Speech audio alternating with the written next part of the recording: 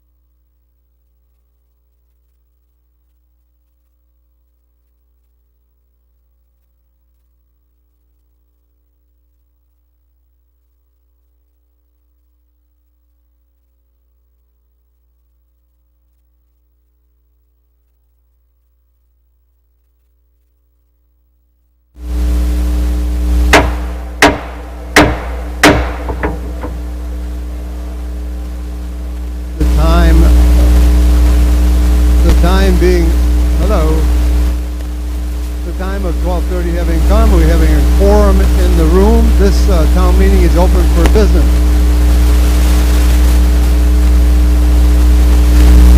Help.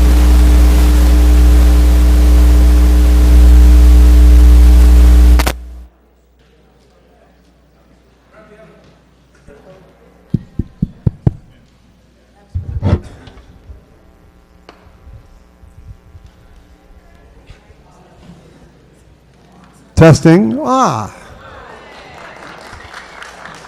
The best laid plans of mice and men gang after glay, they say.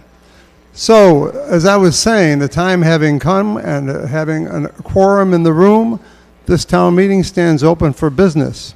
The first item of business will be that Ella Skeena from Nahant Girl Scout Troop number 69002 will lead us in the Pledge of Allegiance to the flag.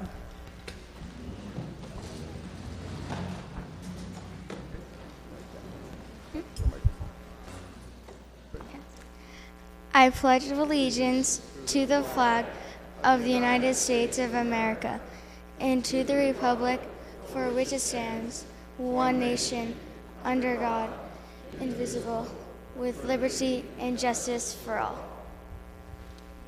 Thank you, Ella. Great job.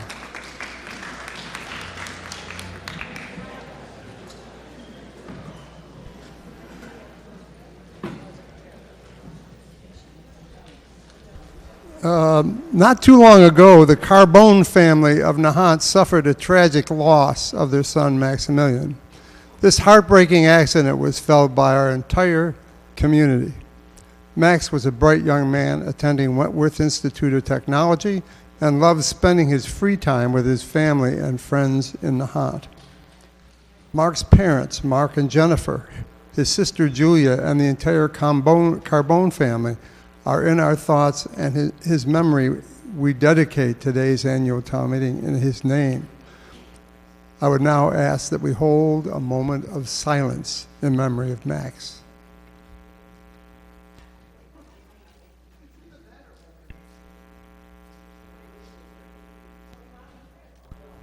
Thank you.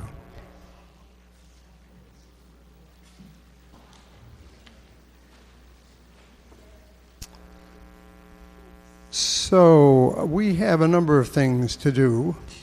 One of the ones to do is my favorite one, which is the Citizen of the Year presentation. And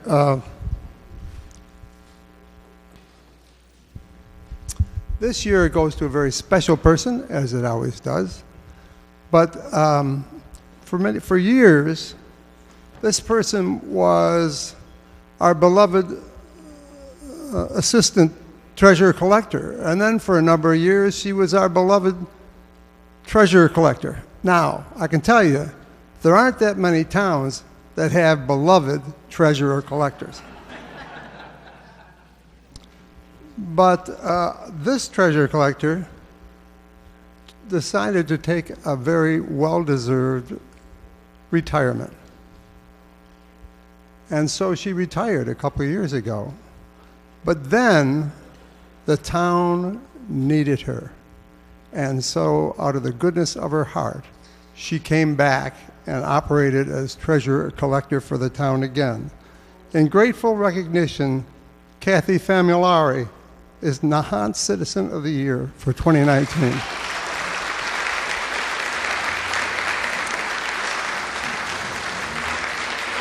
I don't know if Kathy's here.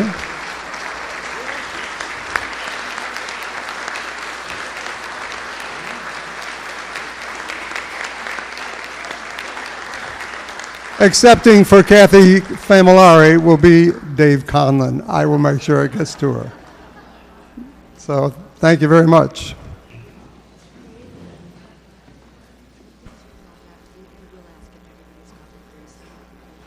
Sure. All right. We also have the Charlie Kelly Scholarship Award, and Selectman Mr. Lombard is going to present that.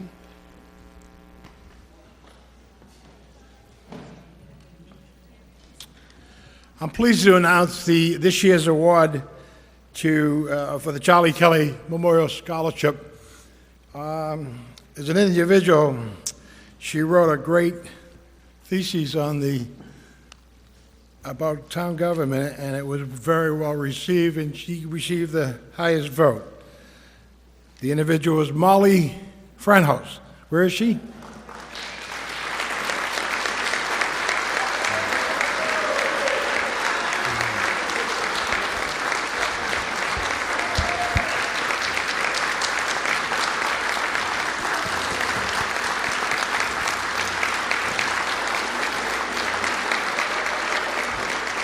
We all voted for you. Congratulations. Keep smiling. You did a great job. Yeah. Yeah. Molly, the check's not here. It's going to be mailed to you, or you can pick it up. Okay. One or the other, from the town manager. Where is he, Tony? Down? Yeah. Okay. They figured maybe. Are you saying we're going to have to wait for the override for the check, Richie? All right. Congratulations. Thank you. Very good. Nice job. Thank you a lot. Thank you.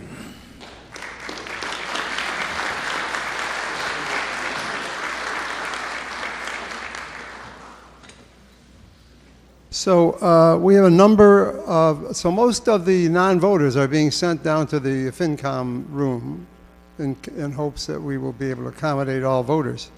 But we have a few that are on the floor that are important for our proceedings, including Antonio Barletta, our esteemed town administrator, Fire Chief Mike Feinberg.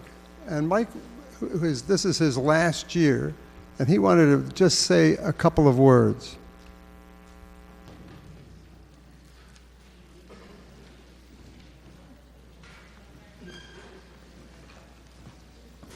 Thank you, Mr. Moderator. I would like to begin by recognizing two individuals. I ask that David Licio and Robert Thibault, if you're here, please stand up. I know Robert's here. Dave here.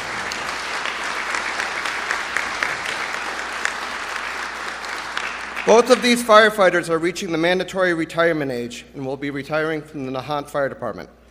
They have both served the community for over 25 years through the fire department and ocean rescue, and I am certain they will both continue to serve in different capacities.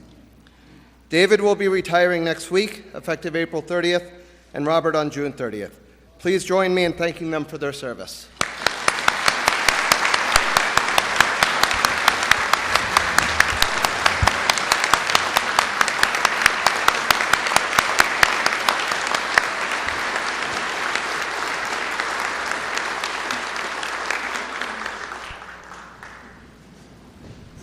I would like to take a moment to thank the entire community for your support during my nearly 3.5 years here in town. It's been a privilege to serve as your fire chief, and I hope that the work we did will have a lasting, positive impact on the community long after I'm gone. While I'm obviously disappointed by the chain of events that have resulted in my tenure coming to an end later this year, I'm extremely proud of what has been accomplished over the past 3 years. I want to thank the members of the community who have reached out to me directly and wanted to express my appreciation to all of you for your support of the department and its continuously expanding roles and responsibilities in town. 12 days ago, I experienced a significant medical event and spent a week at Leahy Clinic in Burlington. That event has forced me to re-examine my perspective on many different things and may have a lasting impact on my future career. Excuse me.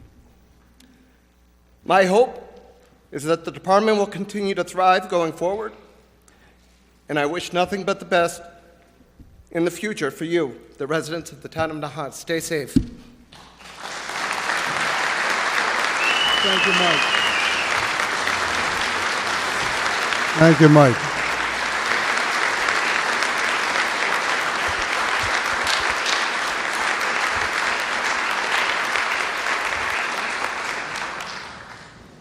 I don't know, when little Robbie Thibault is retiring, maybe it's time for me to,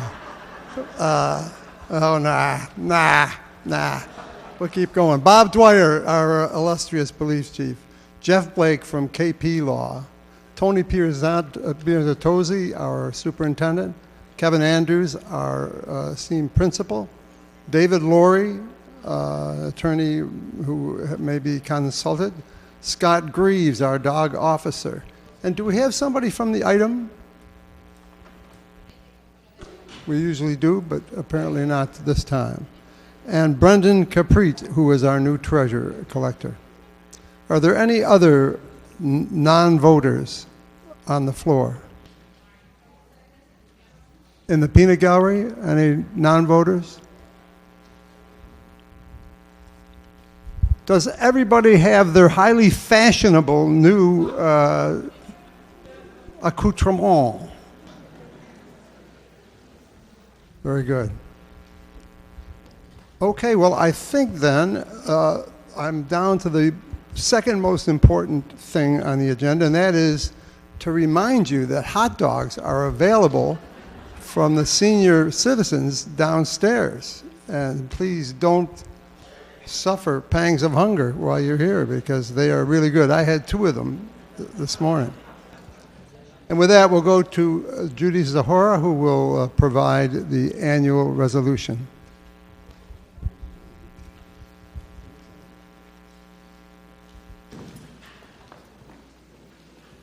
Thank you. I move that the town adopt the following resolution.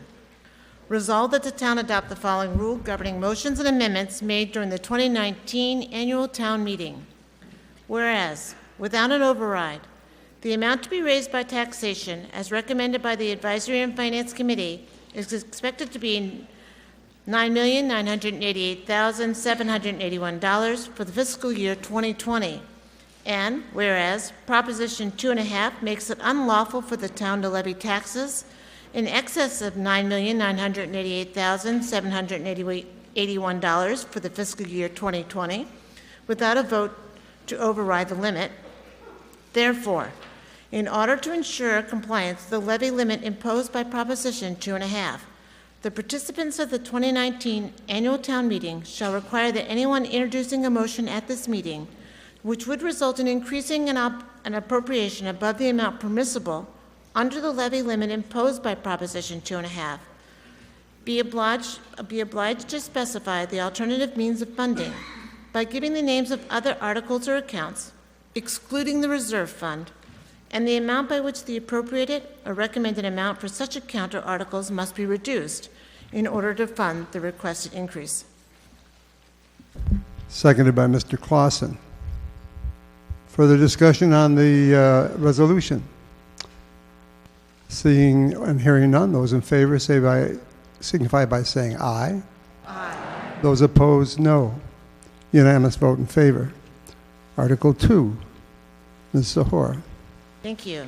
I move that the town vote to authorize the town treasurer with approval of the Selectmen, to borrow from time to time in anticipation of revenue in the fiscal year beginning July 1st, 2019, in accordance with the provisions of General Laws, Chapter 44, Section 4, and to issue a note or notes therefore payable within 1 year, in accordance with the General Laws, Chapter 44, Section 17, and to authorize the treasurer-collector to enter into a compensating balance agreement or agreements with banking institutions with the approval of the Selectmen for fiscal year 2020 pursuant to Chapter 44, Section 53F of the General Laws.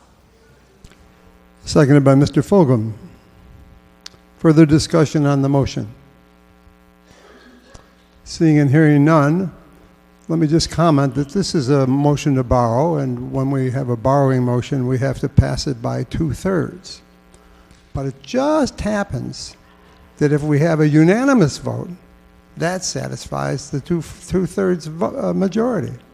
So, seeing and hearing no further discussion, those in favor of the motion signify by saying aye.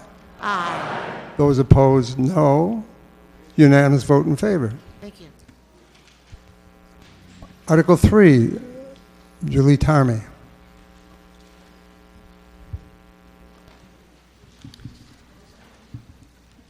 I move that the town vote to appropriate the following sums for the fiscal year 2019 expenses as follows: $48,256 for debt, principal, and interest, $25,000 selectmen general expenses, $50,000 for reserve fund, $18,089 data processing, salary, wages, and general expenses, and to meet these appropriations, transfer from the following fiscal year 2019 accounts: $61,179 from pension and annuity expense, Essex Regional Retirement Board expense, unemployment compensation, group health and life insurance expense, and Medicare tax expense; $1,962 from Essex North Shore Tech Assessment, $30,000 from school transportation, and $48,256 to be funded by available funds in the Treasury, $48,256 overlay surplus. Seconded by Mr. Ward. Further discussion on the motion? Seeing and hearing none, all those in favor, please signify by saying aye. Aye. Those opposed, no. Unanimous vote in favor. Article 4, Ms. Tarmy. I move the town vote to appropriate $72,000 for the fiscal year 2019 snow and ice account. To meet this appropriation, transfer from the following fiscal year 2019 accounts: $27,103 from pension and annuity expense, Essex Regional Retirement Board expense, unemployment compensation, group health and life insurance expense, and Medicare tax expense; $11,765 from Essex North Shore Tech Assessment, $14,911 from free cash, and $18,221 from overlay surplus. Seconded by Ms. Giardella. Further discussion on the motion? Seeing, yes? I see you. You need to come to the microphone and identify yourself, Jeff. Not everybody knows you as well as I do.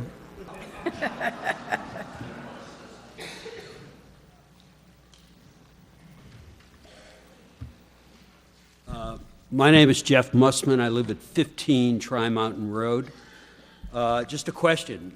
I've now heard 2 transfers from the pension and annuity fund totaling, almost $100,000, and I'm curious as to where that fits into $27,000 and $63,000 in the earlier motion. Where does that fit into our whole budget process? Sounds like we have an extra $100,000 that we're throwing at pension and annuity. Is that what's happening? Could somebody explain that? That's all I'm asking. I'm going to defer that to the town accountant. Deb?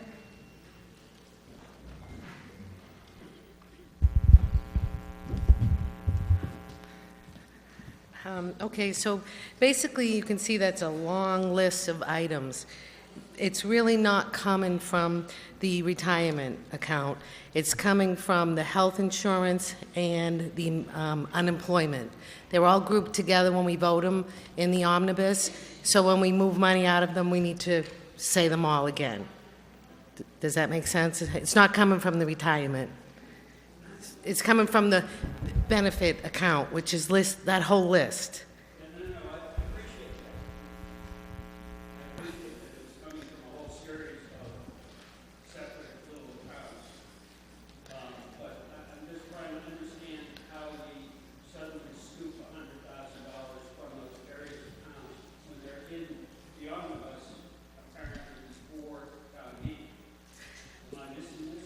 No, things like unemployment, we estimate. If we don't need it, we can use it for things like snow and ice. These are only estimates, assuming we will need them. When we don't need them, we can use them for items where we do need them. And this is typical every year. Not necessarily this account, but health insurance is a very volatile one because you can have family plans go to individuals, the rates can change, so we estimate what it will be, and when we get to this point, we know better where we are and that there may be extra to use.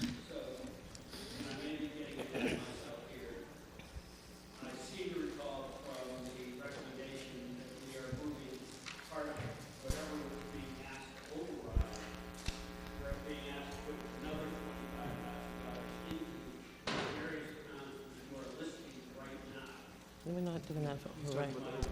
That's for the next year, though. That's a different account, Jeff. The OPEB stabilization account is for other post-employee benefits. When people retire, they're still entitled to pension. So we still have a share of that. That's a different account than this. This is for the working. Thank you. Further discussion on the motion? Seeing and hearing none, those in favor signify by saying aye. Those opposed, no. Unanimous vote in favor. Article 5, Mr. Vanderslice.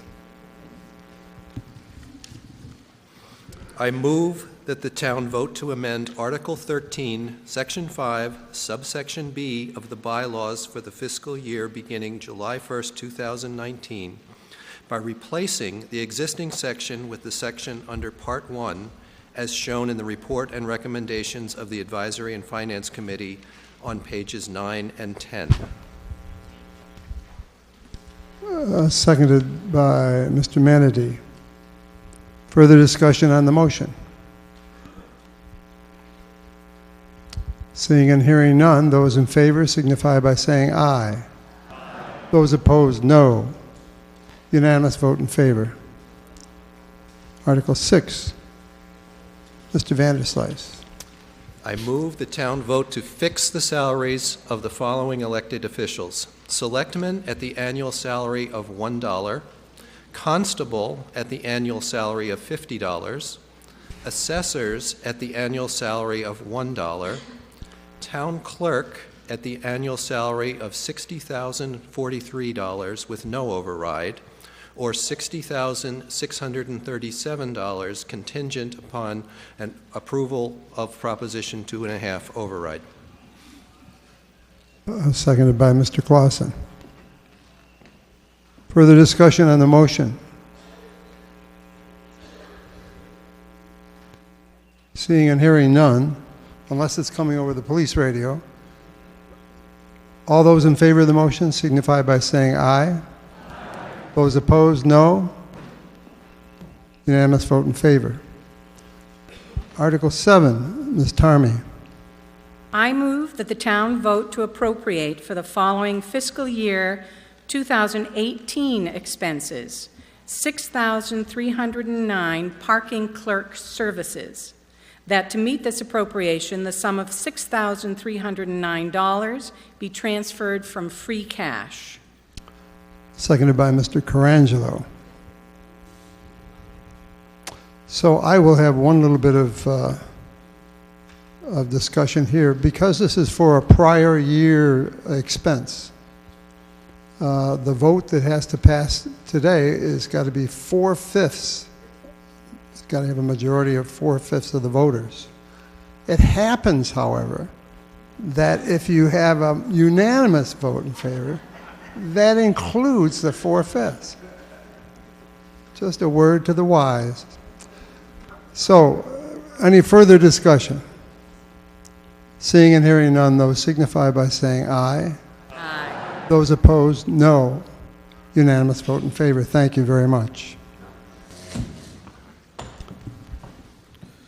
All right. I move that the town vote to raise and appropriate the following sums of money from the fiscal year ending June 30th, 2020. This is going to take a minute, so bear with me. The moderator... Why don't we, before we do that, why don't we explain how it works? Not everybody here has been at town meeting many times. So this is the omnibus article, and it has many, many sub-articles, and each one has a number associated with it. And it may be that some people have some interest in one item or other items, and maybe people don't have an interest in items. So what we do is, as he goes through and reads the article, each item that he reads, if you want to have a discussion of that article, please raise your hand and say the word pass. If you do that, we'll keep track of it.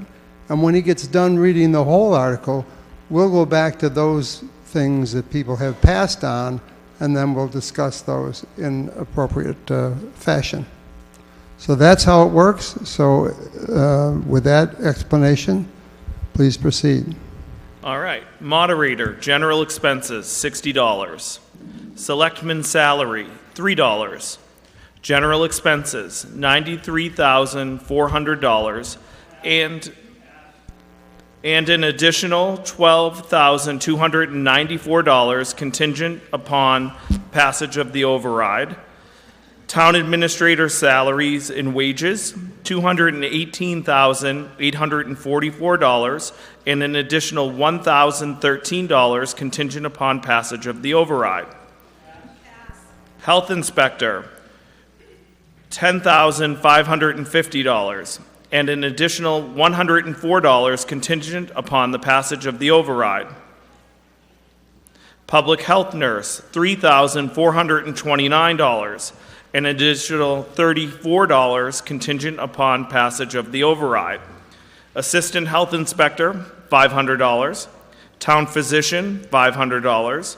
ADA coordinator, $500. General expenses, $12,150. Capital outlay, $2,900, of which $2,900 is funded from free cash. Advisory and Finance Committee general expenses, $9,500. Town accountant salary and wages, $167,601, and an additional $1,647 contingent upon passage of the override. General expenses, $9,217. Assessors, salaries, wages, and general expenses, $146,218, and an additional $786 contingent upon passage of the override. Treasurer collector, salaries and wages, $123,774, and an additional $532 contingent upon passage of the override. General expenses, $54,750. Capital outlay, $1,400, of which $1,400 is funded from free cash. Town council annual fee, $48,666, an additional $6,314 contingent upon passage of the override. Town hall salaries, wages, $30,295, and an additional $267 contingent upon passage of the override. General expenses, $50,820. Capital outlay, $1,400. Data processing, salary, wages, and general expenses, $1,071,000. Was there a pass? Oh, I'm sorry. Data processing, salary, and wages, general expenses, $171,000. Town clerk, salary, wages, and general expenses, $75,262, and an additional $594 contingent upon passage of the override. Capital outlay, $1,400, of which $1,400 is funded from free cash. Election, registration, salary and wages, general expense, $12,396. Conservation Commission, general expenses, $760. Planning Board, general expenses, $2,650. Board of Appeals, general expenses, $2,900. Police Department, salaries and wages, $1,309,215. And an additional $11,283 contingent upon passage of the override. General expenses, $144,517, and an additional $5,733 contingent upon passage of the override. Capital outlay, $39,900, of which $39,900 is funded from free cash. Fire Department, salaries and wages, $914,020, and an additional $9,312 contingent upon the passage of an override. General expenses, $141,914, and an additional $4,130 contingent upon the passage of the override. Capital outlay, of which $18,800 is funded from free cash. Inspectional services, salary and general expenses, $17,300, and an additional $159 contingent upon passage of the override. Building inspector, salary and wages, $17,601, and an additional $165 contingent upon the passage of the override. General expenses, $7,707. Plumbing and gas inspector, salaries and wages, $7,206. And an additional $63 contingent upon the passage of the override. General expenses, $748. Wiring inspector, salaries and wages, $7,206. And an additional $63 contingent upon the passage of the override. General expenses, $1,669. Civil defense, salaries, wages, and general expenses, $9,723, and an additional $493 contingent upon the passage of the override. Animal control, salary and wages, $9,691, and an additional $96 contingent upon the passage of the override. General expenses, $3,800. Parking clerk general expenses, $13,561. Harbor master, salary and wages, $3,281, and an additional $14 contingent upon passage of the override. General expenses, $7,280. Wharfinger, salaries and wages, $1,887, and an additional $19 contingent upon passage of the override. General expenses, $1,752. Capital outlay, $1,500, of which $1,500 is funded from free cash. School department, salaries, wages, and general expenses, $3,542,249, of which $422,784 is funded from free cash, and an additional $23,051 is contingent upon passage of the override. Transportation expenses, $236,859. Essex North Shore Agricultural and Technical School Assessment, $152,731. Debt service, $381,200, of which $194,000 and $14 is funded from free cash. Public Works, snow removal, $30,000. Salaries, wages, and general expenses for Public Works Administration, Highways and Streets, Beach and Parks, Cemetery and Overhead, $393,225, and an additional $2,981 contingent upon passage of the override. Capital outlay, $8,500, of which $8,500 is funded from free cash. Debt service, $72,282. Library salaries, wages, and general expenses, $220,828, and an additional $1,730 contingent upon passage of the override. Recreation, general, salaries, wages, and general expenses, $3,090. Recreation, sailing, salaries and wages and general expenses of $3,605. Recreation, tennis, salaries, wages, and general expenses, $2,880. Council on Aging, salary, wages, and general expenses, $57,076. An additional $538 contingent upon passage of the override. Veterans Agent, salary, wages, and general expenses, $46,921, of which $27,000 is funded from free cash, and an additional $179 contingent upon passage of the override. Historical Commission general expenses, $0. Memorial Day Committee general expenses, $7,500. 4th of July Committee general expenses, $2,215. Beautification Committee general expenses, $2,122. Military Housing general expenses, $55,706, and an additional $294 contingent upon passage of the override. Debt, principal, and interest, $387,482. I said that wrong. Pass. A reduction in the amount of $94,200 contingent upon passage of the override.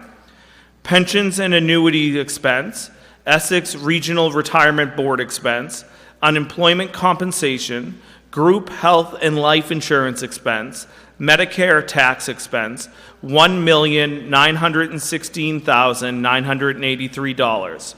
A reduction in the amount of $41,583 contingent upon passage of the override. Retirement account, $0.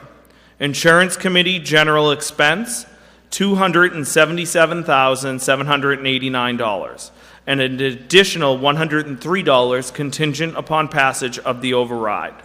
Reserve Fund, $185,000, and an additional $101,792 contingent upon passage of the override. Wow, what a great read. Great read, Brenda. I tell you, if you ever decide not to be a lawyer anymore, I think you could get a job as a tobacco auctioneer. I'll see if they're hiring. There are a couple points of clarification, though, I do want to make. One is on page 6. Oh, you don't have the pages. This is on the item school department salaries, wages, and general expenses.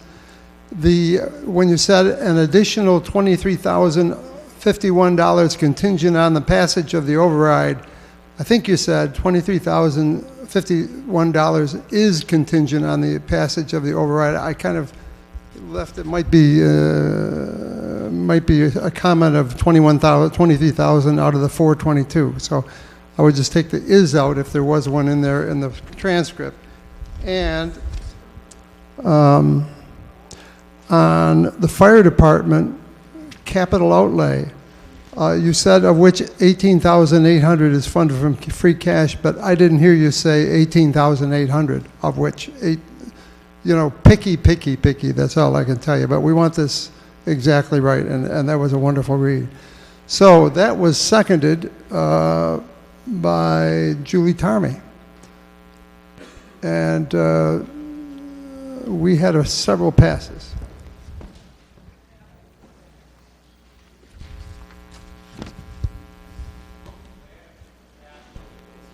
The first pass was Selectmen General Expenses. Mr. Mussman.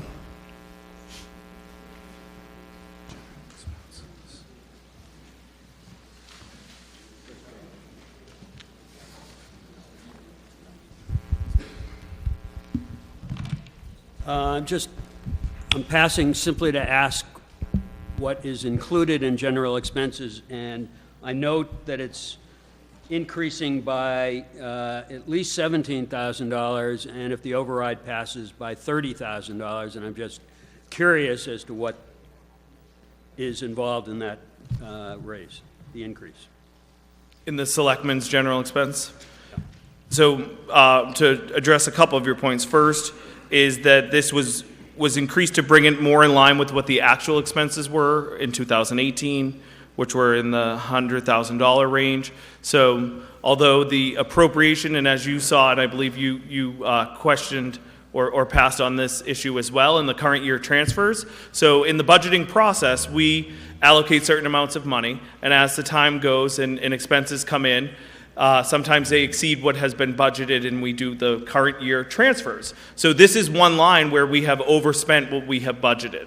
So the increase that you're seeing is to bring in line to what we have expended it on. To answer the second part of your question is, what are those expenses that we're expending it on? I believe the majority of this is in legal. Yeah.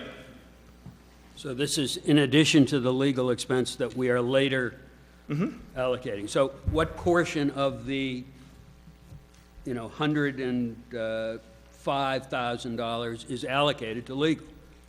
I would have to defer to the administrator or the accountant. Why isn't it in legal? Why isn't it in here?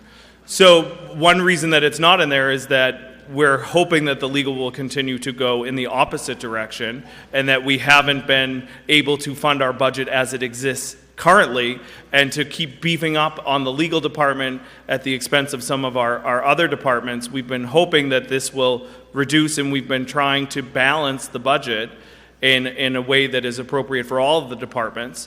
And this particular piece, along with all of the other budgets, have requirements. And as you pointed out, the budgeting process, and one of the things that, I guess now would be an okay time to point this out, is while we started this whole discussion on the override with the town administrator, we started with the finance committee being pretty opposed to that approach. And we spent 6 or 7 meetings with the town administrator where we talked about how the budget was developed, how the town spends their money. And one of the things that we got the town to agree to, as we pointed out in our letter, is that the town will look at zero-based budgeting next year. And that's looking at what it costs to run each department, and not just take last year's budget and increase it by 2.5%. And this particular line item is one where we'd hope to have that analysis, Jeffrey, where we'd look at what are the actual costs that are going into that account. How did we come up with them? What are we expending those funds on? Can we do it in a better way? Can we look at our relationships and have a better understanding of what our legal fees are costing?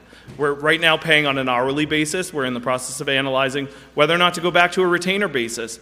It might cost us a little more money on the outset to come up with a retainer agreement, which means we pay a flat fee for a list of services that the legal team would provide, and anything in excess of that sort of is on the legal firm. Anything that is, that we don't spend, that's on us, because we paid for something that we didn't necessarily get. But having those data analyzed on a per expense line by line item is something that we're hoping will start in May. We talked this morning in the finance committee meeting with the town administrator of, when are we going to start having that discussion of zero-based budgeting, what these expenses actually are, and how we can really analyze what they are. I appreciate that, Brendan. But one point that this is really not touching on is the transparency issue. The fact that you may have included $95,000 in the legal doesn't mean we have to pay legal counsel $95,000. But that, if we have allocated $40,000 of general expense to legal, and that's what people are suggesting, then by not allocating that to legal, it could go, to some other thing that we don't know now what it is. Let's hear from Mr. Beretta, who may have the answer to your question. I don't know if I'll have the answer to your question, but I'll give it a shot. So in general expenses, you have purchase services, professional and technical, accounting and auditing. Legal is the bulk of that increase. Bookbinding, annual town report, general supplies and materials, and dues and memberships. So in 2018, or fiscal year 2018, we spent in legal expenses $36,000. Last year we had $34,700 appropriated for the fiscal year that we're currently in. So far, in that line item, we've spent about $58,000 in legal fees, and that can be anything from, the wetlands bylaw. So when we had the special town meeting, we had counsel here, from the, personnel-related stuff, public records-related stuff, any type of day-to-day litigation that might trigger help from our town council. And like Brendan said, we're charged on an hourly basis. So it has been a very legal-heavy year. The other thing I wanted to mention was the additional $12,294 that's contingent upon passage of the override is going to be allocated to professional services. So with that $12,000, we're going to be hiring a professional consultant to come in and develop financial policies for the town and also do a cost assessment of services. So we'll be able to use that information to help guide us in next year's budget process. Again, Tony, just getting back to, I don't want to keep beating up on this question, but if we are projecting some element of this $93,400, forgetting the professional consultant that's included within the $12,294 item, could that not have already been allocated to legal fees so that we as a town would have understood that instead of $55,000 or $48,000 pre-override, that we're actually allocating $80,000? I don't need to beat it to death. Yeah, I'm confused by the question, but we have it's $50,000 of the general expenses are allocated towards legal expenses. So of that 94, 50 of it goes to legal. The rest is divided amongst those other things that I mentioned, and then of course the 12,000 contingent upon the override adds into the professional services side. Further discussion? Oh, Jeff, is the question of putting them both under one town council line item? Yes, exactly. Sorry. Why didn't you say so? I thought I did. I thought I did. Deb, I don't know if you can answer that. I mean, that's how it's been in the past. You have some legal that's underneath the selectman's office and then some under just general. I think it's historically been tracked that way so that there are some legal issues that disseminate from the role of selectmen, and I think others that disseminate from the activity of the town. And I think that when the budget was created originally, and that's been carried over from year to year, I think they've continued to segregate those two sort of genesis of the legal issue. So I think as we move forward and look at zero-based budgeting, and hopefully next year the budget will look much different when it's presented, that could be something that would be grouped together. But, the answer is it's because it's always been done that way. All right. Just before you leave, or either of you leave, it would actually be helpful to me, because I don't truly understand this, how this override works. I mean, we're looking at a whole budget process, but I still do not understand, does our vote here today mean that we've adopted the override? Does it mean that we haven't adopted the override? I don't understand how the process works, and it would be helpful if someone actually explained that generally. Sure. Sorry.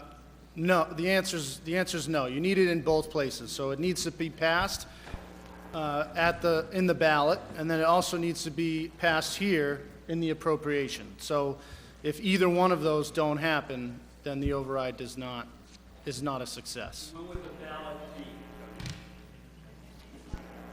Say that again? Would the ballot When? Today.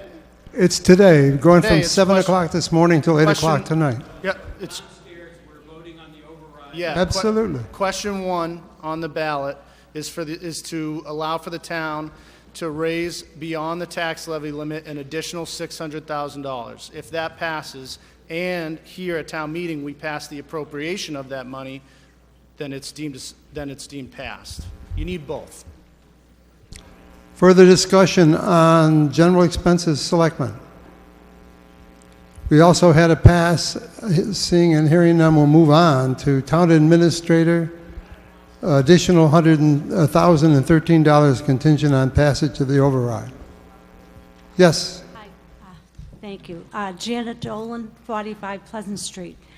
I tried to get up here a little bit faster, but just in tandem with Mr. Mussman was speaking about, I think it's important to clarify that if this override passes, that it passes forever until maybe we get another override.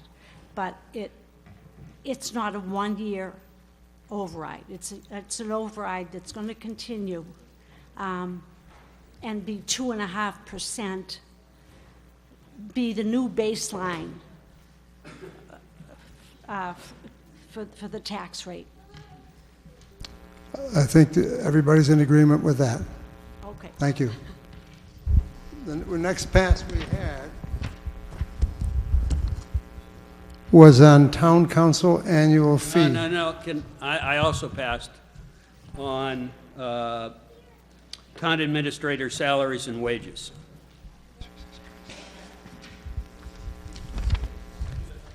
So we had two passes. I only heard one, sorry. Go ahead. I note that we are paying $218,844 before an override. I've looked at other charts in this book. I see that number reduces to $129,000 next year and at a similar level into the next 5 years.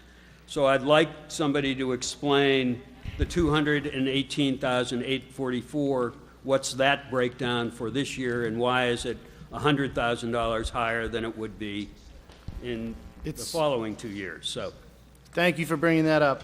It is one of the few errors we have in our printing. On page 47 of your book, Jeff is referencing the 5-year plan.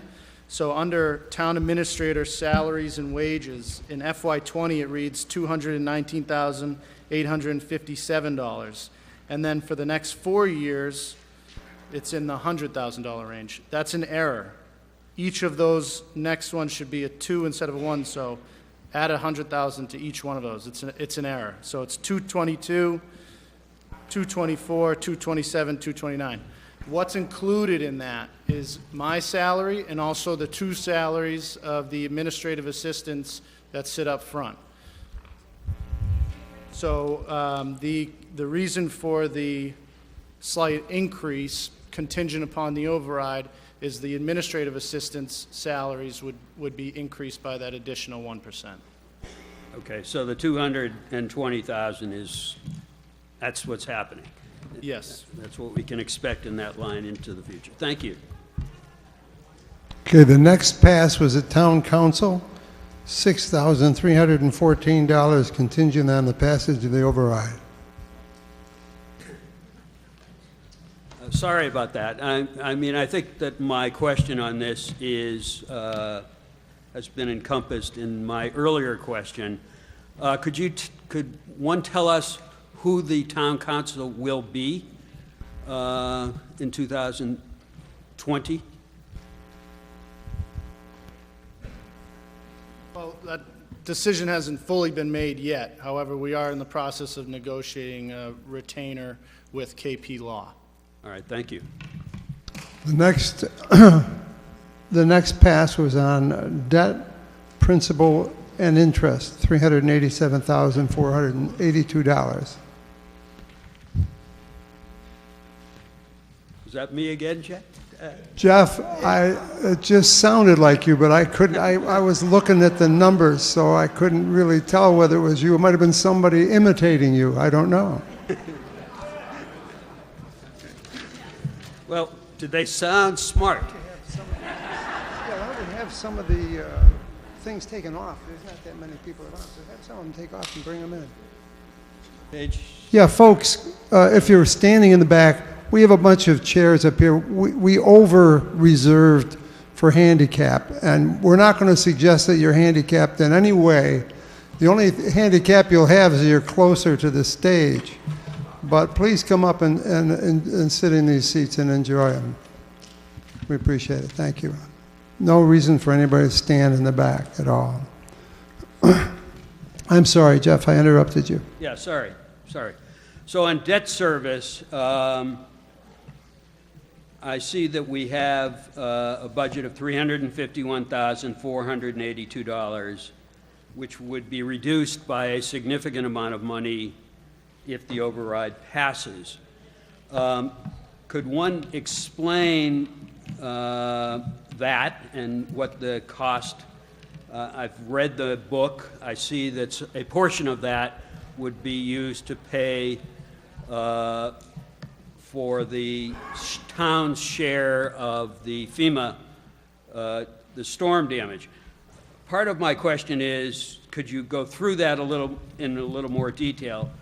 But I also note that in a different report I read, which was issued by the MVP committee, that the town actually experienced out of the 2018 storm $3.4 million of damage. And how did we fix that other $1.7 million that is not being covered by the FEMA number? So, where was that covered in historic expenses? So MVP, not speaking for the MVP committee, I don't know where that additional 1.7 came, unless maybe they were adding in additional storm damage from other storms. But as far as this reduction, this is in relation to the emergency borrowing we did last year for the March storm. And essentially, FEMA will reimburse us 75% of what we borrowed, which was $1.6 million. We still are in the process of having, once you actually go out to bid for those jobs, you get your final price. So that's based on an estimate. And our 25% of that could be anywhere between, $400,000 and $600,000, depending on what that final number is. The reduction, if the override passes, is because if the override passes, we're going to spend $425,000. Sorry. $425,000 of that override will go to pay off our portion of that debt. So we're hoping that will be closer to that $400,000. If so, we're reducing our annual debt service payment on that emergency borrowing to the tune of $92,000. So if the override doesn't pass, we're going to have to pay that emergency borrowing down on our own. 10-year borrowing, it's about $92,000 in year one, and it's to the total about an additional $180,000 in interest.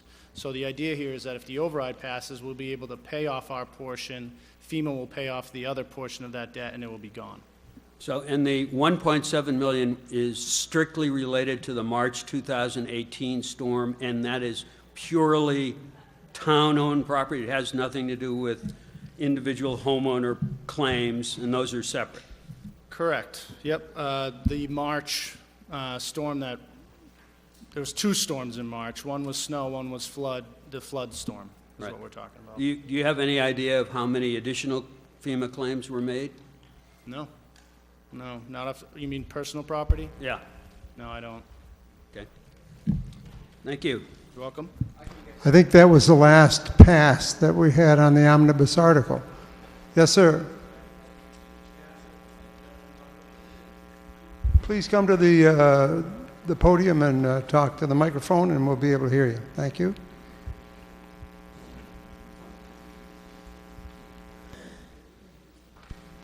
Welcome. Please identify yourself. My name is Jeff Lewis. I live at 6 Ellsworth Road in Nahant. Thanks, Jeff. And it's a general question, because I think I might have missed. There were a lot of detailed numbers that I couldn't match up with the detail in the omnibus budget.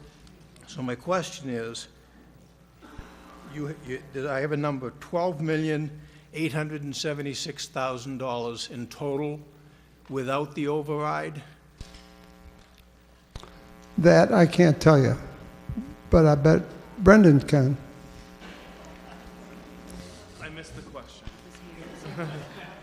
I'm going from here. It says that you're going to spend $12,876,000 if there is not an override. And if you do have the override, then free cash will be spent down to $130,000, and the $600,000 will come from the tax increase. There were so many detailed numbers, I'm just concerned that the overall number didn't change. The overall, the overall spending number, Yeah. with or without an override, it is different. And let's see, it is. This number's not correct? Is it that number?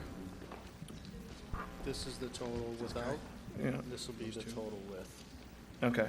So without it's 12,876,056, and with the override it's 12,876,56, and with the override it's 13,476,056. Okay, but so all the detail that you gave, nothing changed the number that's printed here? There, I believe, and I'm just pulling up there should have been two columns that listed with and without an override and a variance. So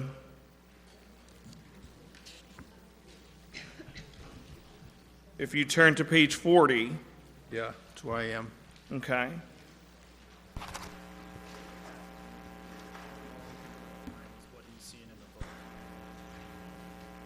Is the question, are the motions in line with what was in the book? Yeah, did the dollars add up? Yes. Okay, that's my question. Thank you. Right. By the way, we've been joined by Spencer Hask, who is a photographer from the item. He was not a non-voter, but he's on the floor. Yes, sir. Yeah, Clark Orzali, 23 Pearl Road. Just a question about the override, specifically with regard to those budget line items that have to do with salary that we previously voted to approve. How can it be contingent on the override, especially for those negotiated salaries with union employees? If there's a delta with the override passage, I don't know how I can get there.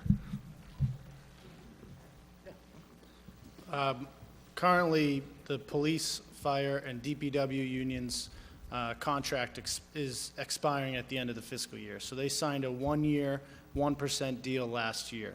So this override, if it doesn't pass, we have appropriated enough to provide them at most a 1% increase from last year. If the override passes, we have the ability to provide them at most an increase of 2% compared to last year. But those have not been negotiated yet. Thank you. Any further discussion on the omnibus article? Seeing and hearing none, we're going to take a vote. Now, this is an article that deals with salaries and funding salaries, so we're going to have a yes-no ballot. Could we have the yes-no tellers please come forward? And Mary Lowe, Molly Conlon, Esther Johnson, and Nancy Carey, and Jeannie Fiore. So could you explain to these folks what's going to happen? We're going to do it a different way this year, and I think you're going to like it, but it's going to take a little more time, I think. Okay. So Peggy will explain. So if I could just get your attention for 1 minute. as you know, we're no longer going to check people's hands for stamp. You've been, have a security bracelet on. So, like last year, there is going to be one person who hands out the yes/no ballots. We are going to go row by row. There'll be 2 people working this right side of seated people only, and 2 people working this side of seated people only, meaning the block. We're going to go row by row with no offense to any religion. We're going to do it what's called communion style. So the first row would go, you would be shown a bracelet, you would be given your yes/no ballot, then you're going to stand up, and at the end of each row, the person who's holding the ballot box, you will then insert it. Go around back, come back, sit down, next row, up, same thing. So perhaps it's like passing the hat or communion style. Does everybody understand? Once these 2 groups have been voted upon, we're going to ask you to sit down quietly, and then we're going to do the perimeter of the room, and then we'll do the balcony. Any questions? Okay, so it's a tight squeeze. So just be courteous that we're going to be passing on through each row.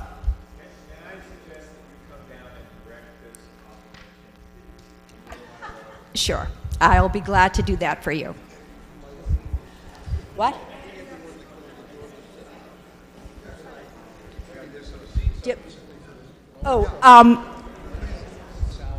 Yes, please come up front and take the seats that are not taken.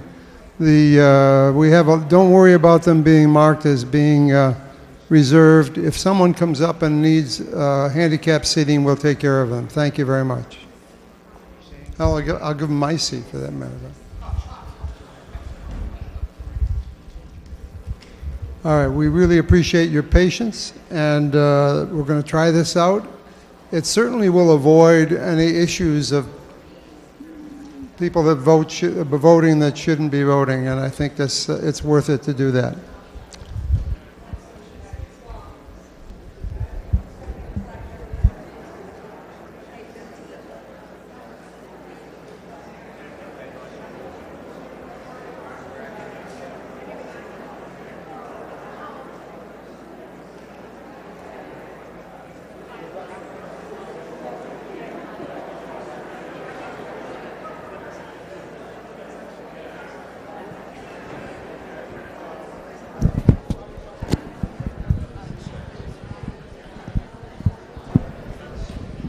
Linda Peterson, could you come up here for a minute? She might be downstairs. There you are.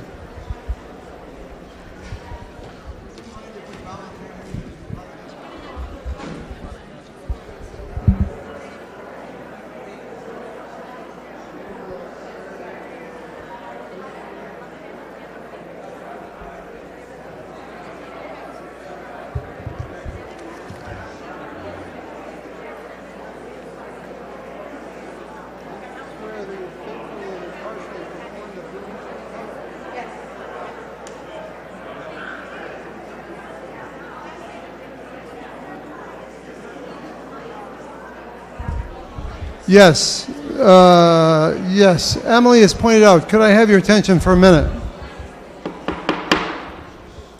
So there have been a number of passes, but there has not been any contest as to what numbers, and there's been no change in the numbers as they were read by Brendan.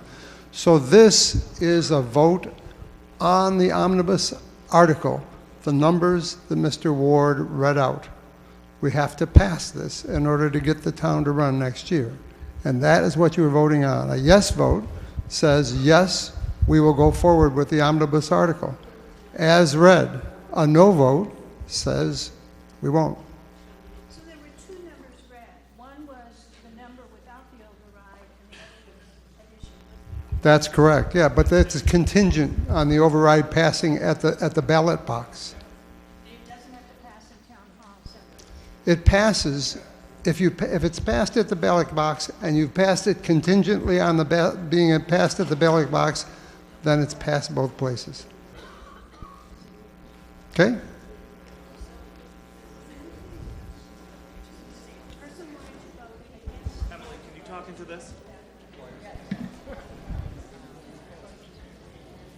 So my question is, for people who want to vote against the override, would they then have to vote against the entire omnibus?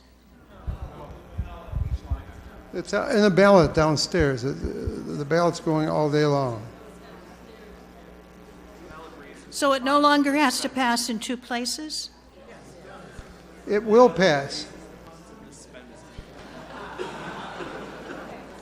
You're sure? Okay. Yeah. Okay. Ready to go or not? Yeah, go, please. All right, let's go. Go.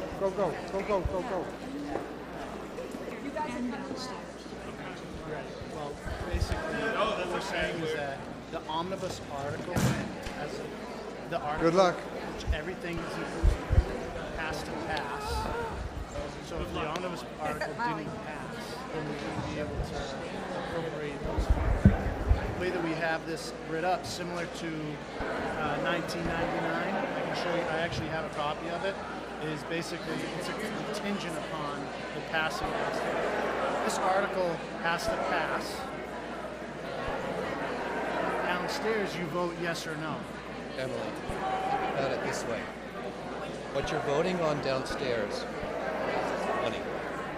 It authorizes us to increase our taxes and raises money. That's part one. Two, what we're voting on now is how we're going to spend the money.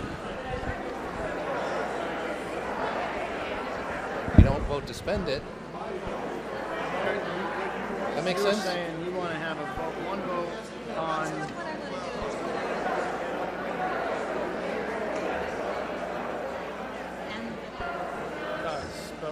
But it's different where at the ballot box you're voting specifically yes or no whether you want it. Here you're voting yes or no on passing the entire article. And the article is in either form, exactly. And the key differentiator is that the vote to raise the money is separate than the vote to spend the money. So the vote that we're I get that. Yeah. I just had I don't know that it was done right the last time they did it, because I think you're going back to where there was a difference. Also reserved. Correct. And So I'm sorry to, nobody else seems to. No. We had a lot of discussions about that because I thought, remember I kept saying that to you? Like we had a lot of fights about that. Hi, how are you?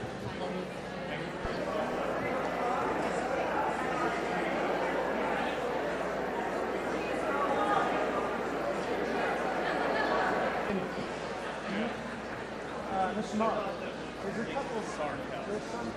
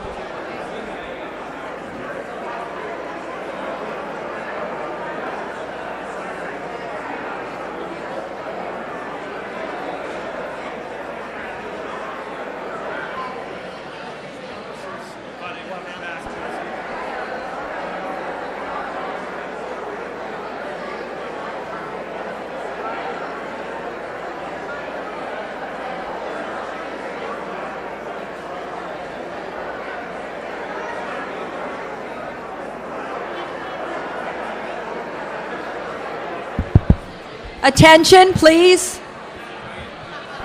Ladies and gentlemen, I'd just like to make an announcement, and I'd like to, thank you. I'd like to clarify that the poll workers will come to you, all right? As I stated, we're doing the quadrants of the right side and the left side. We will then get to the people who are along the windows and the walls, as well as the balcony. So don't come to us, we'll come to you. And I'd like to mention also that I realize we have a lot of seriously holy people here, but don't approach the person who's giving the voters out with your tongue out. Don't do that. They'll misinterpret.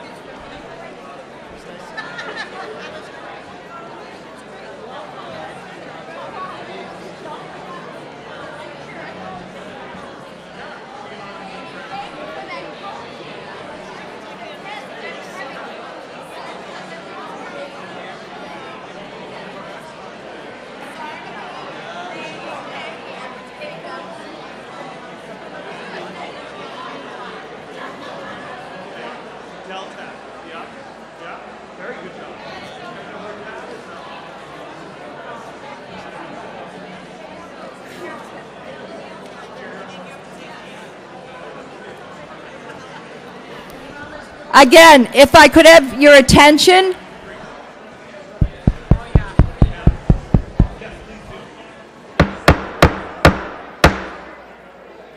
Thank you, Mr. Moderator. If you have cast your ballot, your paper ballot, sit down, please, so that we can get to the remaining people. Thank you.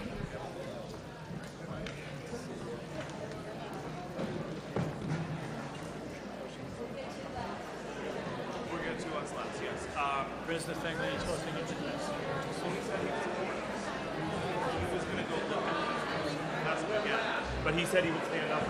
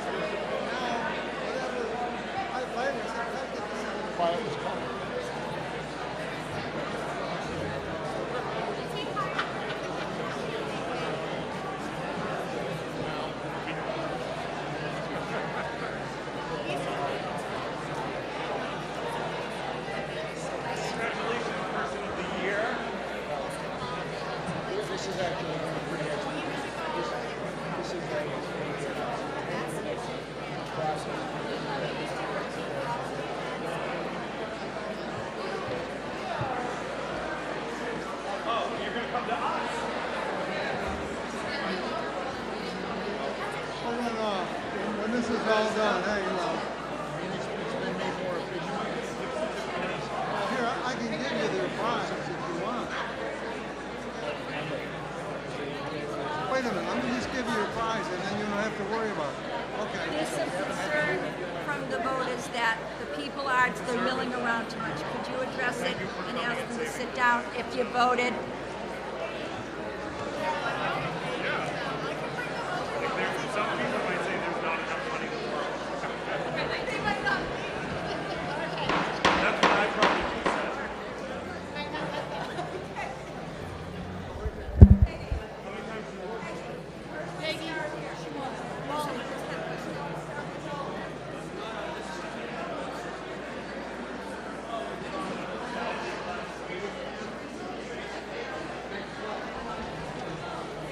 Ladies and gentlemen, so we should have lines going around for the vote, but we don't want to have people wandering around because it just creates confusion.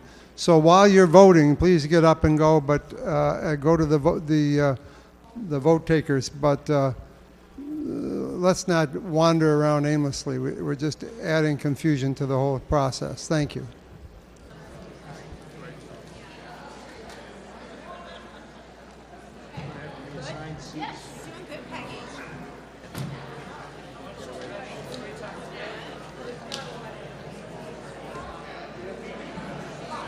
Nobody there.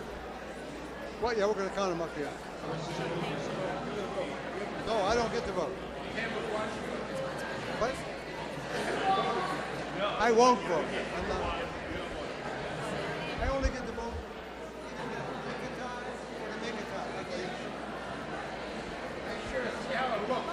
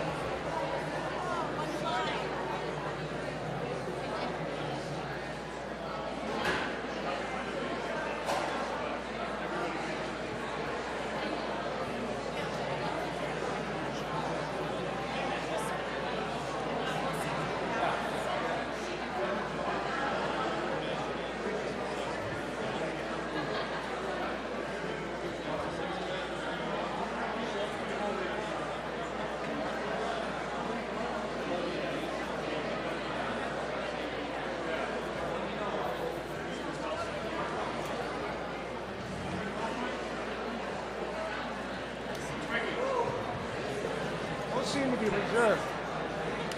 Those seem to be reserved up there.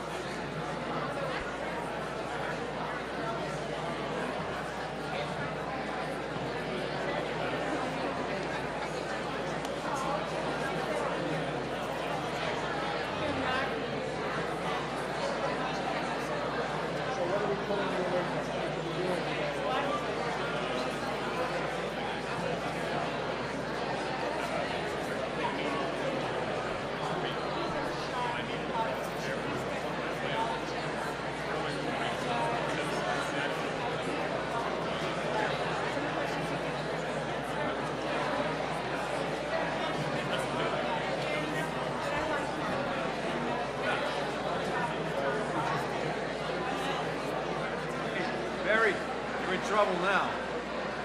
Your wife just... I gotta walk on the stage. I know.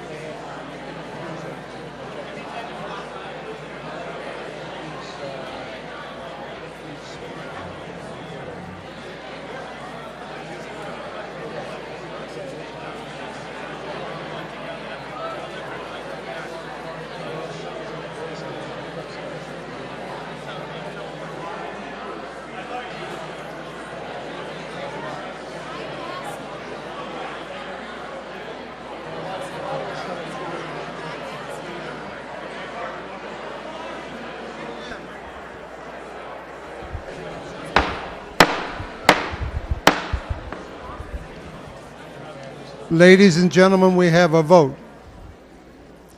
Those in favor, 283. Those opposed, 35. The motion carries. Thank you very much. Great to have over 300 people here today. Really glad to see participation in this whole proceeding. And so we will go on to the next article, which is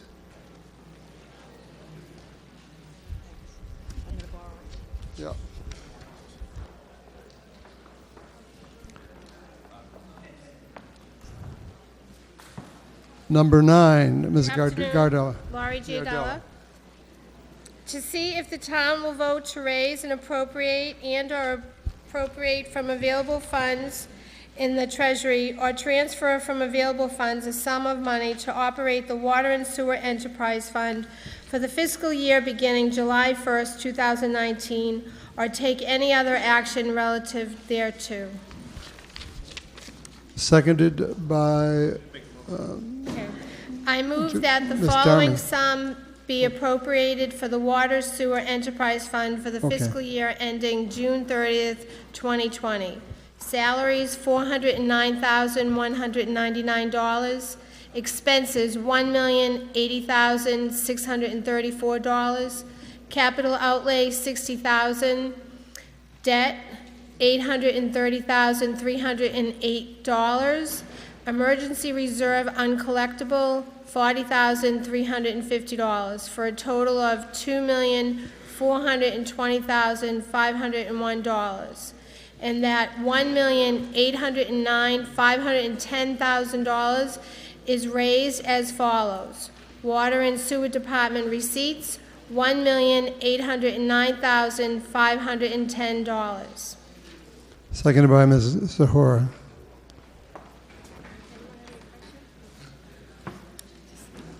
Further discussion on the motion? Yes. You're sorry. He's never asked so many questions. I said he's never asked. Good one, Dave.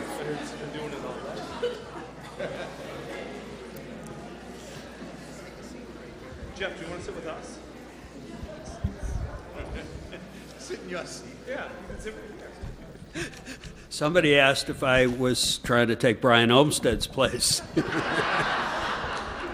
That suggestion was made in several quarters, actually. So, just looking at the book, Laurie, I see that we need $2,420,000 and change, but we're raising $1,809,000. Can you just explain the $600,000 differential? Do you want, Debbie will come in to talk to you about that. Okay, Jeff, basically the $830,000 and $318, I should say, is for debt, and that is raised through a debt shift on the tax rate, Right. not through the water sewer rates. But there is also a transfer out for indirect costs that are raised in the general fund for insurance or health insurance or Medicare or the various indirect costs that are appropriated in the general fund that are transferred back to the general fund from the enterprise fund. So if you took the $830,318 Right. appropriated here for debt, minus the indirect that is raised in the general fund that gets transferred back to there, that's your difference, $610,900. Okay, so 830,000 is not really being spent because that's already been borrowed. Well, it's being spent and appropriated in the water sewer fund. It's being raised on the tax rate through the debt shift. When you say debt shift, What I mean is the selectmen vote a debt shift each year to but raise it. what's the debt? What is it borrowing? Have we already borrowed the 830,000? It is already borrowed. Correct. This is Okay. the principal and interest payment that is appropriated here. So for purposes of this, we don't need, for purposes of looking at this, $830,000 is non-cash that we need to raise at the moment. We have to pay back the $830,000. I get that. And this is how we do it. Oh, we're paying But that back here. This is how we're paying that back. This is principal and interest. Okay, so, again, I just don't see it, and it's not clear to me, as I look at this book, how you get there. So we need to raise $2,420,501. Correct. We do. We are raising through the sewer receipts, water and sewer receipts, $1,809,000. Yes. How do we make up that $600,000 difference? 830 is from the tax rate, from the debt shift that covers this debt. But the indirect, we also transfer from the enterprise fund. These are transfers between funds, Jeff. Okay. The 830 gets transferred into the enterprise fund to cover the debt, principal and interest appropriated here from the general fund debt shift on the tax rate. The 219,000 is transferred from the water sewer enterprise fund back to the general fund for the indirect costs that are appropriated in the general fund. So the net is the 610 that you're questioning. It could be clearer in the book. I can understand your question. It's been done this way since we enacted it. Yeah, well, that doesn't necessarily make it clear. True. Okay. But does it now? Do you understand it? Not really, Deb, but it's raised. Let me say, I like to kid Jeff, and but this is your time. I want everybody to understand what's going on to the extent they feel they need to. So I'm not chastising him in any way. I'm just giving him a little razzmatazz, that's all. So, thank you. Is that what he's confused? Yeah, that's what he's confused. That's what he's confused. Is that what he's asking? Maybe I didn't understand. Right? Further discussion on the motion. We believe his question is the $800,000 that shifted from the general fund, which is raised on everybody's taxes, gets shifted from the general fund back into the enterprise fund to pay for the borrowing that we did last year, which you would have seen an increase on your tax bill last year. That was the result of the water and sewer work that we did last year. That was part of that borrowing that we authorized at town meeting. That's raised as a part of the tax rate in the general fund.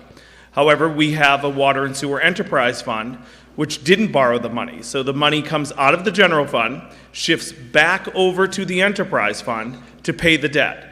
Then, because there are employees that are run through that fund, the cost of those employee benefits get sent back to the general fund. That's the $200,000. So the difference is the $600,000 that he's talking about. But it's originally raised as part of your tax bill and not as revenues from the enterprise fund. So you don't pay it as part of your water and sewer rate. You're paying for that debt as a part of your tax bill. So just one other question, Yeah? Brendan. That was helpful. Can the water and sewer fund, the revolving fund, can that not borrow? I'd have to defer to Jeff Blake on that. I don't know the answer to the legality of borrowing and why it's borrowed as a part of the tax rate versus part of the enterprise fund. And running an enterprise fund, one would assume that it would encompass all of the costs of delivering the enterprise. Exactly. However, there is a reason why it is done this way that is far outside of my pay scale. So I'm going to defer to council. So, and for $48,000, we're going to get that answer from Jeff Blake. Hello. Thank you, everyone. As Mr. Mussman told you, I am Jeff Blake, and I'm from KP Law. Thank you guys for having me here. And if you may indulge me just a second, Mr. Moderator, I do appreciate you guys having me here, and I have to say this is probably one of the best attended town meetings that I've seen in a very long time. So kudos to your town. Your question was, could the Water and Sewer Commission department have borrowed that? And my answer is yes. I don't know why it went through the town. It's not uncommon to do that, but yes, in my opinion, it could have been done. Okay. Thank you. Right, Jeff, Thank just so you know, the general fund can pay expenses that are associated with an enterprise fund, but you can't do it the other way around. Does that make sense? Could you say it again? I'm sorry. Sure. Expenses associated with an enterprise fund can, in fact, be paid through through a general fund if you choose to do it that way. You just can't do it the other way around. You can't have an expense that's associated with general fund and then have the water sewer enterprise fund pay sure. for it. Yeah, Okay? that makes perfect sense, Okay. right. Thank you.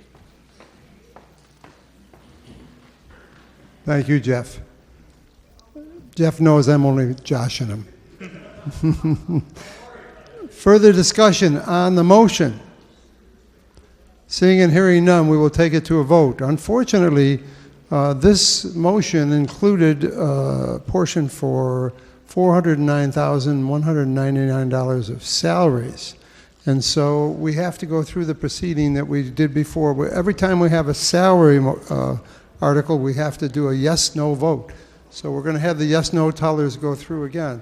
I don't know how you guys feel about it, but that seemed more orderly than the last time we had that thing. And I think this might be a better way to handle the yes-no vote. But we need to have everybody stay in place and follow the line around and get your votes and put them in the collectors. Yes?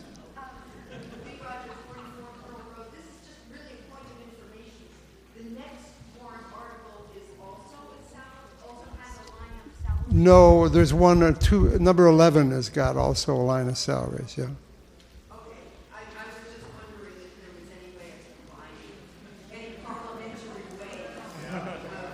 Not easily.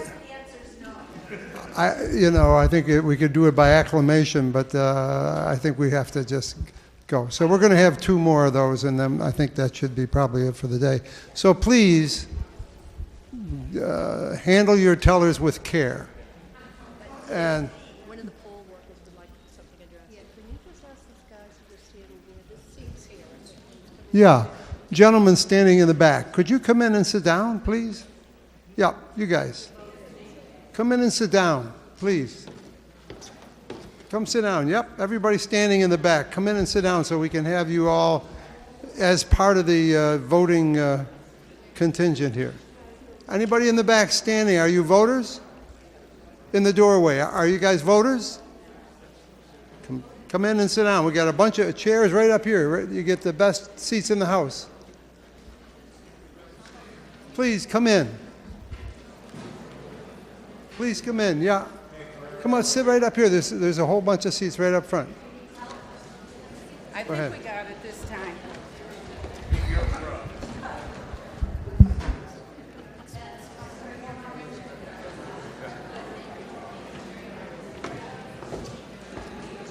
Thank you. Thank you for coming.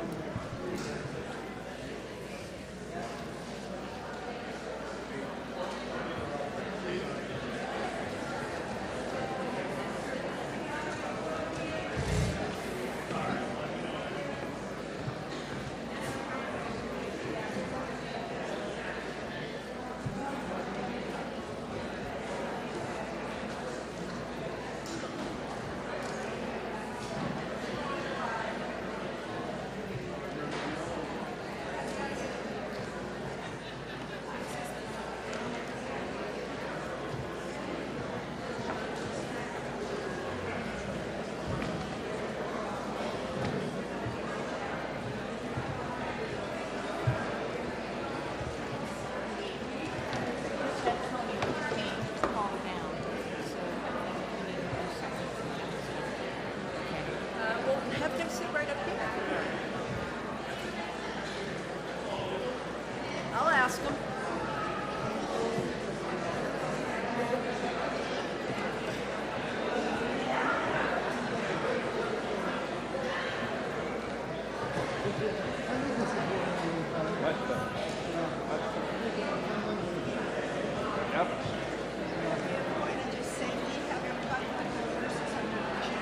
Oh, but this is Nahant. Nobody would take any first.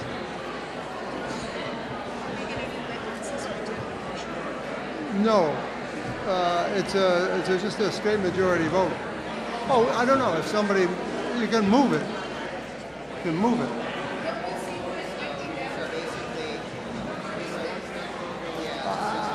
I really don't take a position on it. I think the vote is valid either way, but I can do it by standing vote a lot faster than doing this. But whatever the people want to do, I'll do.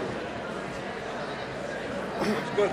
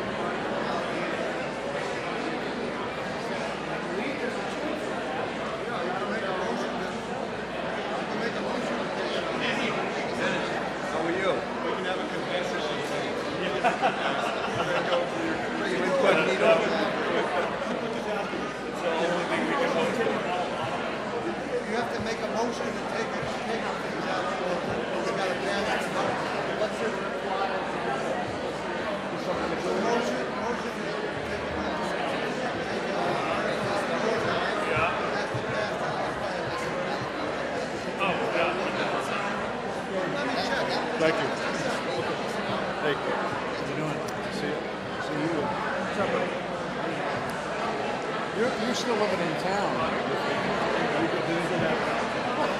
So, you get shift. What are you doing? Running the fire academy. In Stowe? Yeah. Really? In Springfield, yeah, I got a campus out there, and I'm opening a new campus in Bridgewater. Yeah. I'm responsible for all the recruit training in the Commonwealth. Yeah. You were a call player. Yeah, still there. I mean, that's pretty striking that service would, feature in the morning to be selected for the fire as opposed to somebody. But I had right, but I had credentials. I had credentials with it. I just didn't walk in. No, Yeah. Yeah. Plus I taught out there for 10 years. You what? I already taught, so I was a known entity. All right. So that was. Well, when did you teach out there? I started teaching out there in 2009. Yeah. It's quite a commute. It is. It's an hour in the morning, an hour and a half back at night. But it's okay. I'm just telling these guys, everybody calls me sir all day. Right? Right? Everybody calls you Mr. and this is whatever. So it's a different elevation. I get to put on the drill instructor hat and teach life lessons occasionally. But it's fun. It's fun. You got a classic campaign hat like a Marine? No. I don't go that far. I wouldn't say no to asking. Go to the back wall. That's okay. It's more important. Yeah. Other grandkids? Well, it would have. Yeah. She's got a 2-year-old now. She just moved around the corner and everything. So. I don't know what question is that. And Sam we just got back from California. He's a civilian employee of the Navy doing underwater robotics. Right, engineer. Yep. So he worked down in Newport, just about to closing a house on the west side of the bay.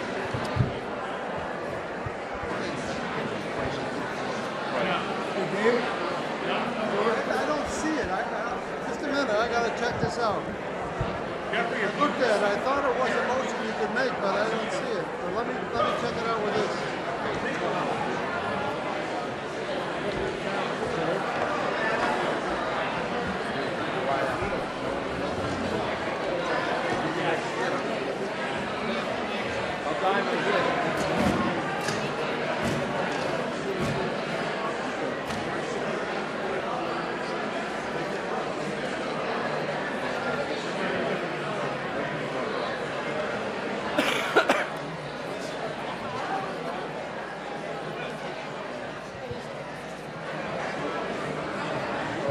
This is governed by this, and this doesn't have that.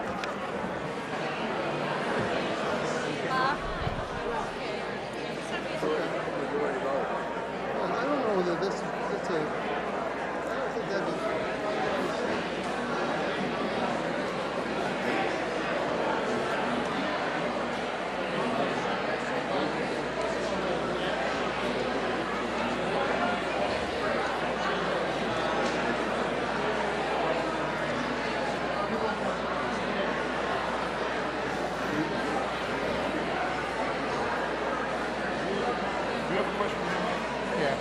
It's not alone. No, what we're looking for is, there were people out back asking if they could take the wetlands question, which is 20-something, and take it out of order. They just trying to figure out what they can do.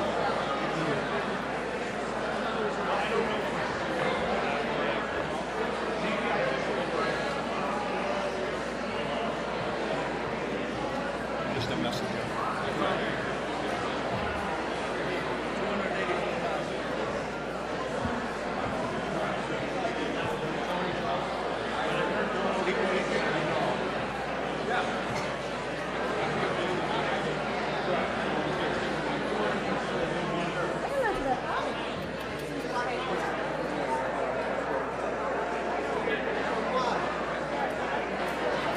What do you want to do and why?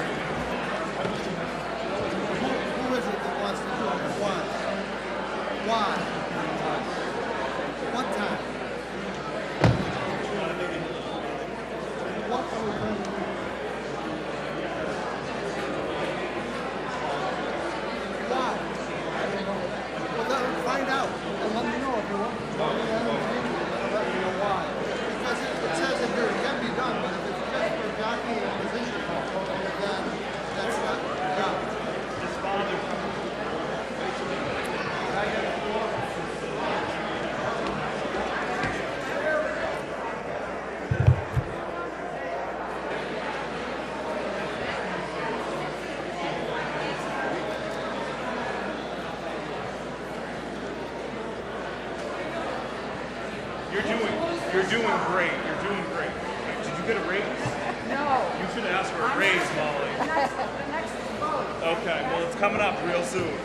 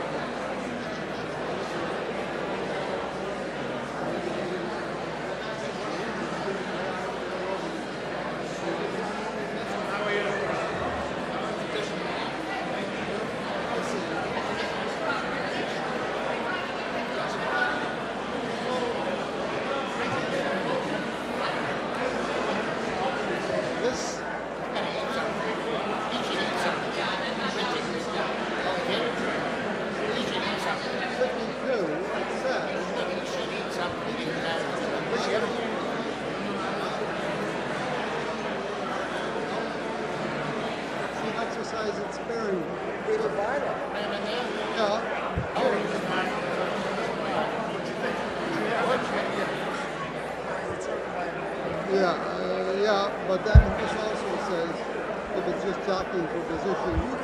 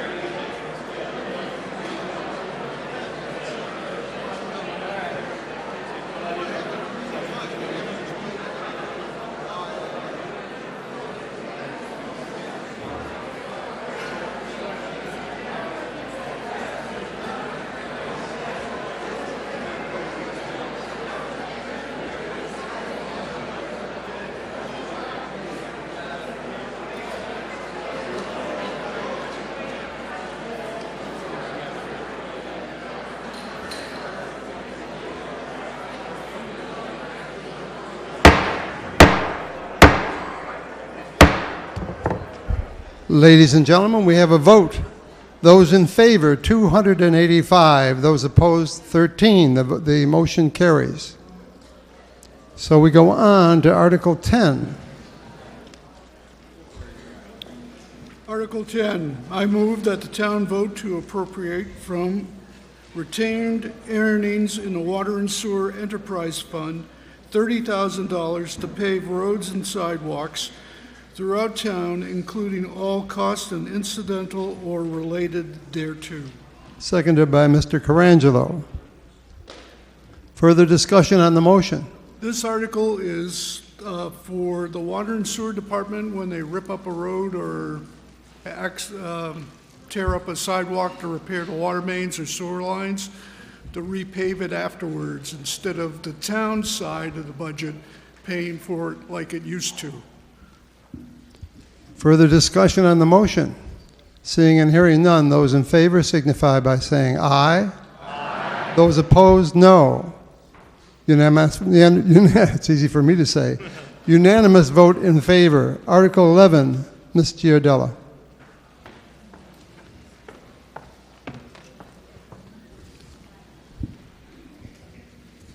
To see if the town will vote to raise and appropriate and/or appropriate from available funds in the Treasury or transfer from available funds, including retained earnings of the Rubbish Enterprise, a sum of money to operate the Rubbish Enterprise Fund for the fiscal year beginning July 1st, 2019, or take any other actions relative thereto. And the motion? Yep. I move that the following sums be appropriated for the Rubbish Enterprise for the fiscal year ending June 30th, 2020. Salaries, $58,581. Expenses, $398,300, for a total of $456,881. And that the $456,881 is raised as follows. Rubbish Department receipts, $444,450. Retained earnings, $12,431, for a total of $456,881. Seconded by Mr. Ward. Further discussion on the motion? Seeing and hearing none, we'll take a vote. But unfortunately, we are going to have go to communion once more time here. So, it takes a little while, but I think this is gives a lot more control than we have with so many people in the room and so many people in the peanut gallery as well, that this is a good proceeding, and I appreciate everybody's forbearance. And I again ask the people in the back to sit down just for the sake of the thing, and I think that'll be the last time you have to sit down. So thank you very much. The tellers, please proceed.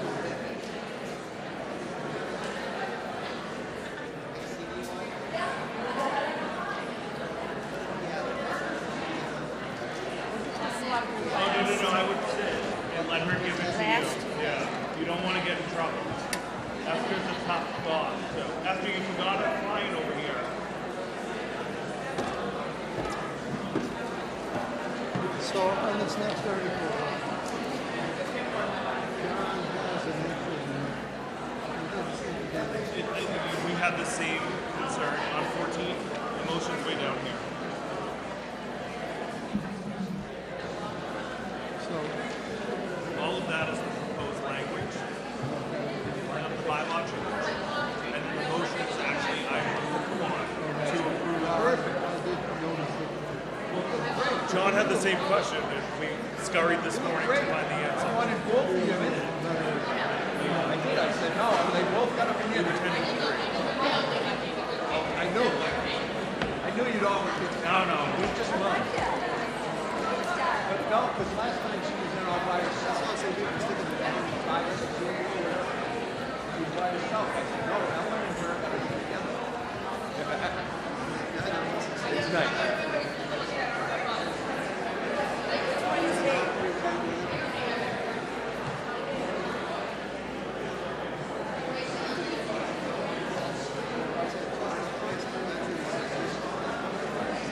I like your scarf.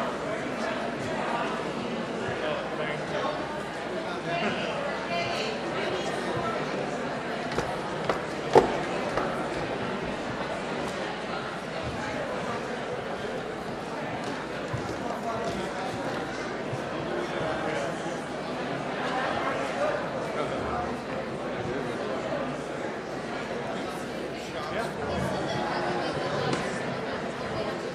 Hi, Diane.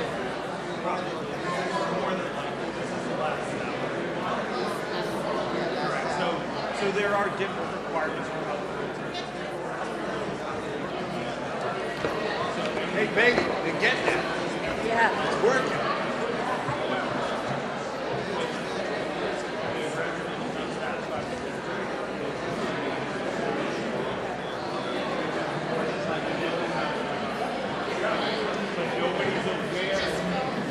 Nobody's aware yet how that will happen. So we have to operate. All right. Good job.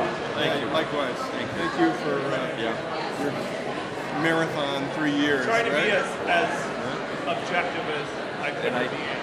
I can tell you because you understand. I really spent this year. I knew I'd be in trouble. I tried to spend this year educating the other two that you can't just ride around and call each other and meet each other. It has to be an open meeting or you violate the open meeting law. Right. It was awful. Yeah.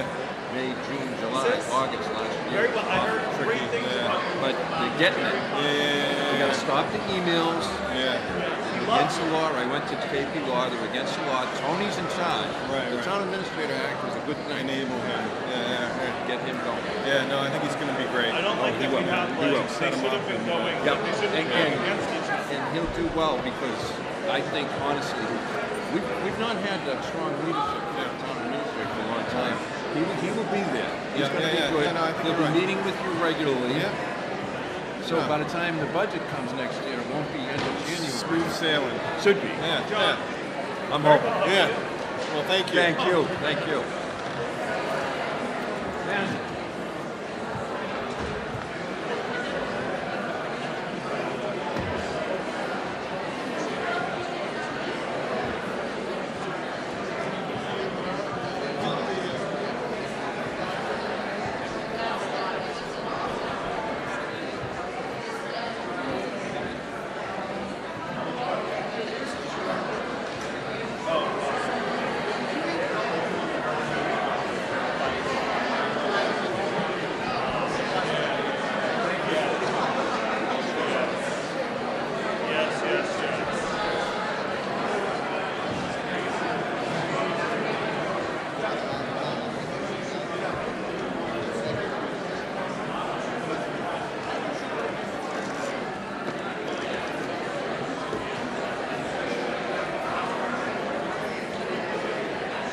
Hi, Mrs. Sandy. How are you?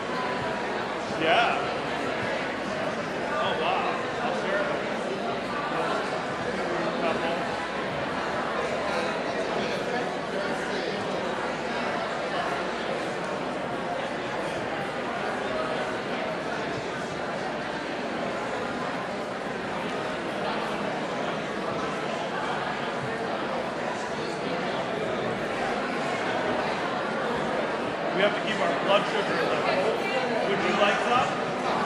I don't really eat it. Have some. It's like communion, yeah, exactly. You pay for it. I thought that was a good.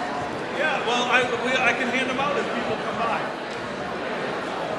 No, keep your blood sugar up. You wouldn't want any fainting. Yeah, see, I knew I'd have to take it.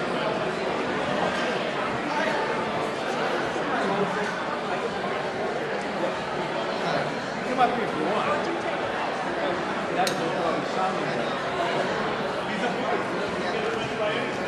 and we'll see. Oh, there he is. Yeah. You don't want any fainting. Keep your blood sugar up. Which one is it? Hey, Frankie. You Good don't want Illy. to drive it. There's something Hi. good in it. You might put it in your pocket for later when you don't have it.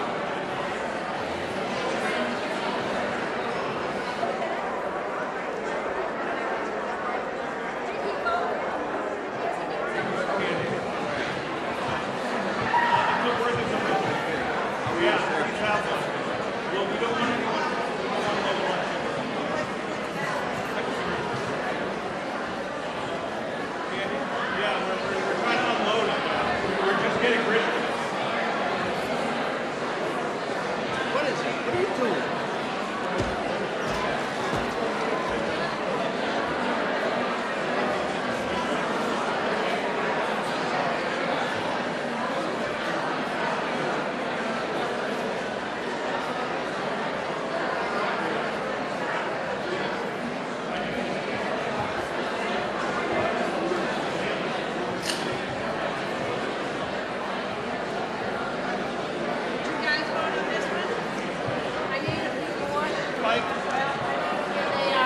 Richie's. Huh? Richie's up eating. Enzo's here. Well, we'll wait, I guess.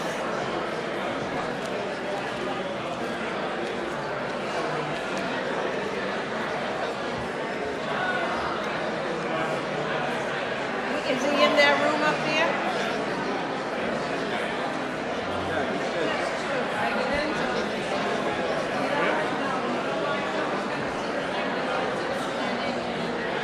All the race help.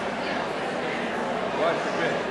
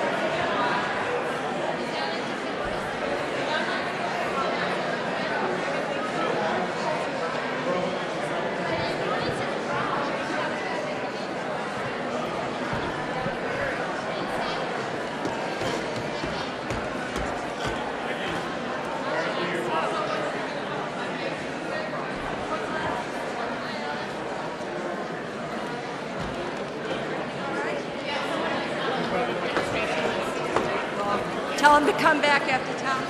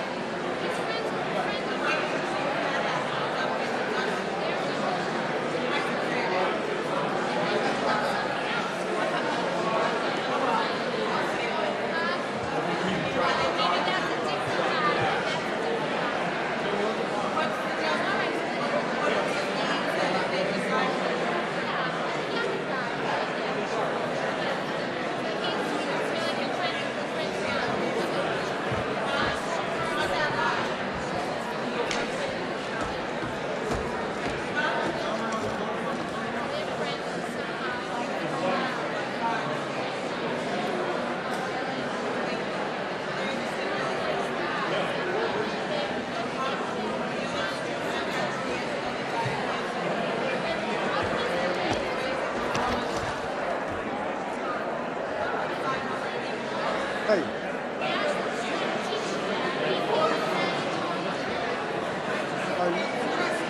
Depends on what people want to do. Typically what we do is just take a straight vote. But there are different ways of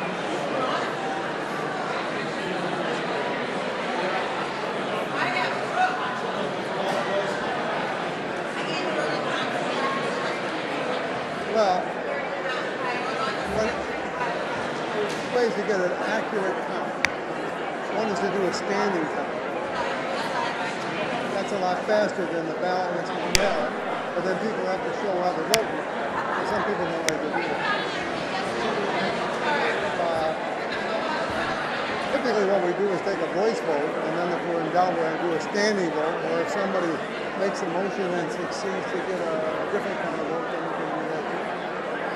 Sure. Yep.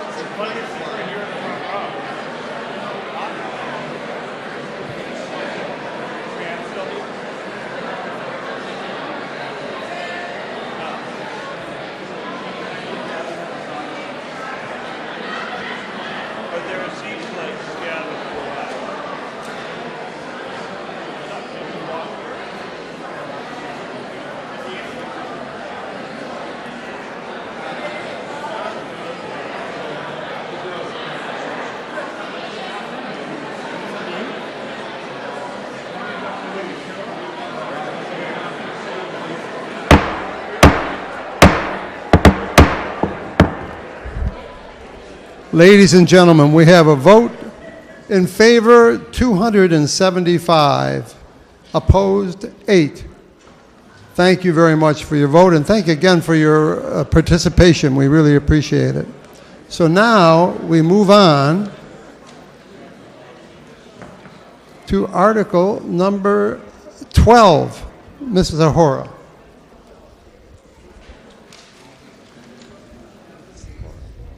Thank you. I move that the town vote to appropriate from the retained earnings account of the Rubbish Enterprise Fund the sum of $50,000 for material removal for the improvement of the composting facility, including the payment of all costs incidental or related thereto. Seconded by Mr. Manady. Any further discussion on the motion? Seeing and hearing none, those in favor, please signify by saying aye. Aye. Those opposed, no. Unanimous vote in favor. Article 13. Mr. Clausen. I move that the town vote to raise and appropriate from available funds received from the Commonwealth of Massachusetts in fiscal year 2020 a sum of $91,643 and any additional funds hereinafter received from the Commonwealth of Massachusetts in fiscal year 2020 in order to accomplish certain highway construction and maintenance under provisions of General Law, Chapter 90, or other state transportation programs. Seconded by Mr. Fogel. Further discussion on the motion? Seeing and hearing none, those in favor signify by saying aye. Aye. Those opposed, no. Unanimous vote in favor. Article 14, Mr. Fogel.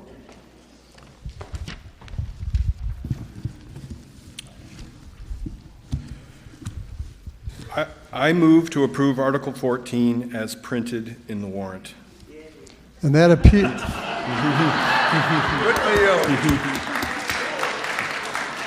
And that appears on pages 15 to 16 of the Finance Committee report.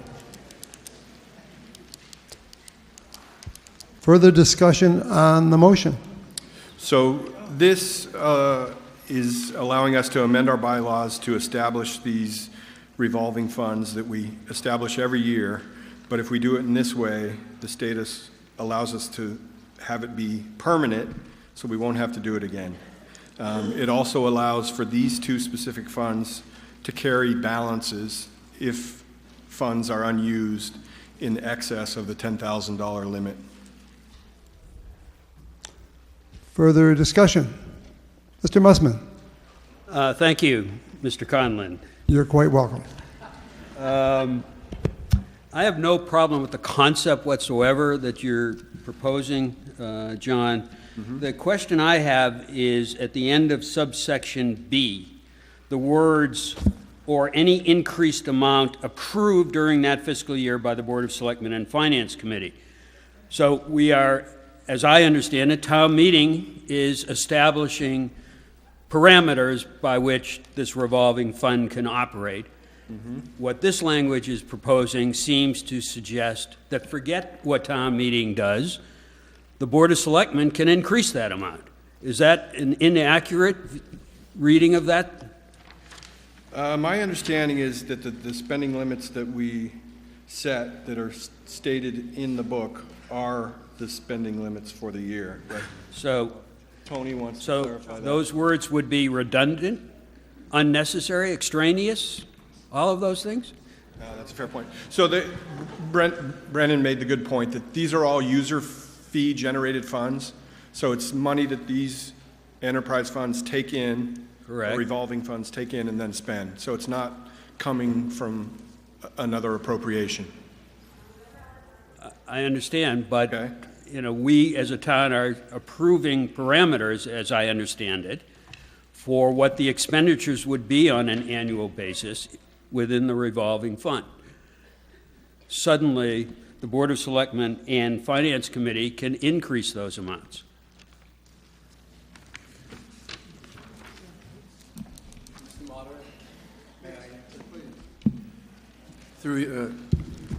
Hello again. Through you, Mr. Moderator, my name is Jeffrey Blake. Your question is this basically a blank check? If you look at Chapter 44, Section 53E and a half, which regulates revolving funds, and which you've been adopting your revolving funds under for the last probably couple of decades, that actually allows for this. So the fact that it's in your bylaw now is simply stating state law. Okay. Thanks. Further discussion on the motion? Seeing and hearing none, those in favor signify by saying aye. Aye. Those opposed, no. Unanimous vote in favor. Article 15. I move that the town vote to accept Mass General Law, Chapter 44, Section 53D, thereby reauthorizing parks and recreation revolving accounts for general recreation, basketball, sailing, tennis, 4th of July, tot lots, playground equipment, and for the Youth Commission. Seconded by Mr. Clausen. Further discussion on the motion? So again, these... Okay. Sorry, go ahead. These revolving accounts, again, we do this every year. They're different than the two that we just made permanent in that there's a requirement that the balances carried over from year to year can't be more than $10,000. Further discussion on the motion? Seeing and hearing none, those in favor signify by saying aye. Aye. Those opposed, no. Unanimous vote in favor. Article 16, Mr. Menady.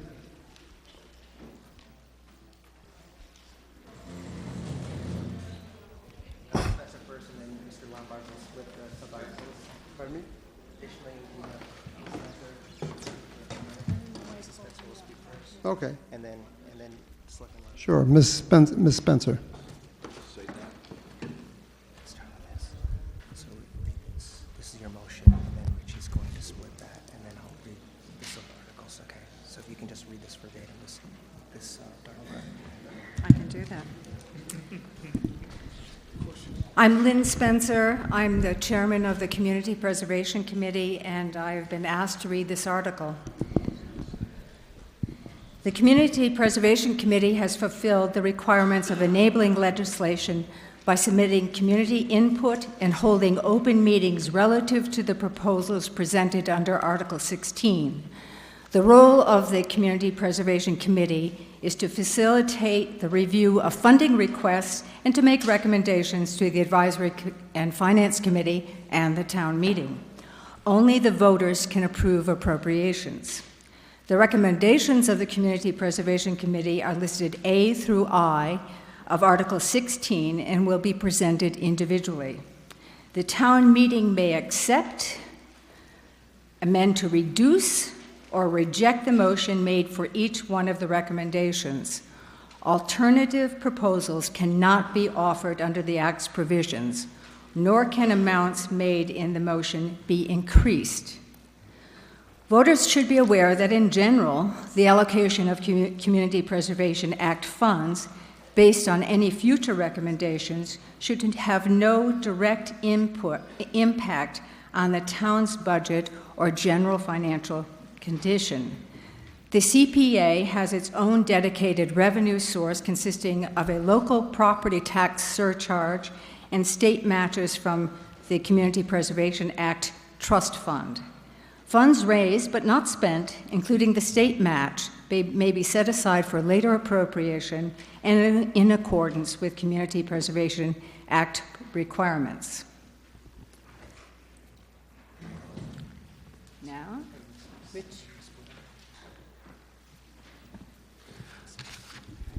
And I'm speaking for Mr. Lombard. He was chosen, but I'm speaking for him. I move to subdivide Article 16 in accordance with the town's bylaws. Seconded by Mr. Lombard. Or was that Mr. Lombard making the motion? I can't figure it out. Let's see. But our Section 8 of our town bylaws says that if a motion is susceptible of division, it shall be divided, and the question shall put separately on each part thereof, if 7 voters so request. If there are 7 voters that are happy to have this divided, would you please stand? I counted 8.5. So it will be divided. Thank you.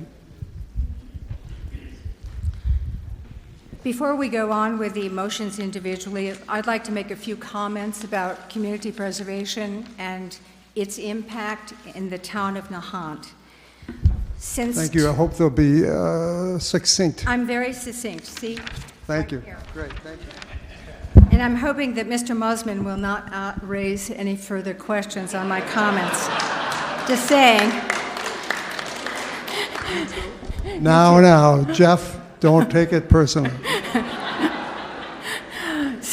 So, community preservation has benefited the town in countless ways, from work on the town wharf to playgrounds, from work on town hall to the preservation of public records, to repairs of the housing authority properties.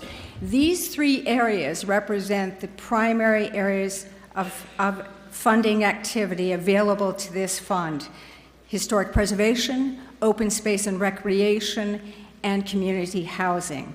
Since the vote in 2004 to establish community preservation in Nahant, which is a 3% surcharge on your real estate tax after the first $100,000 of value, over $5.75 million has been spent on projects in a range of activities, the vast majority related to town-owned or municipal resources. That is a very important point to bear in mind. Of that $5.75 million, $2.79 million has been from the real estate tax surcharge, with a state match of $1.79 million. In addition, over $1.5 million has been invested in these projects as a result of private match requirements, and another $458,000 specifically in additional private monies. So there has been a real benefit in community preservation. The town's specific share on these grants has been just over 38%. So there's real value here. And for those of you who would enjoy some late night reading, the entire history of your voting on community preservation grants is contained in this booklet. So for this year, we have had a record number of 14 applications. We are recommending a total of $400,000 in grants, of which $120,000 has private match components. So it's a real success story, and I really welcome this brief presentation. Thank you, Town Moderator. I'm happy to ask any questions, but otherwise we got some work to do in approving these various recommendations. Mr. Lombard, I believe, wants to make a statement. A nice brief statement, I'm sure.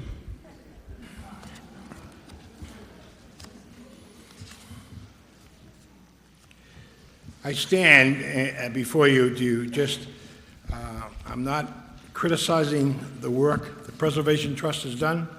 The problem is, as I look down at the projects, the Preservation Trust, first of all, the percentage used to be 100% from the state matching. And each year it's gone down low.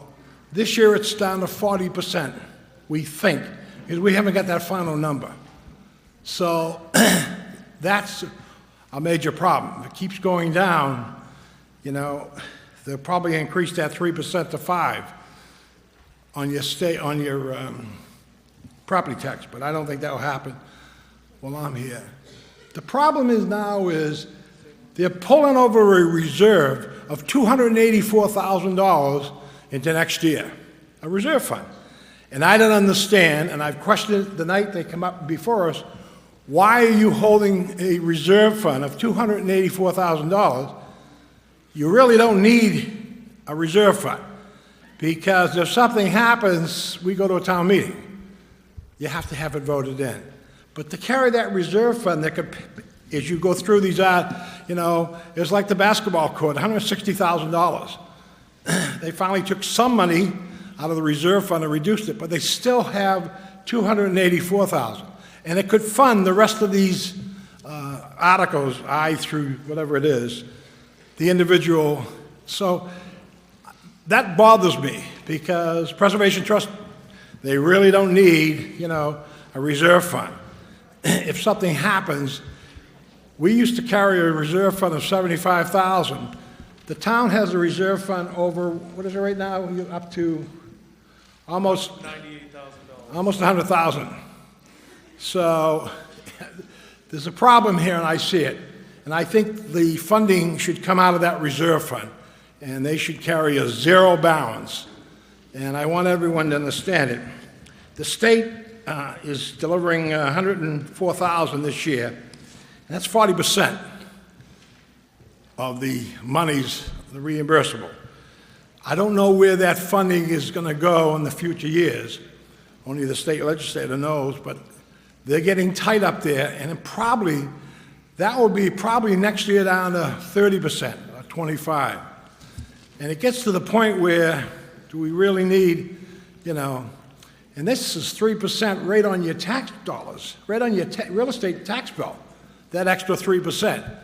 So I want everyone to be aware of it. I'd like to see them take the money out of the reserve fund and bring that $284,000 reserve fund down to zero. Thank you.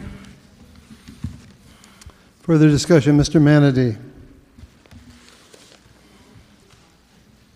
Briefly, yeah. Ms. Can I Spencer, have a moment of clarification? Sure.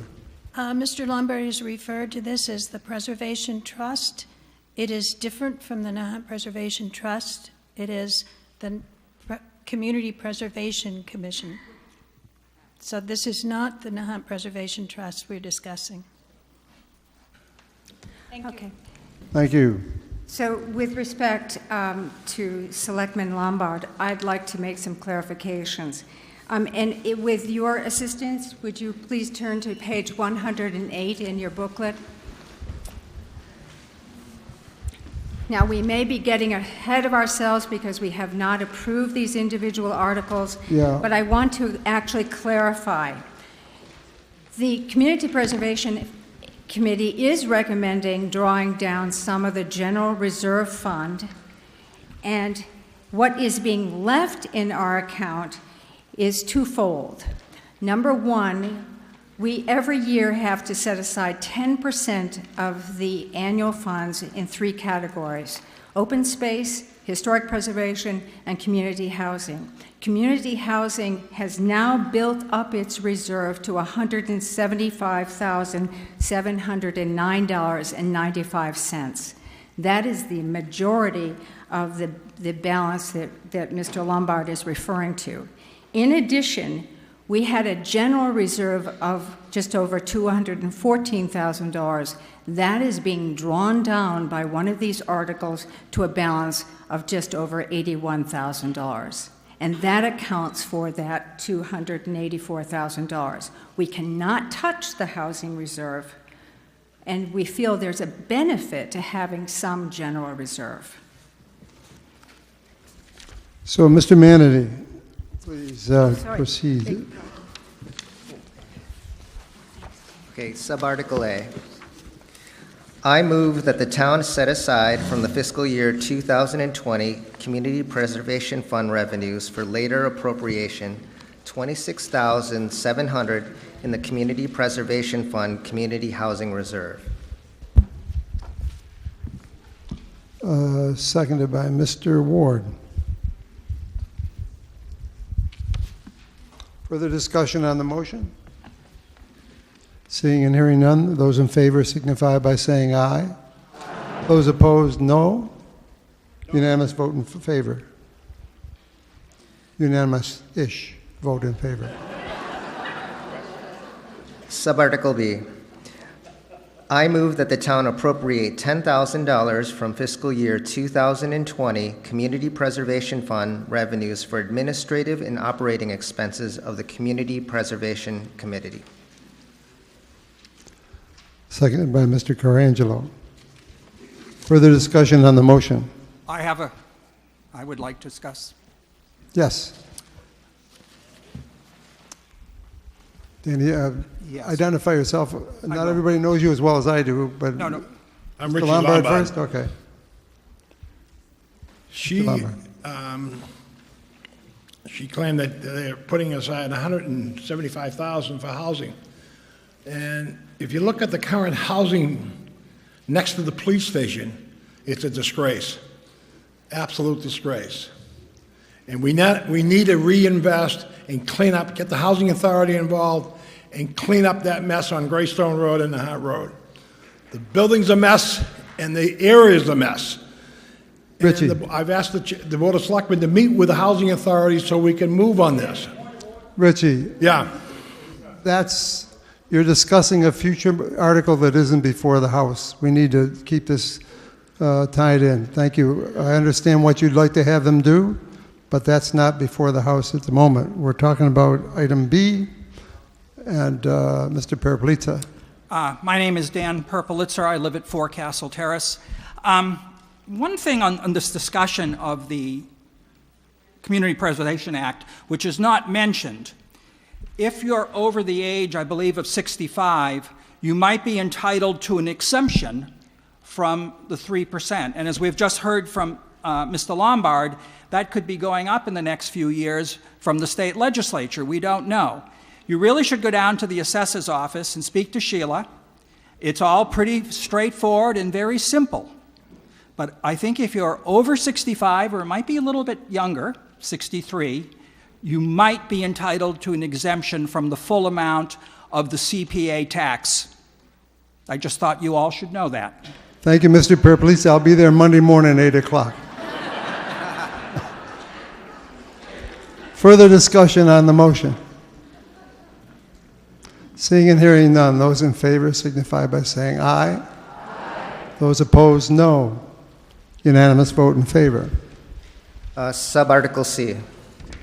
I move that the treasurer, with the approval of the Board of Selectmen, is authorized to borrow the sum of $400,000 pursuant to General Law, Chapter 44B, Section 11, General Law, Chapter 44, Section 7 or Section 8, the State Public Library Bond Program, or any other enabling authority for the preservation of the historic Nahant Public Library, located at 15 Pleasant Street, consistent with the town's application for CPA funding, including the payment of all incidental and related costs, and as appropriate to issue bonds and notes of the town therefore, and further, that any premium received upon the sale of any bonds or notes approved by this vote, less any premium applied to the payment of the costs of issuance of such bonds or notes may be applied to the payment of costs approved by this vote in accordance with General Law, Chapter 44, Section 20, thereby reducing by a like amount the amount authorized to be borrowed to pay such costs, and further, that the Board of Selectmen is authorized to apply for, accept, expend any monies that may be made available to the town for such purposes from any public or private sources. And further, that $62,000 is appropriated from Community Preservation Fund FY 2020 estimated annual revenues to pay debt service, principal and interest on the first year of such borrowing.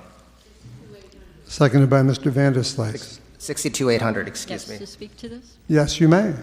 Thank you. I'm Sharon Hawks, 332 Nahant Road, and I'm the director of Nahant Public Library. By way of explanation, after many years of deferred maintenance on the building, the Library Board of Trustees and the administration pushed for a plan for the town's historic buildings. Design Associates was hired to assess the outsides of 3 buildings, the library, town hall, and Ellington Chapel. The trustees also convened a library building conservation committee to help advise them. This proposal before you will address outside building needs, including the roof, including a small section of flat roof, the walls, including brick repair and repointing and moisture remediation, the windows and window frames, downspouts and drainage, the bulkhead, which needs to be rebuilt, the terrace, which was in such bad shape that the structural engineers recommended that no one walk on it until its structure could be shored up. I think that beautiful building is worth taking care of, and I hope you do too.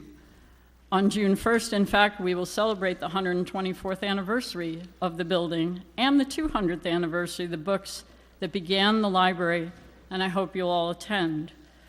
The Board of Trustees is dedicated to finding grants and donations, and we've already begun doing so, to further stretch tax dollars going forward. Thank you to the Building Committee, the trustees, the CPC, and FinCom for their support of this proposal. Further discussion of the motion? Mr. Taylor. I have been a member of the Library Building Conservation Committee. We've worked very, very hard. I've missed a few meetings because of other things, but this committee has been nonstop, at least once a month, and they're doing the right thing. And I really think we as a town should support this. Thank you. Further discussion on the motion? Seeing and hearing none, let me just mention that this is a borrowing article, so it takes a 2/3 vote. But there's a funny thing, you know. Oh, never mind. So, those in favor of the motion, please signify by saying aye. Aye. Those opposed, no. Wow. Unanimous vote in favor. Subarticle D. I move that the town appropriate $160,000 for the replacement or improvements to the basketball and tennis courts in the Flash Road recreation area and related site work, including all incidental and related costs, and as funding, therefore, to transfer $112,667 from Community Preservation Fund General Reserves and $47,333 from Community Preservation Fund FY 2020 estimated annual revenues. Seconded by Ms. Girardella. Further discussion on the motion? Seeing and hearing none, those in favor signify by saying aye. Aye. Those opposed, no. Unanimous vote in favor. Section E. Mr. Manaday. I move that the town appropriate $5,000 from Community Preservation Fund FY 2020 estimated annual revenues to fund resurfacing of the basketball court for the Johnson School recreation improvements applied for by the town, including all incidental and related expenses. Seconded by Mr. Ward. Further discussion on the motion? Mr. Taylor. Thank you. I live on Flash Road, and when I first saw that there was going to be a basketball court, I, of course, could hear basketballs bouncing all night. They've done a great job there. Unfortunately, when they miss a shot, it rolls all the way down. Those of you that go there will see it rolls all the way down almost to my yard. And these kids really need a better basketball court, and I think this is well deserved. So please support it. Thank you. Further discussion on the motion? Seeing and hearing none, those in favor signify by saying aye. Aye. Those opposed, no. Unanimous vote in favor. Section F. Mr. Manaday. I move that the town appropriate $15,000 from Community Preservation Fund FY 2020 estimated annual revenues to fund the Nahant Road softball field for equipment, including but not limited to backstop fencing, equipment locker, and a scoreboard, as applied for by the town of Nahant and all other incidental and related expenses. Seconded by Ms. Spencer. I guess I did. Further discussion on the motion? Yes, ma'am.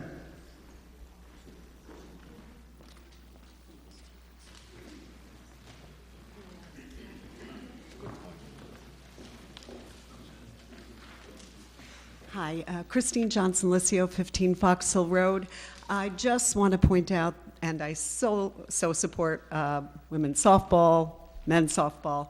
I love having the fields down there, but it is a flood zone. So I do have a question regarding any filling or alteration of the leveling of the field as it impacts the neighborhood and our flood zone. In light of our Wetlands Act that may be passed, I think it's important that we are not doing anything that would be in violation of the Wetlands Act. So I have a question as to how we proceed with this, if it's talking about raising the base levels by filling and altering.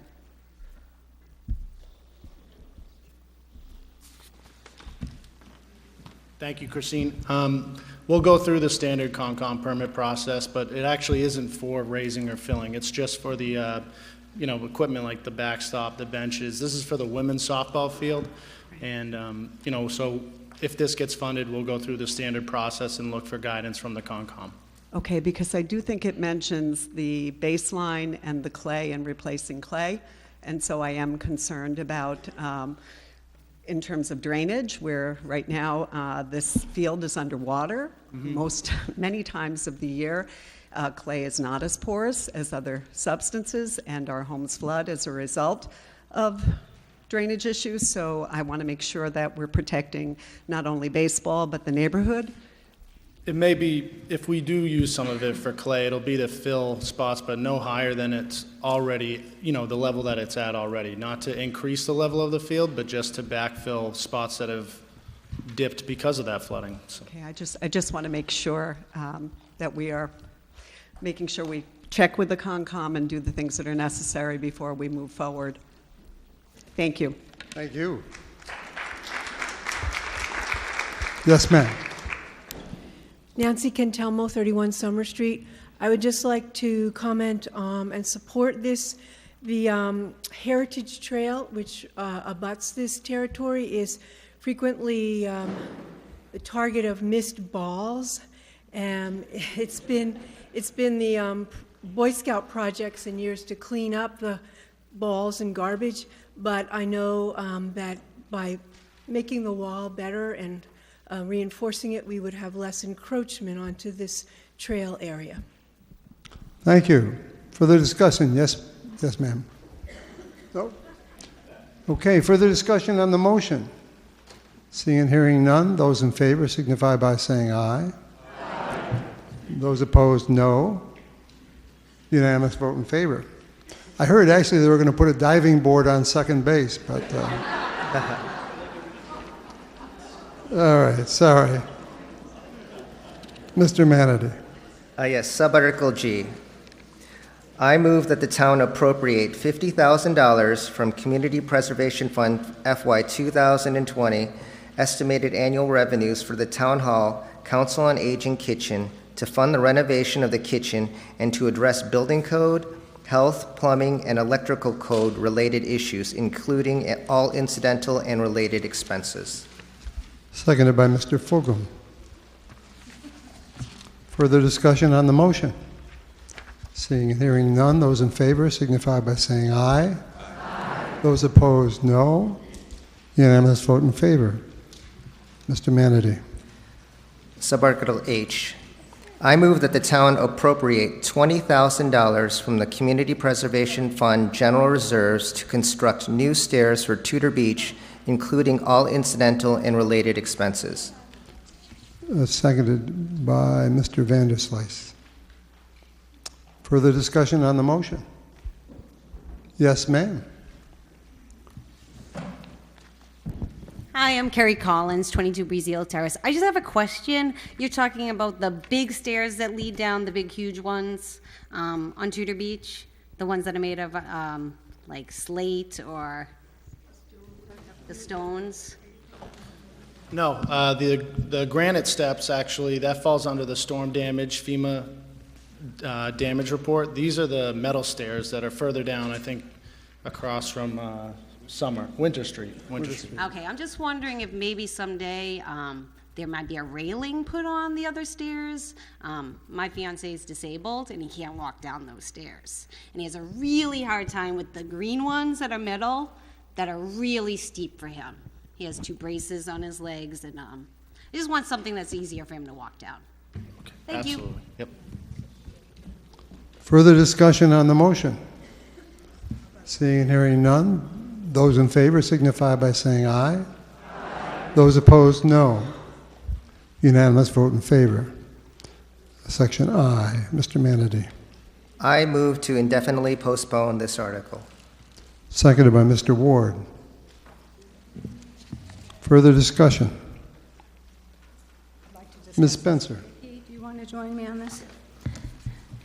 This article is to support the any necessary consulting fees to support the preparation of an open space plan that would be acceptable to the state. The town of Nahant has not had an open space plan, an accepted open space plan since 2008. A committee, the formally appointed open space committee was disbanded in 2014 when its chairman was not reappointed and the committee resigned en masse. Since then, there has not been a formally appointed open space committee, and therefore the open space master plan has languished. What is the effect of this? We are unable to apply for a number of grants. So the town administrator consulted with us. We felt that there was a reasonable expectation that a formally appointed open space committee would be established, and therefore a reasonable expectation that having some revenue, a budget for consultants to assist in the preparation of such a plan, if necessary, would be a good idea. Mickey, more to add? Yeah, so just to add a little bit more, this is up to you. It's not up to the Community Preservation Trust or anybody else. The issue here is whether you want an open space concept. There are 2 current urgent matters for open space that have an open space component. One is the military housing. The latest proposals or what likely will be proposals include a possibility that you'll decide an open space component there. Another would be the municipal vulnerability plan and project where open space may be contemplated by you for runoff and flooding. So what this says is if you don't want to appoint a committee through your elected officials, if you don't want to appoint a committee, the money stays where it is. If you do, however, and the committee decides, I think we need a few bucks to get an expert here so that we can get a plan approved by the state. Otherwise, the state will not give us any funding. On the MVP program may say, listen, this particular funding you're applying for requires a plan approved by the state. You don't have it, you're going to have to take a pass. So by leaving this part, you're postponing for yet another year all the possibilities of grants that you may have an opportunity to take advantage of. If the committee decides that they do need an expert, but they only need a portion of this money, then a committee would take what they need. What they don't take can be clawed back. Meanwhile, what they're asking is not to leave this $30,000 and have the open space continue to languish dormant. You want to have an open space, but that's up to you. If you want to have an open space, you need a plan. You've got most of a plan. An expert would be needed to get it tweaked so that it can be approved by the Commonwealth. Once it's approved, then you can start applying for grants. Hi, Paul Spurn, 36 Mayolas Road. And in the interest of full disclosure, I'm a member of the CPC, and Mickey and Lynn are colleagues of mine. And I want to underscore what Mickey just said. We are ineligible for what could be millions of dollars in grants because we don't have an open space plan. Think about that. We don't have an open space plan, and we have shot ourselves in both feet. So the purpose of this grant is to have a small kitty available to the Open Space Committee so that they can get started with this work and move ahead with programs that we really need and funding that we must get. And to be quite candid, I speak for myself, I'm hoping that this lights a fire under the Board of Selectmen and the moderator, who I believe are the responsible parties for reconstituting the Open Space Committee. And finally, Mickey made a very good point, and that is, if for some reason or other our town administrators, plural, don't respond to this encouragement, then the money will be returned to town coffers. And if the Open Space Committee is reconstituted and chooses not to use the money will return to the town treasury. I really hope that you, as well as the CPC, are cognizant of how important this open space plan is and how this is an encouragement to get the process moving. Thanks. Mr. Carangelo.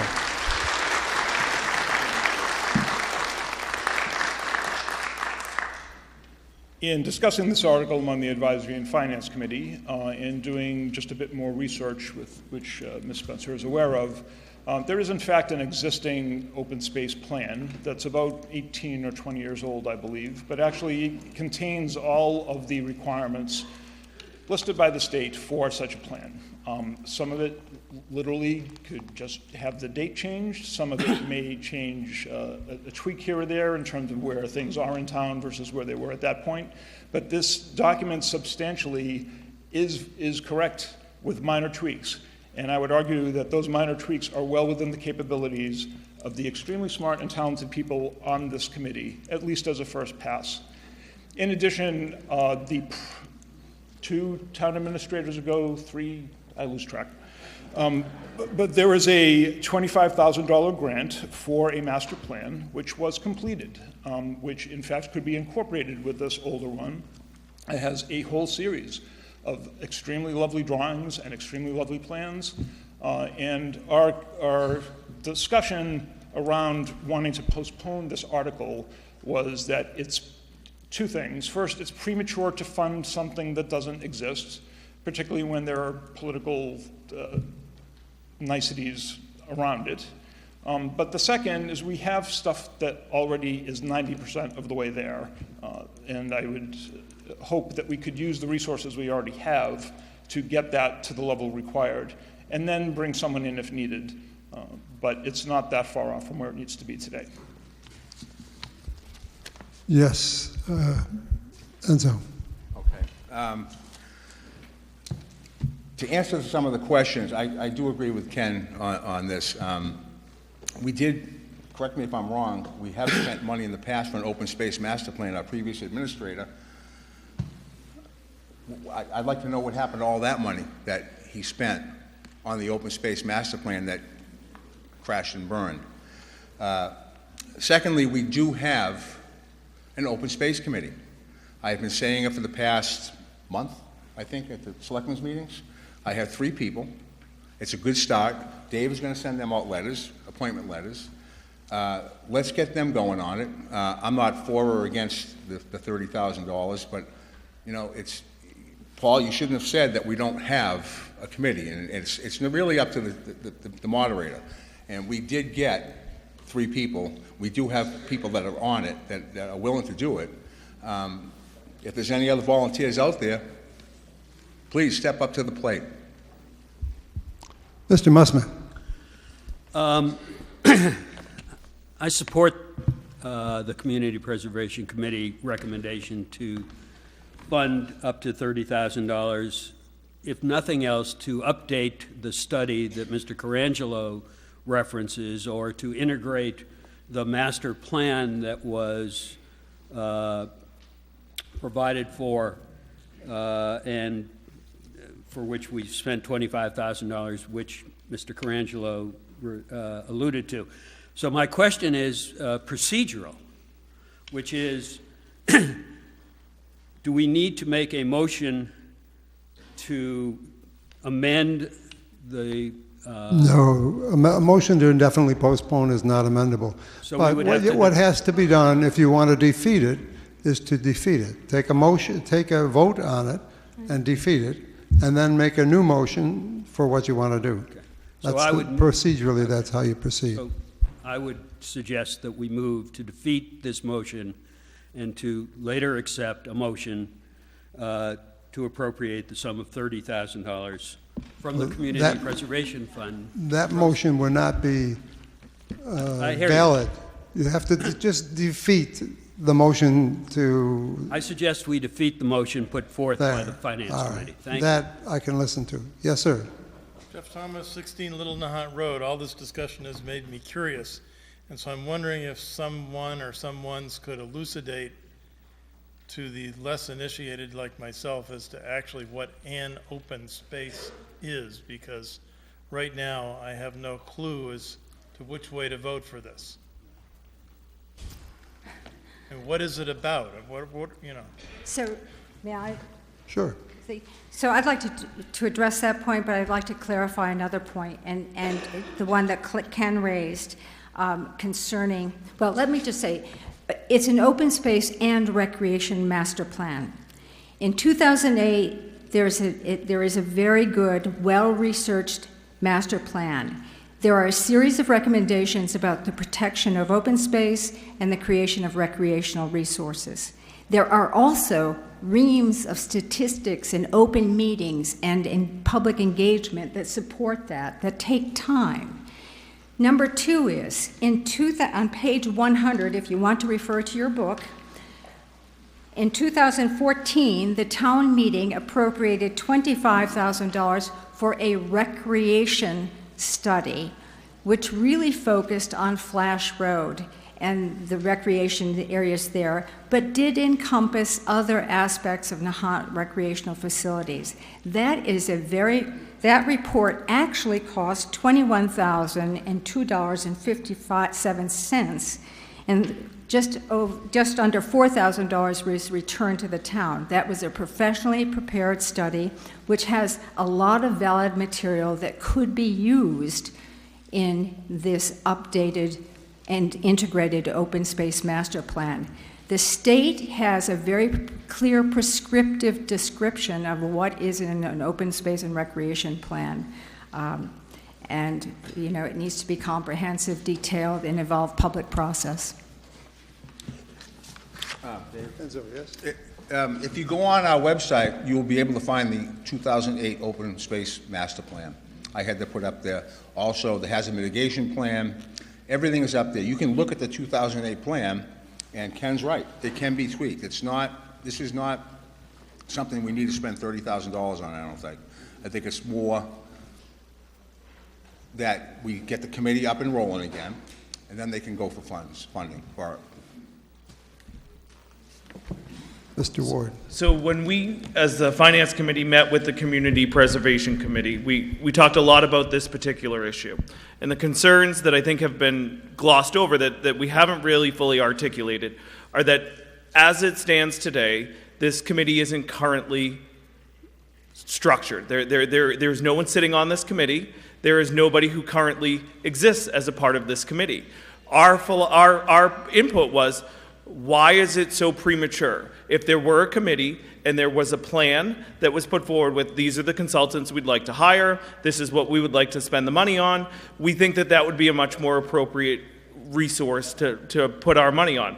The previous town administrator that was the part that we had a problem with was spent money in a way that didn't result in any actionable items for the town, and we really didn't get much out of that. So we were trying to avoid a situation where we approved an amount of money to be spent that was to be spent by an unnamed committee that didn't have anyone populated on it yet, didn't have a plan on how they were going to do it, and as we found, had a plan that already existed that needed minor updates. So for that reason, we felt that until such time as someone put forward something with more concrete reasons as to why we need to spend $30,000 to plan and come up with a plan, we didn't think it was an appropriate use of your funds, that you have spent time today talking about whether or not we even need to exist. We feel strongly that the Community Preservation Committee needs to exist, and without it, we wouldn't have a lot of the great projects that we have, and that the money would better be used to spend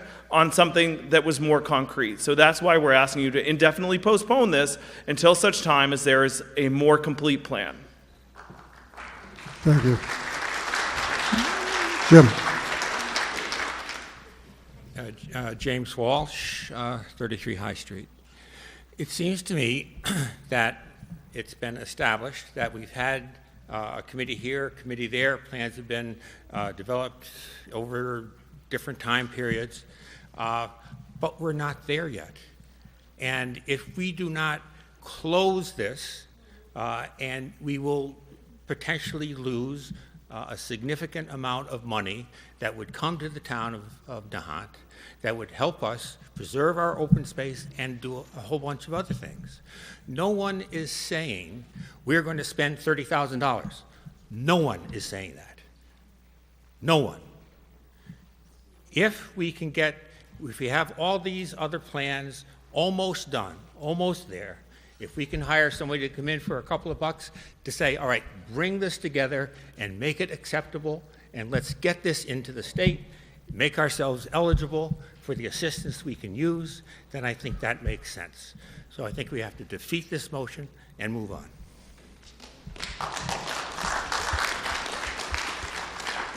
Further discussion? Brendan Baronic Olmsted, 2 Summer Street.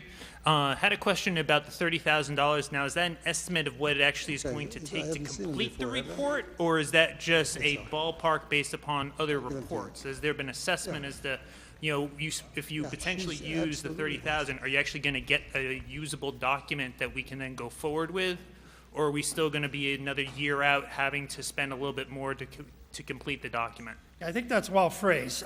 Spending another year out, I think, is what the problem is. If you vote to defeat the motion to postpone, you're voting to support the next motion, which likely will follow, and to have a discussion as to whether you want to have an open space committee that has sufficient funding for what it decides. But clearly, if you decide to vote no on a postponement so that you can have a discussion as to whether you want an open space committee that's sufficiently resourced to get an approved plan, you won't have a 1-year delay. And I think that's important. Now, as to the issue of what's the money going to be spent exactly on, that's undeterminative. But Jim Walsh's point of, you are not voting to spend a nickel. You are voting to give your resource, your volunteers, whoever they will be on the Open Space Committee, resources if they deem they need it. Now, these are folks we would hopefully trust, but we would say we're going to cap you at $30,000 because we understand you may need expert advice and expert data to get the plan approved. So the likely result will be that the committee, the Open Space Committee, would give detailed receipts as to any expenditures. And of course, like Ms. Spencer said earlier, the money that is not used goes back into the town fund. Thank you. Mickey, speaking for the second and final time. Can we move this along? What? Can we amend this to, we can't amend it. You can't amend this. You have to. No, I'm just amending to say that, upon approval of a committee, that will. A motion to indefinitely postpone is one way to defeat the main issue. The thing to do here is very simple. Take a vote, defeat the motion to indefinitely postpone, and then bring a motion to do what they want to do. That's very simple. Just go straight forward. Yes, miss. So how about Cecil Rouleau, 144 Bass Point Road? So could you I'm hearing pull the microphone down a little bit? That's better. Thank you. Cecil Rouleau, 144 Bass Point Road. So I'm trying to understand this. So presumably by not having a state-approved open space plan, we're leaving on the table millions of dollars in grant funds. Potentially. So what grants exactly would we want to apply for if we did have a state-sponsored open space plan? And exactly how would we make these millions of dollars in grant funds materialize so they wouldn't be just potential? I think that's a little bit, the motion here is very simple. Maybe if this passes, you can ask that again, but I think that's a little extraneous to this motion. This is motion simply to defeat the motion to indefinitely postpone. So I think we're starting to wander afield, and I think we've heard pretty much all the thoughts on it that we need to hear, but we've got a stalwart member of our community that wants to say something, and I'm delighted to hear it. Yeah, I'm up here speaking against the indefinite postponement. I'm currently the chairman of the Coast Guard Housing Committee, and I can tell you that they formed our committee 2.5 years ago and gave us zero budget.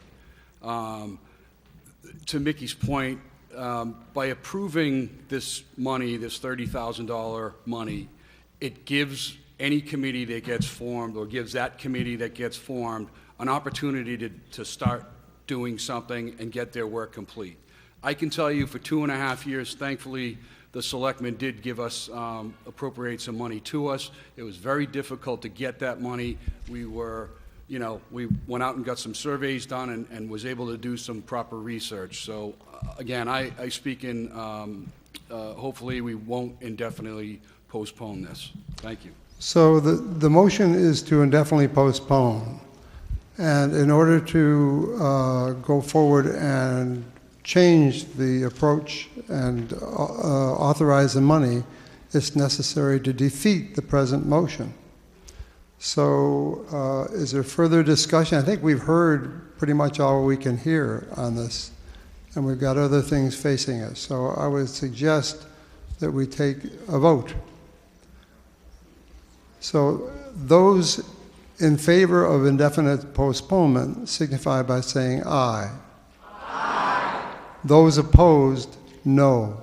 No. The noes have it.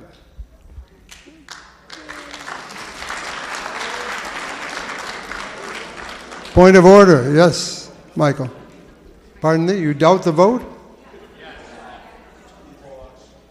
All right, we'll have a standing vote. So those in favor of indefinite postponements, please stand.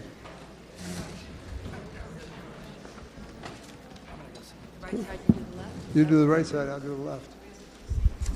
Wow, what a loud bunch. 3, 6, 9, 12, 15, 18, 21, 24, 27, 30, 32, 34, 36, 39.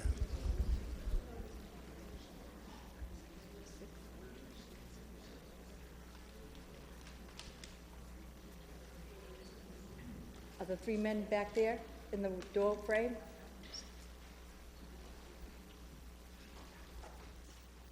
That's 61. I got 30. Anyone voting back there? No, 61. I have 39.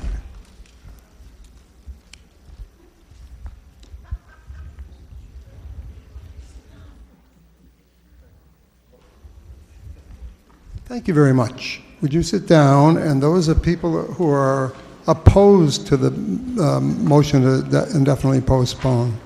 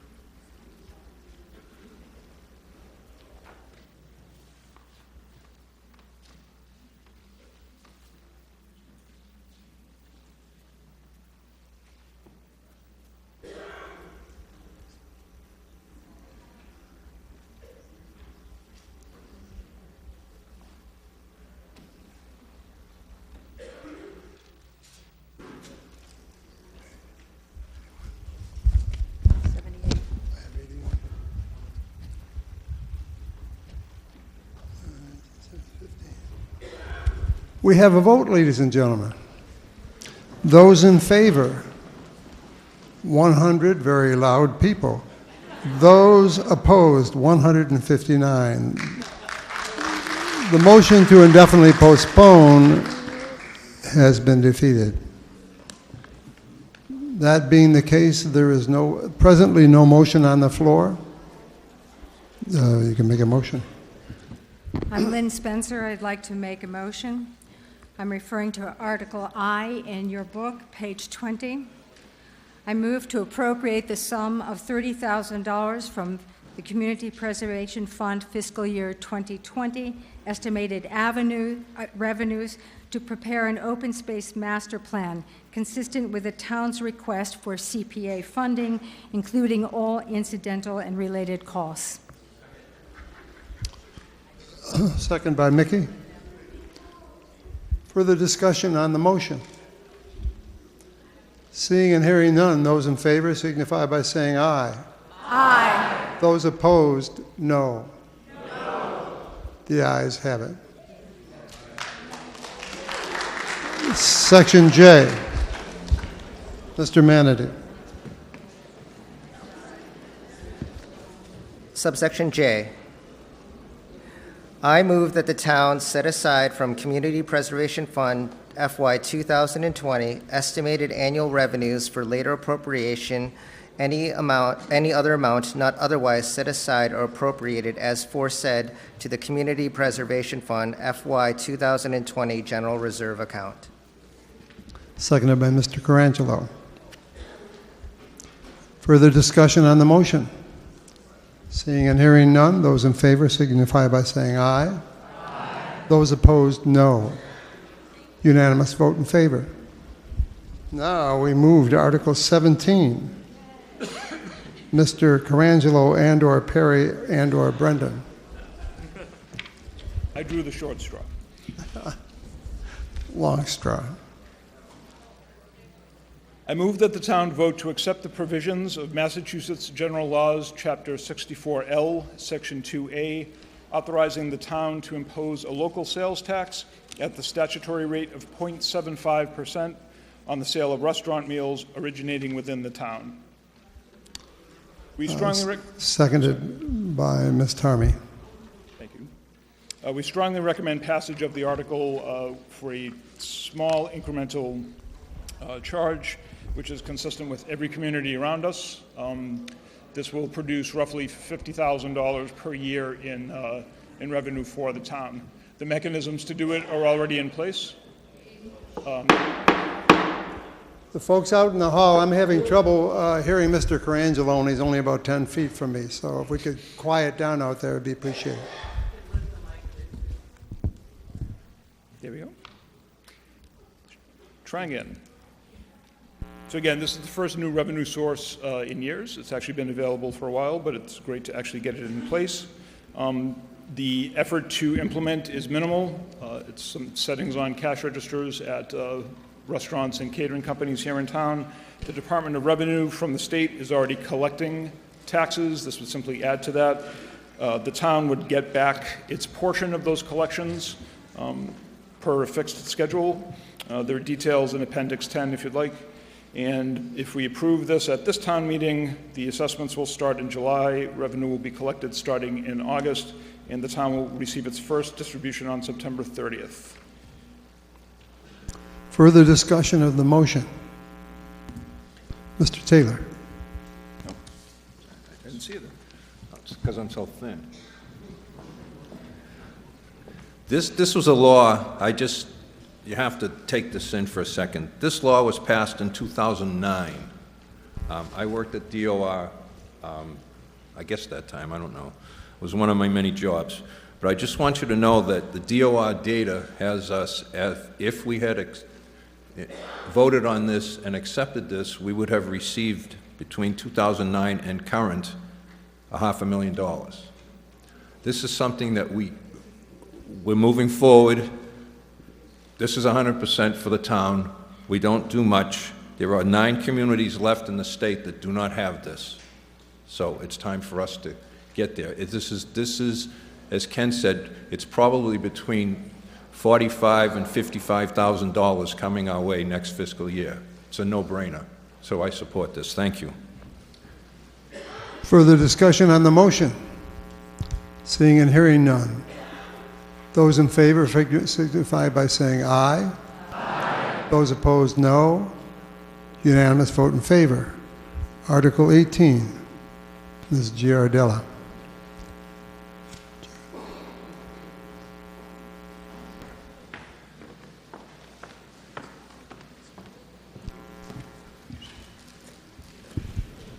I move that the town vote to raise and appropriate the sum of $25,000 to the other post-employment benefits trust fund, provided, however, that the appropriation approved hereunder shall be expressly contingent upon approval by the voters of the town at an election of Proposition 2.5 override.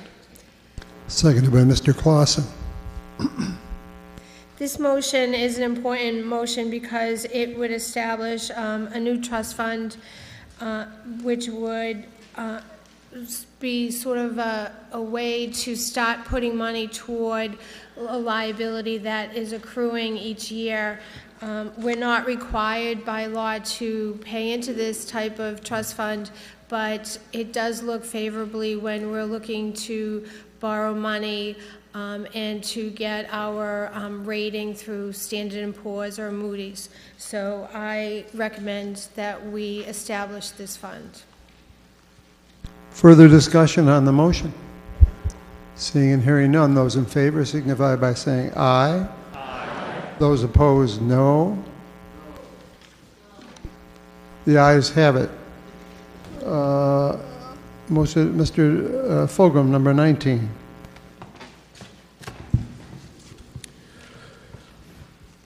I move to raise and appropriate the sum of $100,000 to the stabilization fund, provided, however, that the appropriation approved hereunder shall be expressly contingent upon the approval by the voters of the town at an election of a Proposition 2.5 override.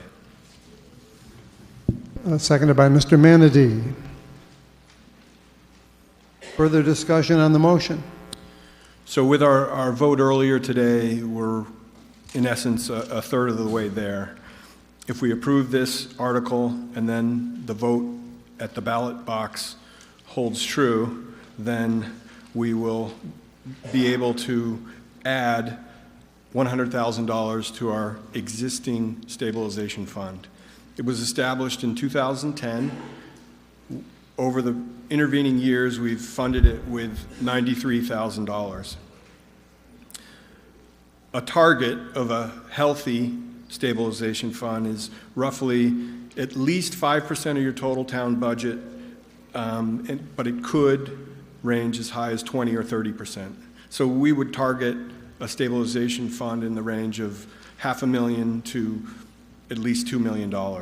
So this is just a small step on our way to getting to a point where we feel we need to be.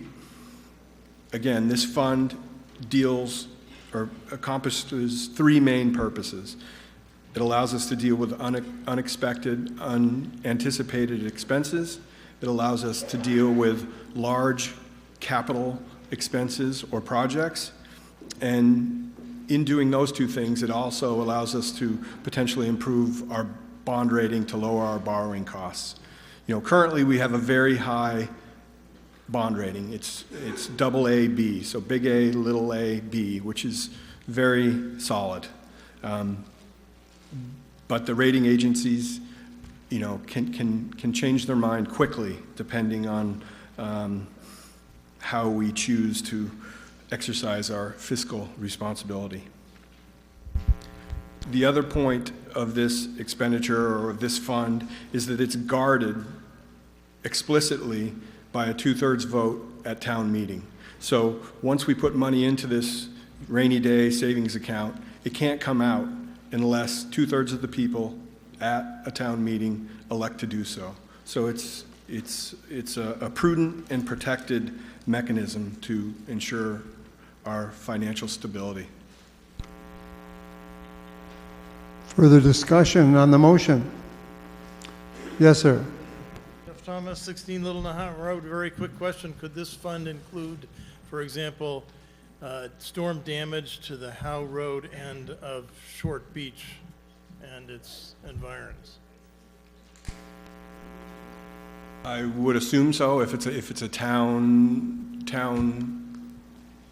property or a town obligation to repair. Okay. Are you asking from the damage from the last storm? That falls under the FEMA money that we borrowed originally after the emergency money that we borrowed. So money is available for that work. This is separate. This is a stabilization fund, like John said, a kind of a rainy day fund. Okay. So money that goes into this account wouldn't be used for that work, but we have money available for that work through the money we borrowed from FEMA. What about future storms? Well, it would have to be a 2/3 vote of the town. So if we had a strong stabilization account going into those storms last year, yes, the town could have voted to spend some of that money down instead of having to borrow the full 1.6.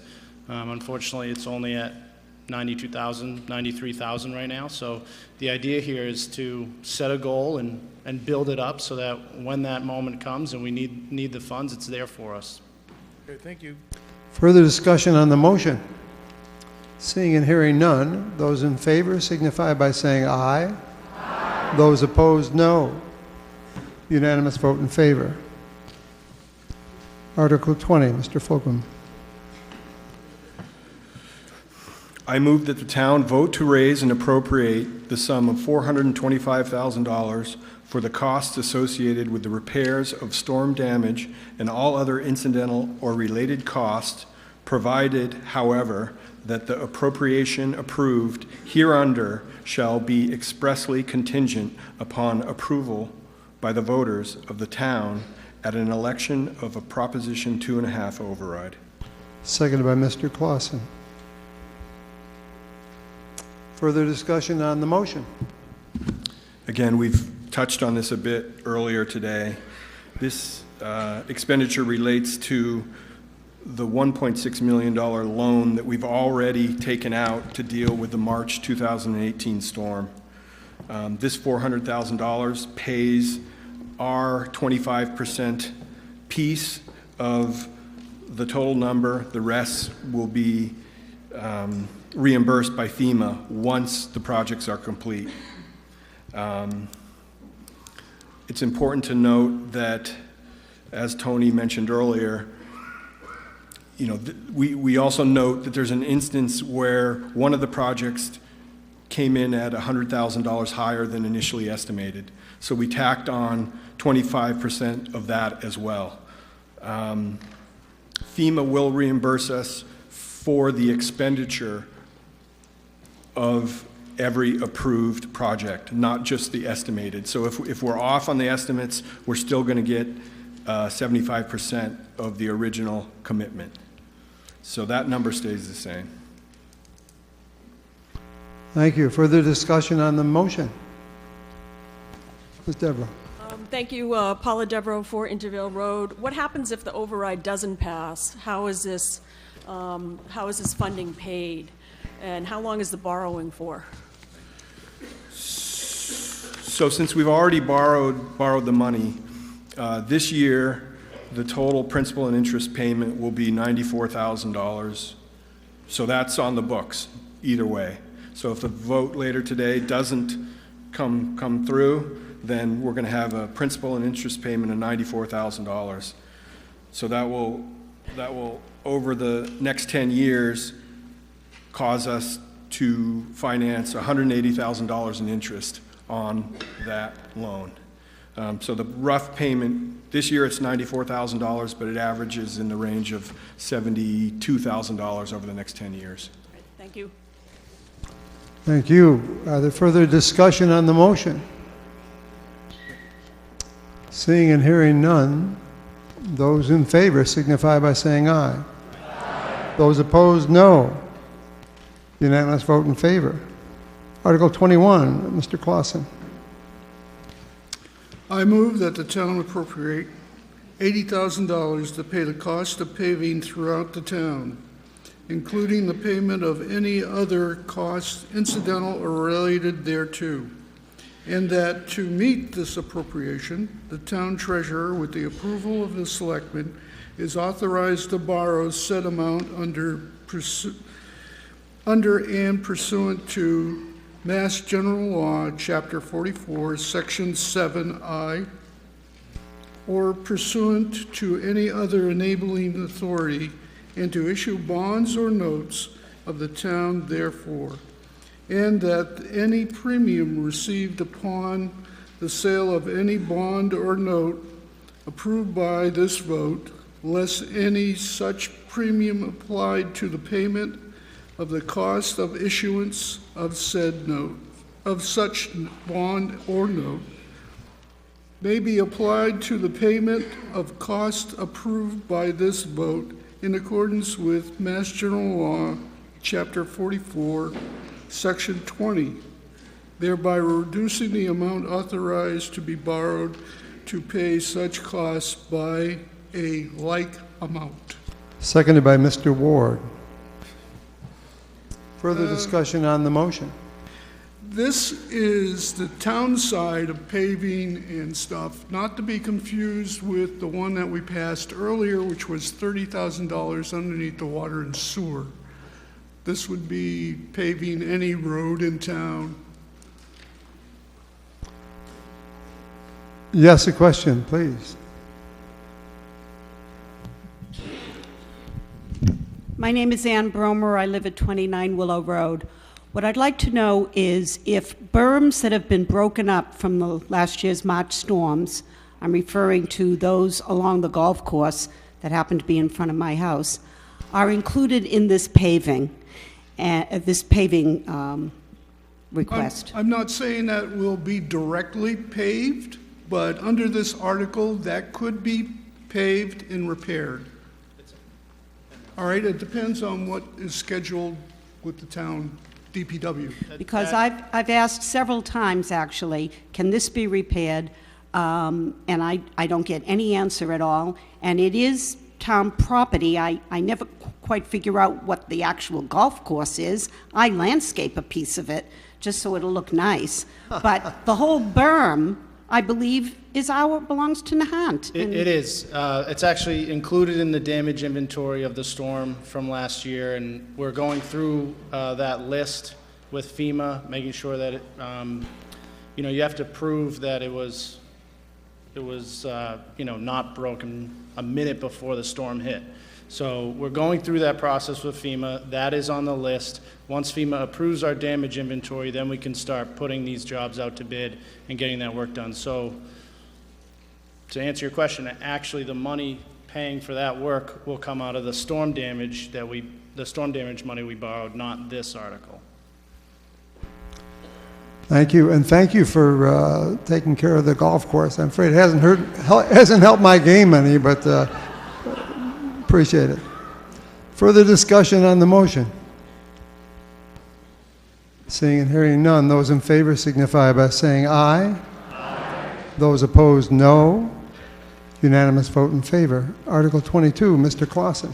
Mr. Clausen, nice try.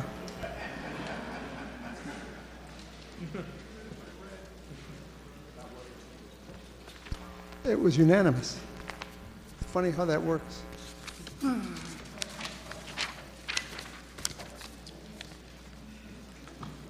MWRA borrowing. I move that the town appropriate $50,000 to pay the cost and repair and or replacing water distribution lines and apparent structures, including the payment of any other incidental or related thereto, and that to meet this appropriation, the town treasurer, with the approval of the selectmen, is authorized to borrow said amount under and pursuant to Mass General Laws, Chapter 44, Section 7I, or pursuant to any other enabling authority, and to issue bonds or notes of the town therefore, that all or any portion of this borrowing may be obtained through Massachusetts Water Resource Authority, MWRA, and in regards, the selectmen are authorized to execute and deliver any loan or security agreement with the MWRA that may be required in connection with any such borrowing, and any premium received under the sale of any bond or note approved by the vote, less any such premium applied to the payment of the cost of issuance of such bond or notes, may be applied to the payment of the cost approved by this vote, in accordance with Mass General Law, Chapter 44, Section 20, thereby reducing the amount authorized to be borrowed or paid such cost by a like amount. Further discussion of the motion? Oh, excuse me, it was Mr. Manatee second that one. Any further discussion of the motion? Jeff Mussman.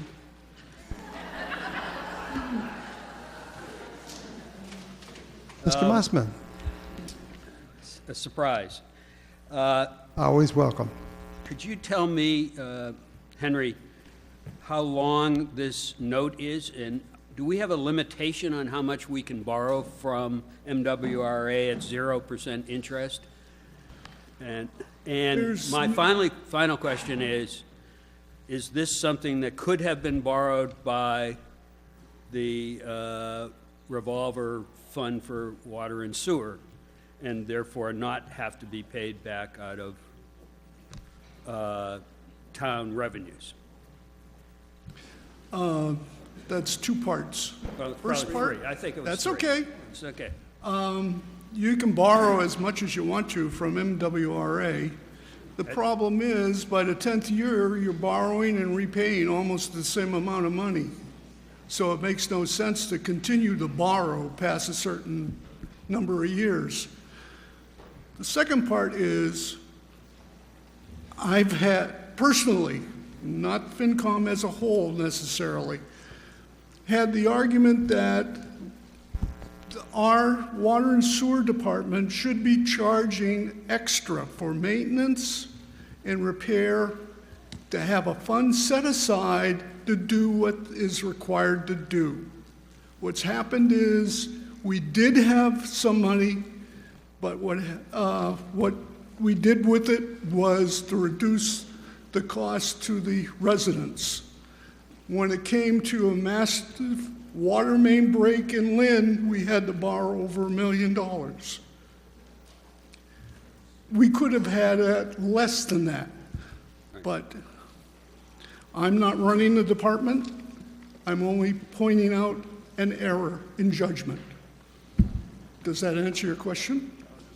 Not entirely, but and so I would maybe disagree with you that if I could borrow $50,000 at 0% interest every year, I'd continue to do that, but rather than spend my own money So it's a 10-year borrowing term. It's 0% interest, and we do have a limit on how much we can borrow. I don't know the exact number. I think it's about $800,000. So we have some authorizations from past years. This additional authorization, we're going to group all those together, and this will allow for us to do some water work on Howe Road, Walton Road, Furbish Road, some hydrant work. It's identified projects on the capital plan for some years now. Right. But again, would it not make sense? I mean, I'm assuming that $50,000 is going to be paid out of general revenues, if not this year, next year, the year after, whatever. Wouldn't it make sense, if we're spending it on water and sewer, that gets charged to the water and sewer fund out of the box? And we wouldn't require an override to accomplish that event. I think this is actually paid out of the water and sewer enterprise. I think that's where that debt piece that Debbie was talking about previously. This is paid down through those rates. Is that true, Deb? Okay. Thank you, Mr. Mussman. Further discussion on the article, on the motion? Seeing and hearing none, those in favor signify by saying aye. Aye. Those opposed, no.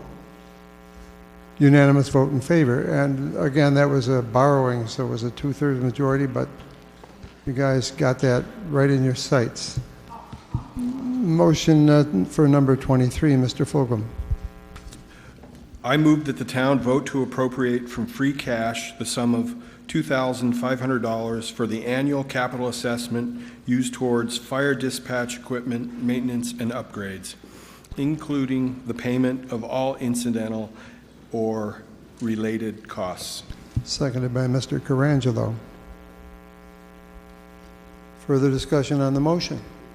So this article enables a standard capital projects fund appropriation. So these funds are money that we owe as part of a contractual obligation to Lynn, who handles our fire dispatch services. So we, as part of that agreement, we commit to helping fund a certain element or parts of the infrastructure, and that charge is the $2,500 a year. So this is a contractual obligation that's earmarked for that expense. Further discussion on the motion? Seeing and hearing none, those in favor signify by saying aye. Aye. Those opposed, no. Unanimous vote in favor. Article 24, Ms. Giardella.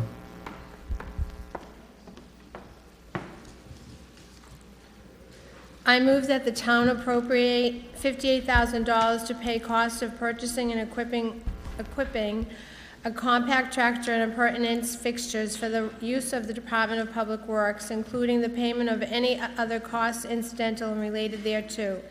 And that to meet this appropriation, that the town treasurer, with the approval of the selectmen, is authorized to borrow said amount under and pursuant to Mass General Law, Chapter 44, Section 7(1), or pursuant to any other, sorry, I lost my place, pursuant to any other enabling authority, and to issue bonds or notes of the town therefore, and that any premium received upon the sale of any bonds or notes approved by this vote, less any such premium applied to the payment of the cost of issuance of such bonds or notes, may be applied to the payment of costs approved by this vote in accordance with Mass General Law, Chapter 44, Section 20, thereby reducing the amount authorized to be borrowed to pay such costs by the like amount. Seconded by Ms. Tarmy. Further discussion on the motion? Seeing and hearing none, those in favor signify by saying aye. Aye. Those opposed, no. Unanimous vote in favor. Article 25, Mr. Manadee. I move that the town appropriate $70,000 to pay costs of purchasing existing streetlights from National Grid and converting such streetlights to energy-efficient and long-lasting LED fixtures, including the payment of any other costs incidental and related thereto. And to meet this appropriation, the town treasurer, with the approval of the selectmen, is authorized to borrow said amount and pursuant to Mass General Law, Chapter 44, Section 7(1), or pursuant to any other enabling authority, and to issue bonds or notes of the town therefore, and that any premium received upon the sale of any bonds or notes approved by this vote, less any such premium applied to the payment of the costs of issuance of such bonds or notes, may be applied to the payment of costs approved by this vote in accordance with Mass General Law, Chapter 44, Section 20, thereby reducing the amount authorized to be borrowed to pay such costs by a like amount. Seconded by Ms. Giardella. Further discussion of the motion? Yes, sir. Brendan Bronk, Olmsted, 2 Summer Street. Had a question about the streetlights. So are we just buying the lights, or are we also buying the poles that go along with the light? And then the other question is that given some of the neglect National Grid's had with their lights, do we get a discount on anything that's deteriorated?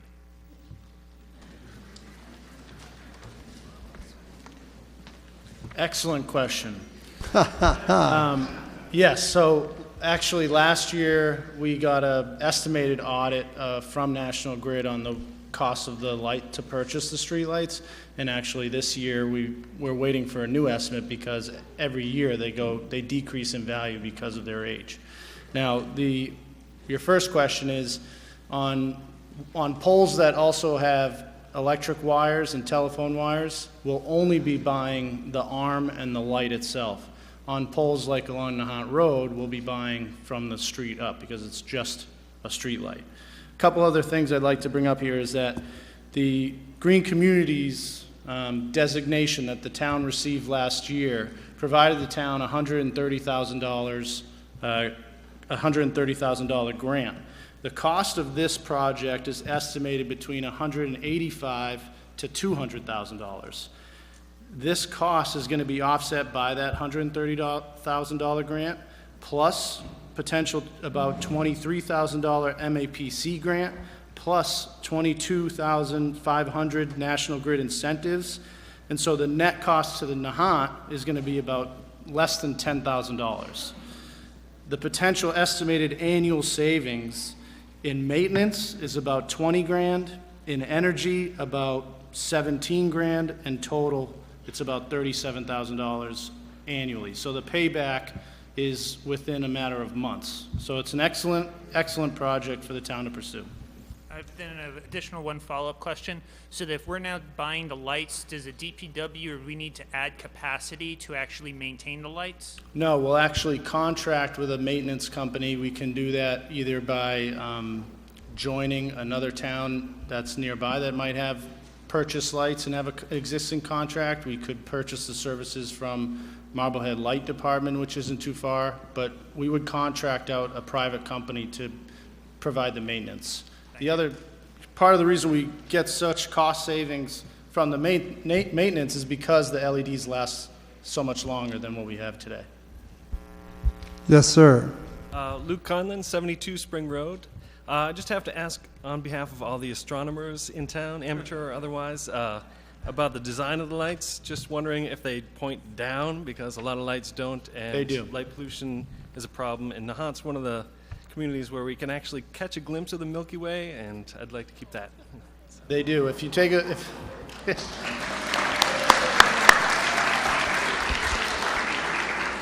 They do. If you take a look at the in the appendix of your book, there's some explanation to that. You're going to have less light pollution with the direct lighting of these LEDs. Thank you. Dark sky rated lights. Further discussion on the motion? Seeing and hearing none, those in favor signify by saying aye. Aye. Those opposed, no. Unanimous vote in favor. Article 26, Mr. Carangelo.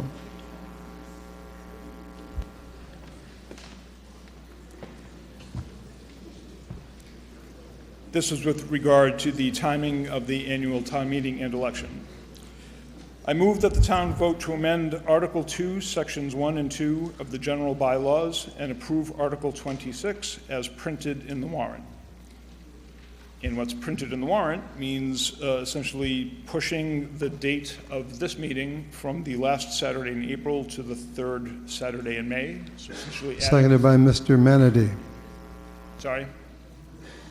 Seconded by Mr. Manady is all I said. Thank you. Further discussion on the motion? Yes, sir. Mike Raworth, 31 Summer Street. I agree with the general premise of this proposal, that is to postpone the town meeting until May. I rise simply to suggest that we would be better served, instead of bifurcating the town meeting into elections on this date and then town meeting 3 weeks hence, to move both to the date in May. In other words, I'll read the motion in a minute. The point is three principal points.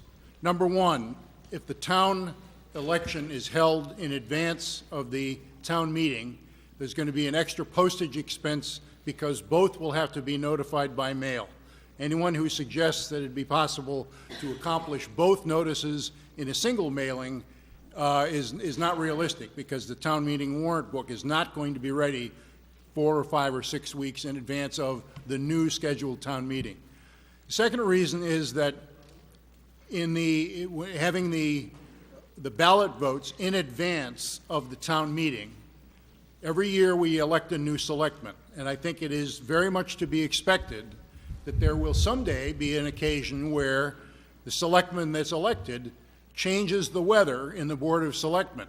Now, there's a bunch of things that the selectmen do in advance of town meeting, having to do with the warrant. We had a meeting the other evening in which a number of issues were discussed vis-a-vis the town meeting, and I don't think it makes sense to have a possible change in the weather, if you will, in terms of the political tenor of the selectmen during that compressed time frame leading up to town meeting. The third point is that by having the ballot election in advance of town meeting, I think it very much reduces the possibility of having a successful override in the future. And that is because the ballot vote, any override will have to be placed on the ballot at the same time one votes for selectmen and the other town officers. And that means that anybody who attends the ballot vote will be called upon essentially to vote to raise their own taxes without the benefit of any discussion on town hall floor. Any of the discussions that we've had regarding the effects of going with a override or going without an override, and I think it will make town finance very much more difficult as a result. At the very least, any ballot election should take place contemporaneously with the town hall floor meeting or slightly thereafter, as has been done in the past in other ballot overrides. So, Mr. Moderator, accordingly, as to Article number 26, I move that the text in Section 2 that reads, quote, "last Saturday in April," be stricken out and replaced with the following text, quote, "third Saturday in May."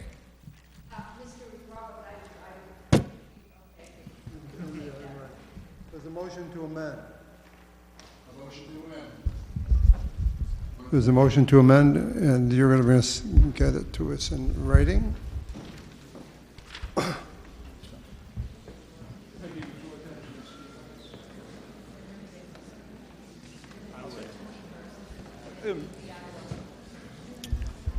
So, who's going to speak first? Go for it. Go ahead. Yes, Mr. Beretta. Thank you. Speaking on the motion to amend. The motion to amend is now on the floor, so we're speaking on the motion to amend. Okay.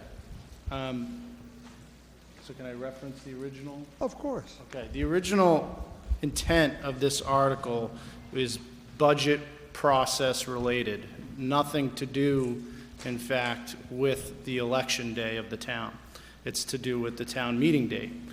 The reason for that is because the Division of Local Services actually in 2015 had performed a financial operations review of the town and recommended, some other towns have 2 town meetings, we only have 1, and most towns that only have 1, they do it in late May or early June. The reason for that is because we don't get our state revenue or state aid information until later in the year. So right now, we are budgeting on estimated revenues from the state. And by moving this to later 3 weeks later, it'll give us that opportunity to get that information and have a better budget process. And to the 3 points raised by the resident, we did consider postage. There would be 2 postage, but Article 1 is for elections, and so we're not too concerned about the cost of that postage because it could be simply done by a postcard. It wouldn't require, the large book that you get now. The second, then you would still receive this book 3 weeks later for this town meeting. The second point was about the change in the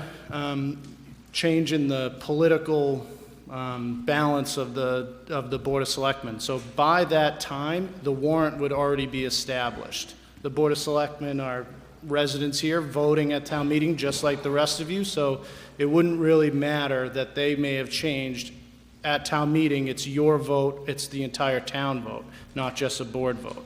And lastly, to the date of which you have an override, the Board of Selectmen decide when you want to have that. We could have had the vote on the override a month ago, today, a month from now. So it's not required that you do it the same day as the rest of those elections. I have to say, the town council has raised a very important question, and I can't really answer to it. And that is, has the motion to amend been seconded? Okay. Yes, sir. Did Mr. Crangelo, did you want to? Yes, sir. Yes, Tom Costin, 369 Nahant Road. Mr. Raworth also brought up the point that the weather changes. And I did want to point out to everybody that it can get hot in May, the third week of May. And I hope that something that we vote on in the third week of May, we don't have to come back for a special election in December.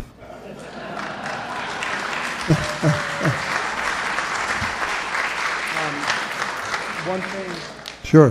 One other piece of information that I didn't get to mention was that there's this other alternative benefit of separating the two, is that your poll workers don't have the ability to participate in town meeting because they are busy downstairs working the polls. So they are missing portions of this meeting. So it's somewhat of an alternative benefit to having them on different dates.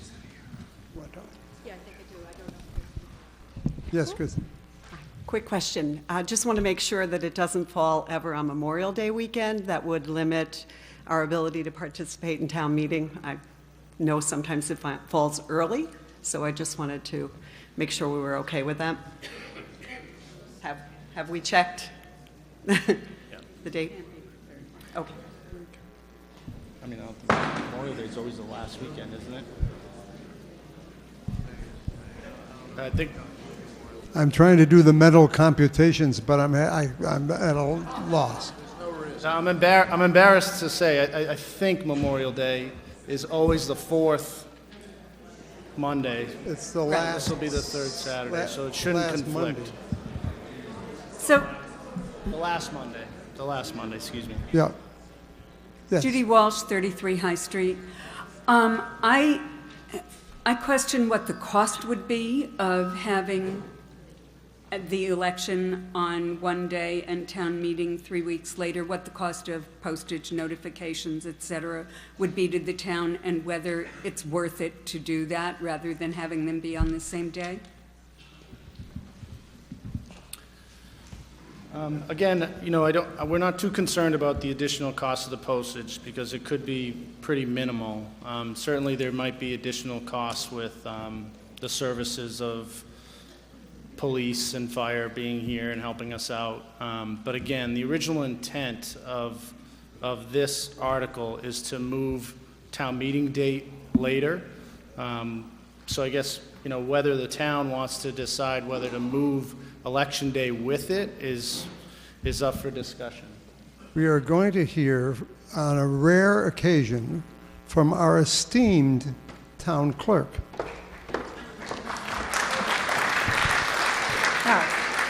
So I'm a bit nervous. I wasn't prepared to speak on this, but over the years it has proven very difficult to have an election simultaneously with town meeting. These two events are extremely labor intensive, and they both deserve a lot of attention. it has come to my attention from my boss, the Secretary of State, many times in conversations as to why we continue to do that. I could be wrong. Some of you out there with a very fast iPhone may prove me differently, but I think we are the only community in the Commonwealth that do this. It's a bit of a conflict, like they were saying. You've got election workers that cannot participate. Are they disenfranchised? Somewhat. I would think that everybody would want their full attention to be able to come to these events individually. That's what I've got to say on it. I do believe they should be separate. I would not want to go along with what Mr. Raworth. I do not support what Mr. Raworth wants. Thank you. Further discussion on the amendment? Yes, sir.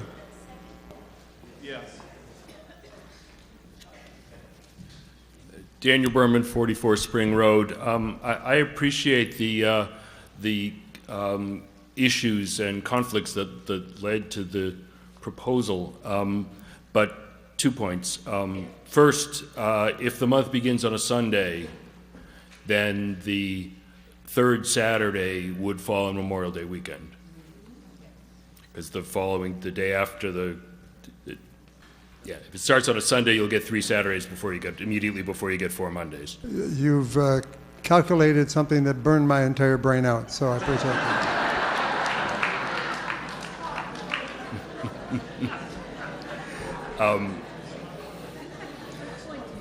So I don't know how, I mean, there are months to begin on Sunday once or twice a year, or sometimes 3 times a year, so I don't know how often that would be a risk. Perhaps we could put in a contingency, could make an amendment to make a contingency for that.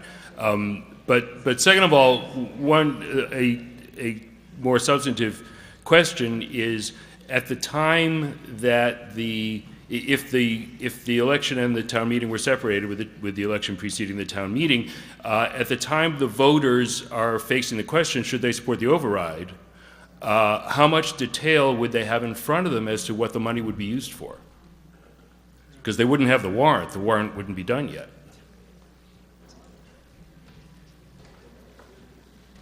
Yes, Ms. Tarmy.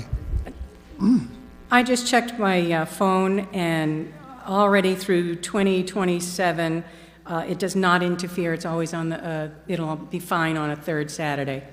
It doesn't come anywhere close to Memorial Day. And that's through 2027.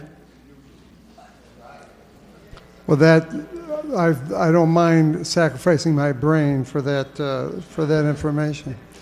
So, further discussion on the amendment. The current amendment would change the language.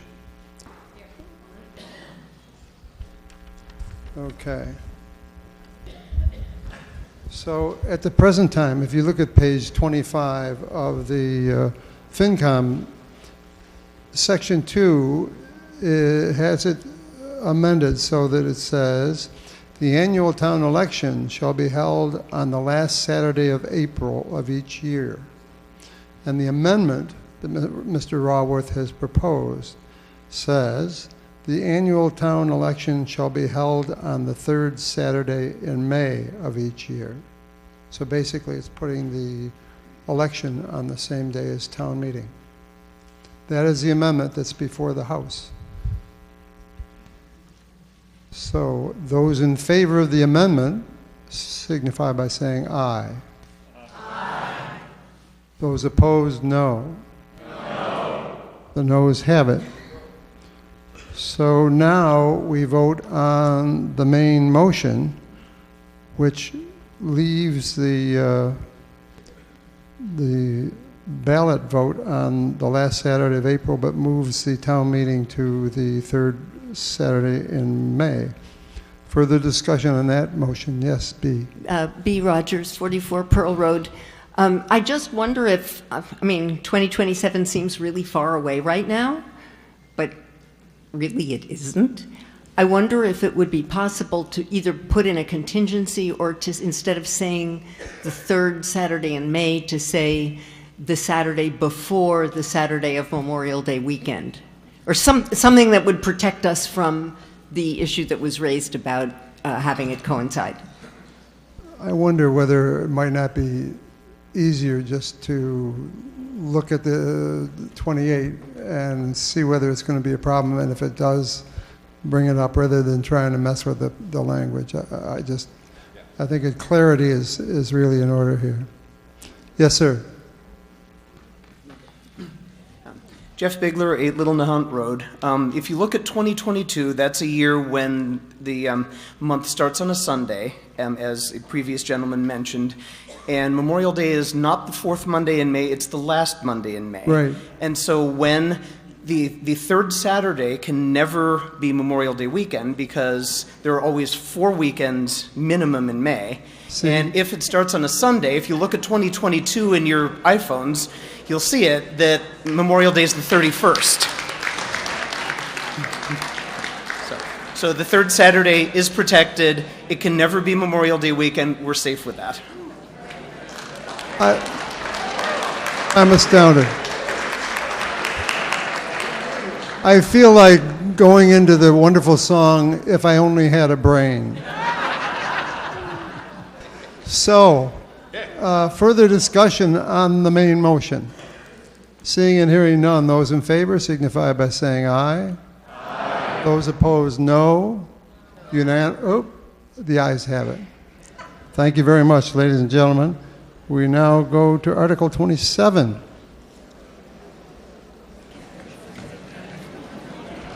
So I see we've got a lot of people standing in the peanut gallery upstairs. Would you come down and join us on the, we have plenty of empty chairs, and you can come down and sit on the stage. It would be easier, I think, for you and for us to take care of any votes. Hey, how you doing? I don't blame you.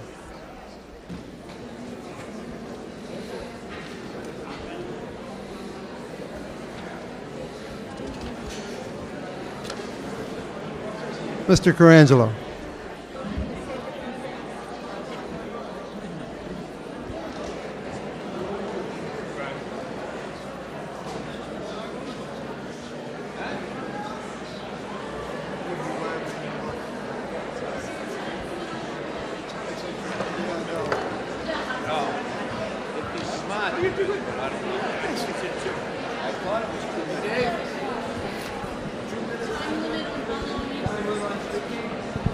The time limit is in our bylaws. It's 10 minutes, except only the first time and with nobody waiting to, 10 minutes is maximum.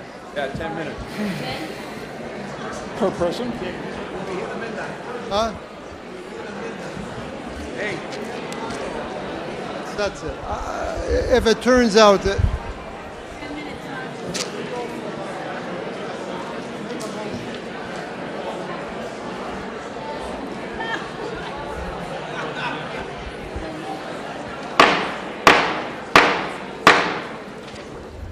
let's have order in the House, please. Again, anybody who's standing, wherever you are, please come up on the stage. We've got plenty of seats, and we want you comfortable.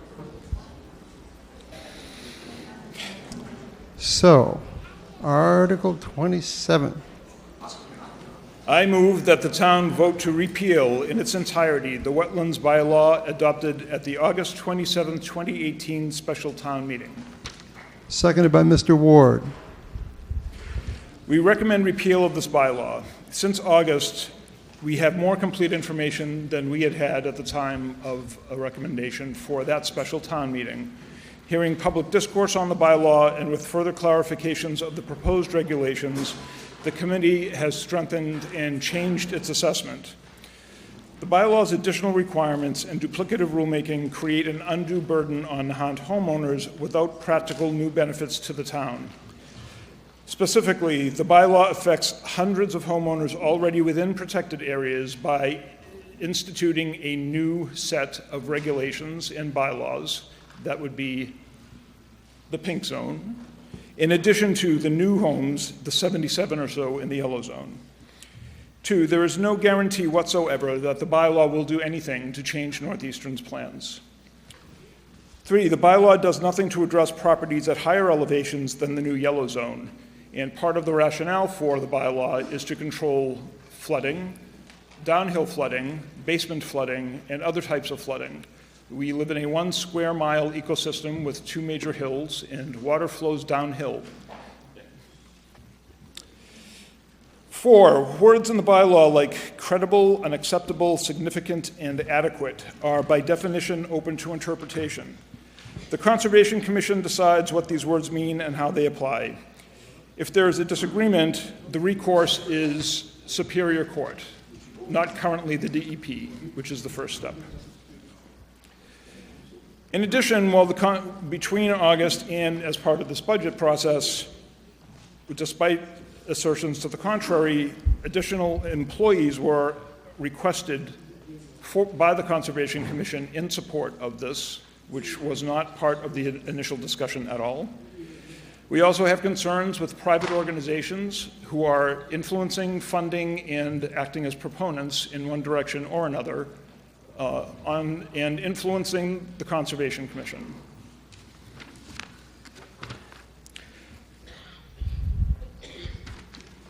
And with that, there's more to go.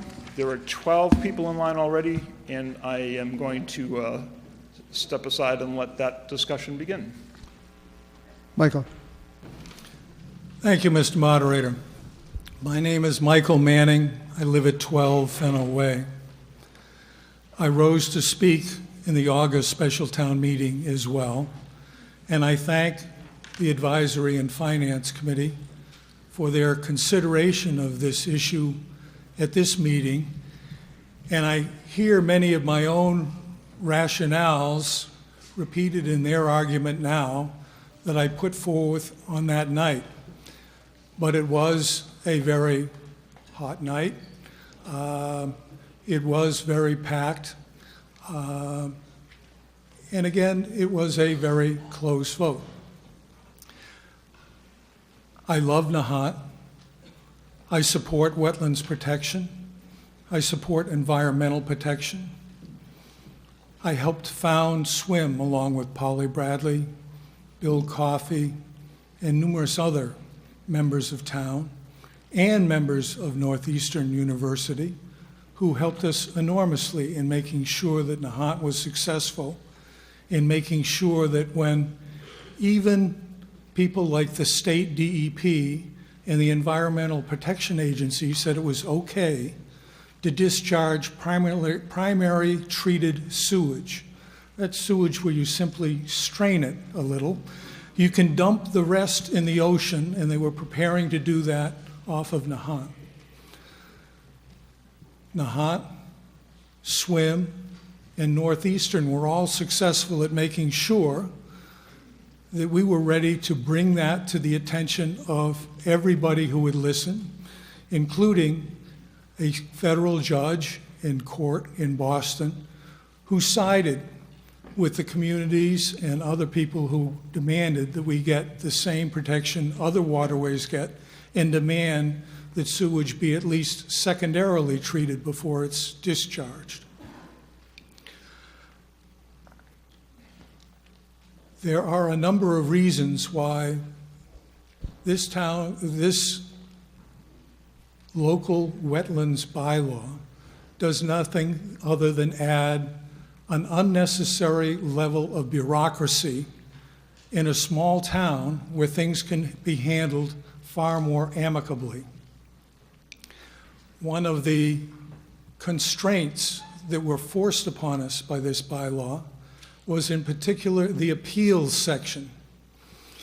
The appeals section requires that you go to a division of Superior Court where, by virtue of your appearance there, you are, as a homeowner in Nahant, automatically a second-class citizen.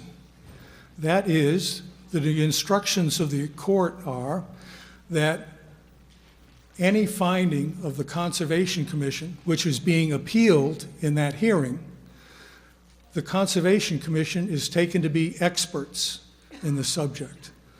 People who know far more than any town homeowner or their advisors or lawyers or consultants or experts, and that you have to propose in a preponderance of scientific fact that the Conservation Commission has made an error. It's not exactly a level playing field. For that reason alone, it puts an onus on property owners that shouldn't be there. There are many times where property owners have had disagreements with the Conservation Commission and successfully appealed them to a non-judicial advisory board before DEP to have these kinds of things settled without a large expense. Those sorts of things should be preserved. They encourage the discussion that should be had between a government and property owners in trying to get to what is the right thing to do at the right time to make sure that we are all protected. I hope that you all vote to support the motion put forward by the Advisory and Finance Committee. Thank you. Yes, sir.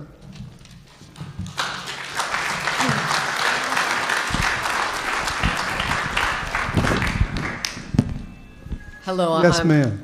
I'm Alice Court, 7 Valley Road. I'd like to express my concerns about this article. At the Thursday Selectmen's meeting, I spoke at the Citizens Forum about this discussion, but as of 10 a.m. this morning, my comments are not included in the online videotape of the meeting. Only the first part of the meeting with the FinCom and the moderator is shown. I am dismayed by the commentary in Article 27. Notably, it was changed when he read it today. In the rest of the warrant and in commentaries in all previous warrants I have read, Nahant citizens were given factual and objective information on the issues at hand with an understandable recommendation from the FinCom so they could make their own informed decision and vote accordingly. The commentary in the warrant printed this one is completely different. It's an opinion piece with unsubstantiated descriptions, speculation, inaccuracies, and innuendo. For example, the statement, quote, "The bylaw's onerous requirements and duplicative rulemaking create an undue burden on Nahant homeowners," end quote. Where is the evidence that this bylaw is onerous or duplicative? As far as I can tell, in 7 months under this bylaw, one homeowner had to submit a permit request, which was approved. In comparison, Articles 19 and 20 that we've already discussed talk about the need for a stabilization fund and passage of the override, an item that increases the taxes of virtually all homeowners on Nahant. But nowhere did I see the use of the word onerous. Don't get me wrong. Although higher taxes are to me an unpleasant occurrence, I am in support of the override for the good of the town. And I believe we must do unpleasant things at times in support of this very special place. But in Articles 19 and 20, we are presented with appropriate facts only. My point here is that for Article 27, the use of onerous when one homeowner had to file one permit request in 7 months is one example showing that this piece is an opinion and not facts. Regarding point number 1 of the commentary, quote, "The bylaw affects the hundreds of homeowners already within the protected area, not just approximately 77 properties facing new regulation," end quote. It may include those other properties, but we have been told that no additional permit needs to be filed for those other homeowners. So this is misleading, as the bylaw does not have an additional effect on those homeowners. Regarding point number 2, there is no guarantee, quote, "There is no guarantee whatsoever that the bylaw will do anything to alter Northeastern University's plans," end quote. Based on the 2 presentations to the town, we know that 1, a large building on the top of East Point was planned from the beginning, so the bylaw did not force them up there. Number 2, in their second design, the architect indicated that they were limited because of the bylaw. And number 3, based on their response to our questions, they make absolutely no guarantee that they will not expand or build further on any other parts of their properties. So they already have been affected. There may not be future guarantees, but don't we still want to try to protect Nahant as much as possible?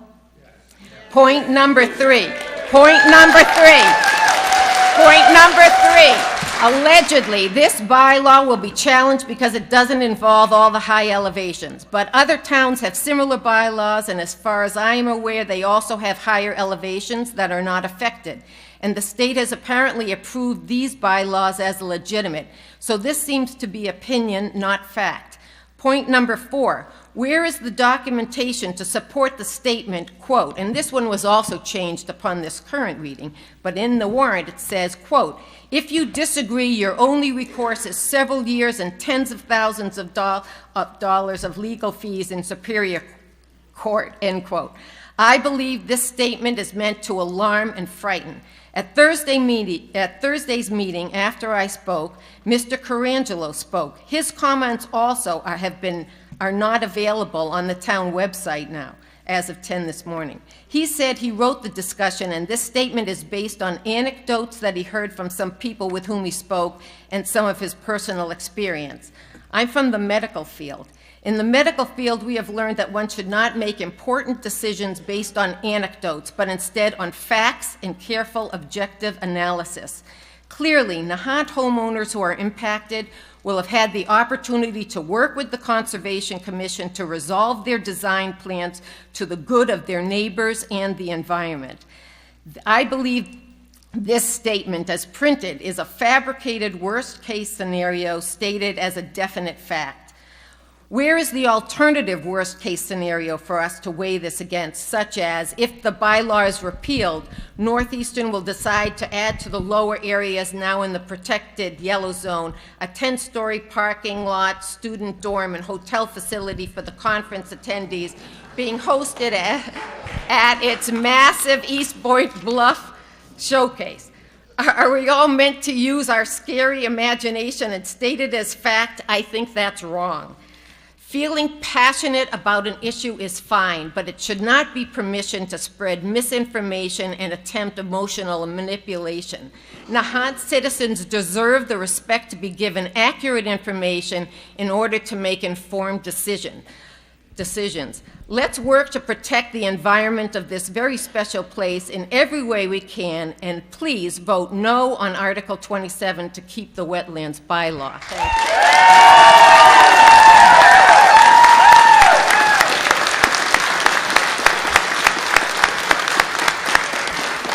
Mr. Carangelo. Yes, to clarify, in terms of the onerous nature of this additional bylaw, as stated on Thursday, and I'll say it again here, it is an 11-page bylaw. It has 16 pages of regulations. It carries with it new types of criteria, new types of inspections, new types of ways of evaluating property that were not in place before the bylaw was passed. That is more, and it is different, and thus it's a burden by definition.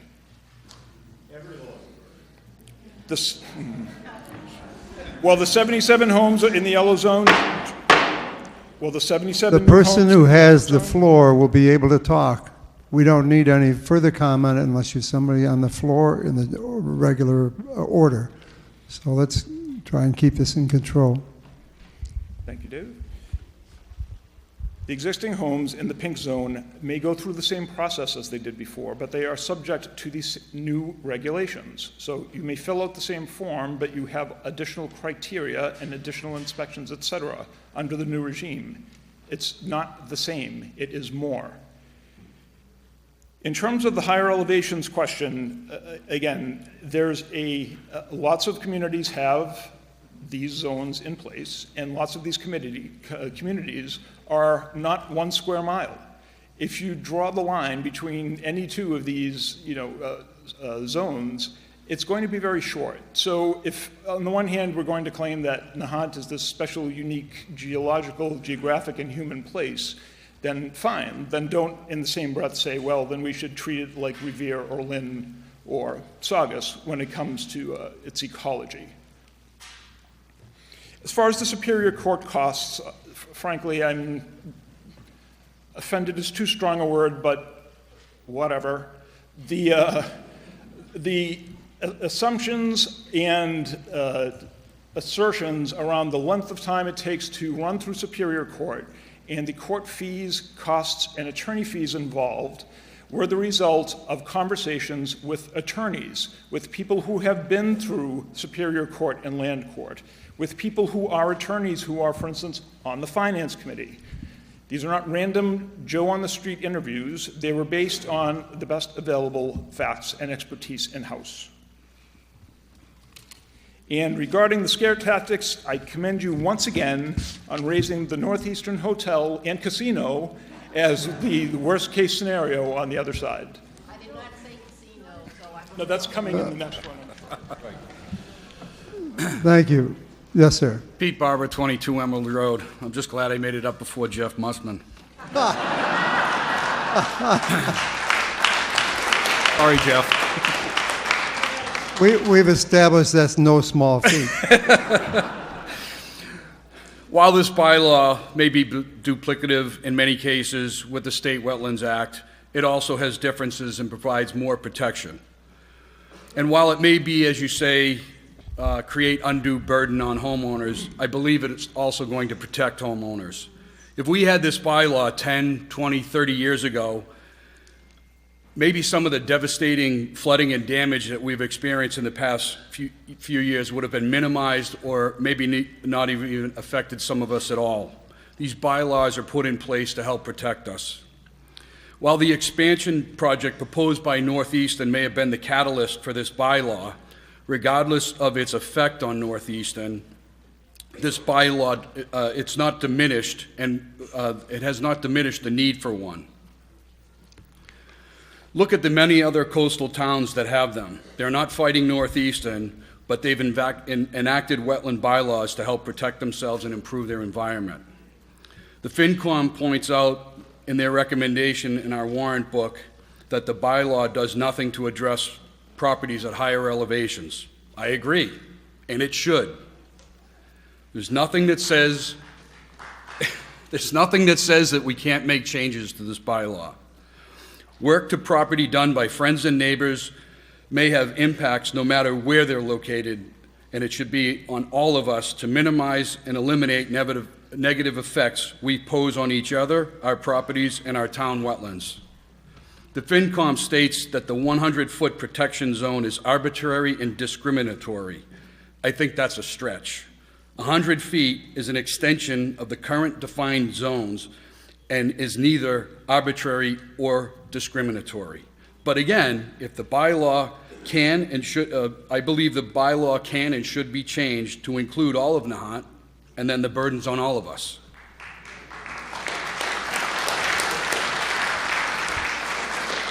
The bylaw specifies Mass Superior Court as a sole way to appeal. That's the case with all bylaws. Any bylaw we have in town, you need to go and appeal it to Superior Court. And while not the most prudent body to appeal to, it's the law, and if we want to change it, we have to do it on the state level. FinCom points out that the existing enforcement mechanism is ad hoc, that if someone on Concom or the building inspector sees something or a neighbor complains and that's how a violation gets detected, good or bad, that's how it happens. Currently, the building inspector and the zoning board of appeals are the folks that are out there and see when people are building illegally. To improve this mechanism, I believe the town should have an environmental agent or a conservation agent like most other cities and towns do, and the permitting process can help pay for this position. I've recently heard personal attacks against members of the Concom, FinCom, Board of Selectmen, and individuals about this bylaw. While we can all have differing opinions, we should not make this personal nor insert hatred. No one is making money on this bylaw or seeking power through this bylaw. They are all just trying to do what's best for Nahant. I can tell you from someone who has sat on town committees every year since 1995, you don't volunteer to sit on a town committee to make money or gain power. You do it because you love the town.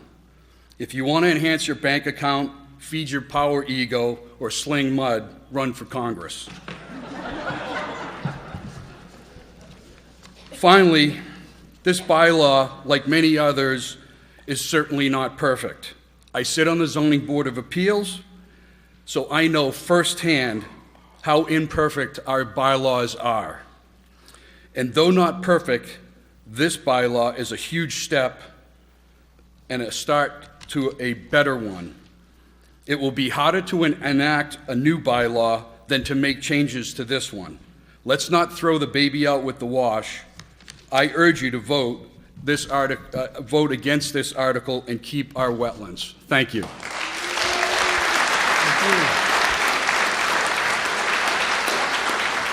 Yes, ma'am.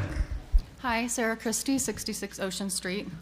I've been disheartened to hear some people characterize the wetlands bylaw as something that hurts some people in town. I believe that such a statement incites needless fear, and the facts don't support it. I live in the red or pink zone. My property has had restrictions on it since well before I owned it.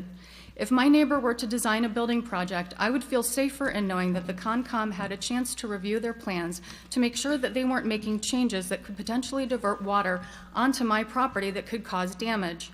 I would be pleased that the Concom could work with them to help them realize their goals without harming my home. By the same token, if I were planning a project, the last thing I would want to do is put something in place that would hurt my neighbor. I would welcome the Concom's oversight and appreciate their help in making a better choice, maybe using a different material for a driveway that I hadn't thought of or something like that. This bylaw has been in place for several months and there have been zero problems so far. I don't understand the frenzied rush to repeal it today. I would like to give it some more time, and if problems do arise, we can amend or repeal it then.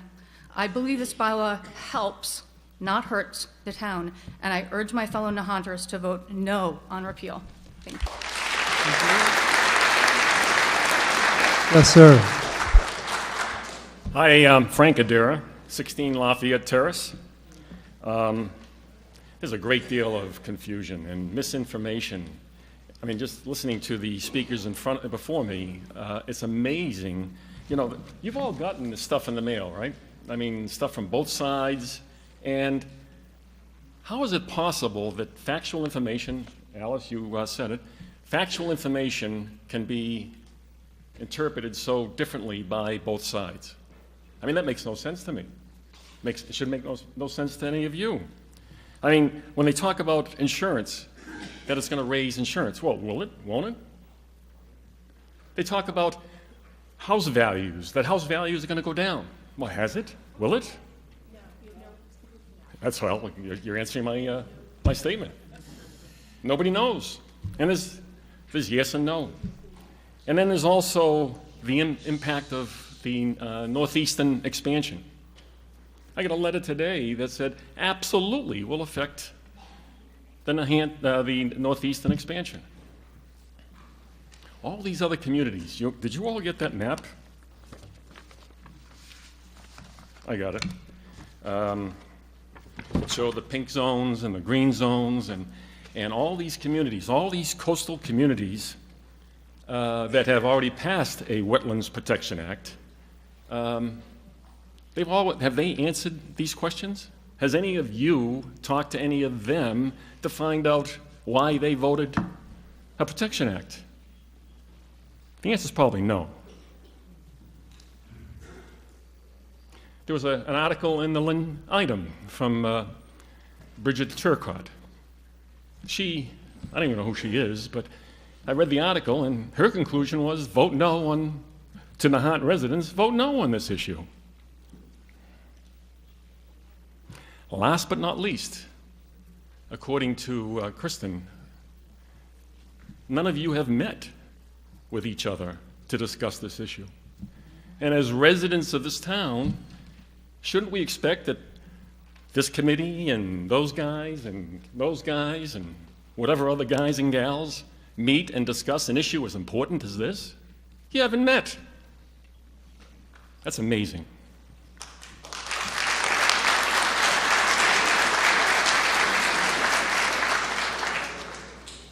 So I'd like to make a motion.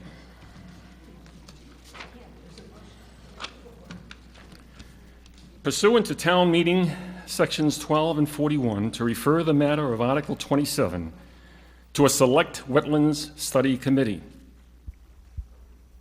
to be made up of the town administrator, 2 members or designees of the planning board, 2 members or designees of the conservation commission, 1 member or designee of the selectmen, and Vi Patrick, or a designee of SWIM. The Wetlands Study Committee will review the Wetlands Protection Bylaw and report back to us, the citizens, the facts, not opinions, but facts, at the next annual town meeting. So is there a second? So there's a motion to refer this to a committee, and according to our bylaws, I think that's allowed. Mr. Town Council? Under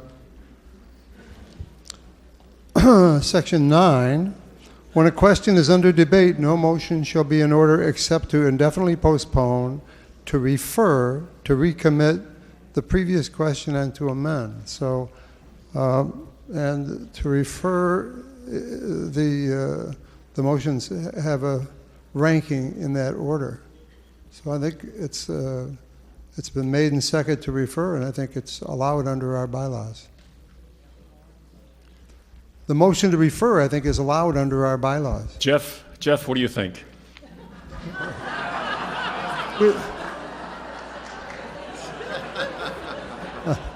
Okay, so the motion has Jeff been says made and yes. seconded. Could you give it to us in writing, please? Yep.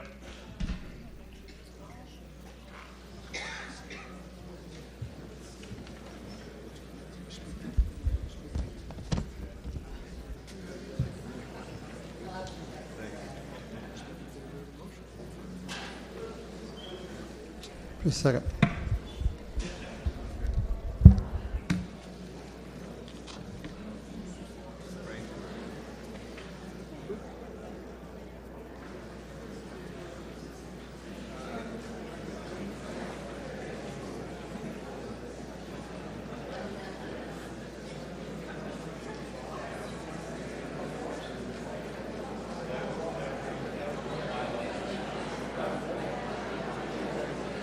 Frank, Lafayette Terrace.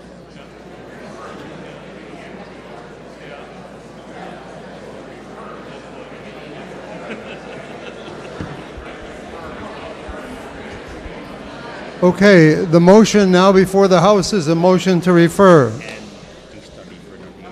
Yeah. If there's 30 people who want a ballot vote, we can do, yeah, anytime, but you need 30 people if you want to request it. So the motion before the House is now a motion to commit. I don't know what pursuant to town meeting time, sections 12 and 41. It's certainly consistent with those, but I don't think it adds anything to the motion. So I wonder whether, I think it just would add confusion. I might suggest, if it were me, I don't want to get involved. Well, your brain was burnt out a while ago. If it were, yeah, I mean, I've already. I mean, that Memorial Day thing, you know. I've proved it. So I would delete the pursuant to town meeting time, sections 12 and 41. They both support you, but you don't need to recite them in the motion, I don't believe. So I would delete those if I were you. What's the harm? What's the harm? I don't know. As a lawyer, see, you guys don't realize I'm a patent lawyer. We don't put you see all that language these poor guys got to read. Right? We can use a thing if it's in there. We can use that to reduce the. I don't do that stuff. I always believe that that language in a legal thing that's extraneous can only cause troubles. But we'll do it. I'm not going to get involved and do it. I just thought about it. Okay. So the motion is pursuant to town meeting time, sections 12 and 41, to refer the matter of Articles 27 to a select wetlands study committee to be made up of the town administrator, 2 members or designees of the planning board, 2 members or designees of the Conservation Commission, 1 member or designee of the Selectmen, and Vi Petak or a designee of SWIM, Inc., the wetlands.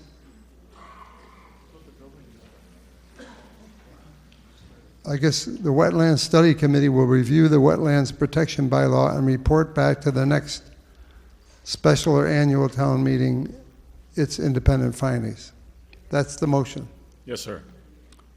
Yes, B. Oh, it's been seconded, right? It's seconded already. Yeah, it's all set. If I heard you correctly, and I may be wrong, I move to amend this this motion to refer. We haven't voted on it yet, have we? No. No.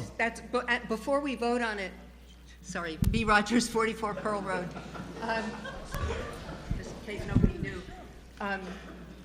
When I heard you listing these, and of course none of us can read it, it said the town administrator, representative of the selectmen, the planning board, the conservation commission. I didn't hear the finance advisory commission in there. Am I correct that if this committee does not propose to include, this proposal does not include in the makeup of the committee members of the finance committee? I don't see the Finance and Advisory Committee listed. Then I move to amend this gentleman's motion to add to the list of the composition of this committee 2 members of the Advisory and Finance Committee. Not 2. No, it's a motion to amend. So A half. Half is fine. has there been a, so B is making a motion to amend the motion before the House. How many members? So has there been a second? Good. All right, so the language you want to add, B, 7 people. B. is 2 members. Yeah.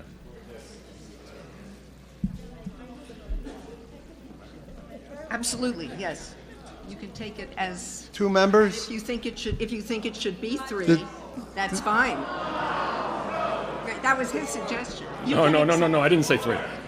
You can accept that as an. Ladies and gentlemen, come on, we're trying to figure out what's before the House, and so just remain calm at all times. Even though my brain is gone, we'll be able to handle this.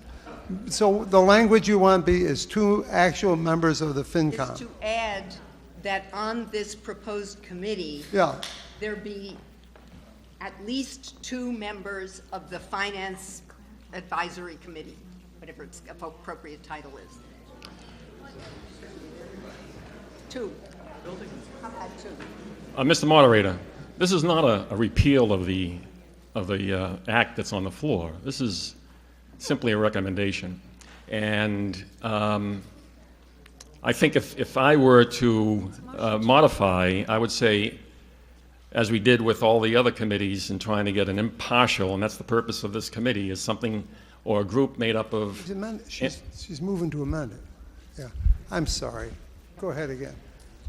The intent here is to create an impartial committee to come back with facts for us to decide, rather than hearing all these opinions, which basically are ridiculous. If we want to add 1 member from the Finance Committee, I will accept that, but only 1. Because, now you have 8. There were 7. Now they're going to have 8. Very difficult to, create an opinion with an even number. That's why I kept it to 7. Add the building inspector. And 2 is too many, especially after the All right, report so came back. you don't accept the amendment because it says 2 instead of 1? Yes. Okay, then we have to vote on the amendment. It's been seconded, and now the issue is the amendment to your motion to commit. So is there further, or To refer, I'm yeah. sorry. Is there further discussion on the amendment to the motion? I'd like to make a further amendment. Yeah. We only have 1 amendment. Maybe we can do 2. We can do 2, okay. All right, but is there further discussion on the amendment before the House? Yes. I would just like to say that the way the composition of that do you have it in front of you? Yes, ma'am. Right there. Okay. Thank you. The town administrator, 2 members of the planning board, 2 members of the Conservation Commission, 1 designee of the selectmen, or member, and a designee of SWIM.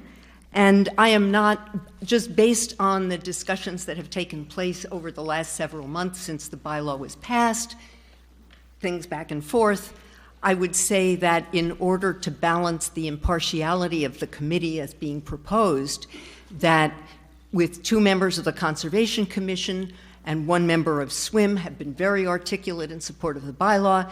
The Planning Board has been extremely supportive of the bylaw in historical, based on previous meetings, that it seems that 2 members of the Advisory and Finance Committee, who, in my experience, are thoughtful and fact-based analysts of these different things, that it seems to me quite reasonable to put 2 members of the Advisory and Finance Committee on this proposed study committee. I would offer that, just based on the numbers that she went through, in order to keep it impartial, you mentioned 3 people, 1 from SWIM and 2 from the Con Committee. And 2 from the Planning Board. Well, 2 from the Planning Board are impartial, and the town administrator is impartial. I mean, we're talking about, it's actually 4 against 3 if you're talking about impartiality. Yes, Mr. Ward. So I'd move to further amend to add an additional person to that committee, and I think that would be the building inspector. I think a lot of the decisions that would fall in this area, I think, are originally identified by the building inspector, and he's a part of this process, and I would think that he would be an appropriate source to review this. So I would move to amend Ms. Rogers' amendment to also include the building inspector. I accept that as a friendly amendment. Okay, so now... Excuse me, Mr. Moderator. Point of personal privilege, please. Point of personal privilege, yes. Yes, sir. I listed it as personal privilege because it relates to only the people who are on the line here. For, by the way, David Horrigan, 20 Sunset Road. For the second time, with very well-meaning procedural requests, people have not had a chance to state what they would like to say and get on the record and ask some questions. And obviously, we don't want to be here all day. I was wondering if the moderator would see fit to, for the remaining people in line, limit each speaker to 60 seconds so that people could get on the record or get a question if they'd like before we consider this amendment. Well, the amendment's been placed. And I think a limitation of maybe a couple of minutes per person after we dispose of the amendment, I would say we should, or dispose of the motion, I think would be worthwhile. But I think 60 seconds is too little for people who have been standing in line for a while. And I think this has been legitimately raised and legitimately amended, and the amendment has been legitimately accepted amendment. We have Understood, sir. That's why I tried to get it in under a personal privilege. We have to dispose of these things in the way that the rules provide. And so I'll accept your suggestion that we limit further discussion for 2 minutes per person, but I don't want to take it out of line. So. Understood. Thank you, sir. Thank you. Okay, so the way the thing is amended now is 2 members of the Finance Committee and the building inspector have been added to the people in the motion to commit. I have a further comment based on B's amendment, Alice Court, 7 Valley Road. I think based on my review of what was written in the warrant is B said that she's used to the Finance Committee having a fact-based approach. And I think it's pretty clear that with regarding this issue at this time, I don't think the Finance Committee had a fact-based approach. That is really not relevant to what we're talking about here. Ralph Colson, 38 Bayview Ave. This is a conservation issue. I don't see why we need two people from FinCom. And I'm sorry, the way that last statement was read earlier and how it's written in the book was not very nice. It was very one-sided. We don't need two members from that committee onto the committee. I think the idea of a committee was a wonderful proposal for it, but B, I love you. I don't think we want two people from that committee on this committee. So the motion, you're speaking against the amendment. I'm against the amendment of Thank adding you. two more people onto this committee from FinCom, from the Finance Committee. Okay, so I hear what you're saying. Yes, Tom? You're speaking on the amendment. Tom Costin, 369 Nahant Road. Yes, I Speaking will on the speak amendment. on the amendment because I haven't had an opportunity to speak on the repeal of the article. But one of the things that I was going to say is, you know, I've always admired everything that the Finance Committee has done, all the work that they put into these reports. I was so disappointed in the Finance Committee because of this Article 27. I won't read all of my statements. I'm going to read two paragraphs which pertain to this. The language of the last paragraph is especially intimidating, and these speculative accusations made by the FinCom were this isn't No, really... this is I'm this sorry, is appropriate this is because not. I don't want two members of the FinCom to be on this, David. That's why I'm speaking. I don't think it's appropriate. So what I was saying is that the language of the last paragraph, these speculative accusations made by the FinCom were conclusions decided upon without consulting the CONCOM. They further stated, we have strong reservations about an appointed body, the CONCOM, influenced by private organizations, for example, the Nahant Preservation Trust, having essentially free rein to determine any property owner's fate, forcing any opposition to a protracted and expensive process. Seriously. This language is explicitly divisive, intended to cause fear. It sets up a we versus them scenario in which they suggest that certain organizations in this town, especially the CONCOM, can be influenced by private organizations. Thanks, It is Tom. my understanding Thank you, that a Tom. majority of the Your FinCom 2 members who minutes voted on have this expired. recommendation to repeal the wetlands bylaw were in fact in the protected areas themselves. I see that as a conflict of interest. That's all I have to say, David. Thank you, Tom. All right. Further discussion on the motion, on the amendment. Further discussion on the amendment. Yes.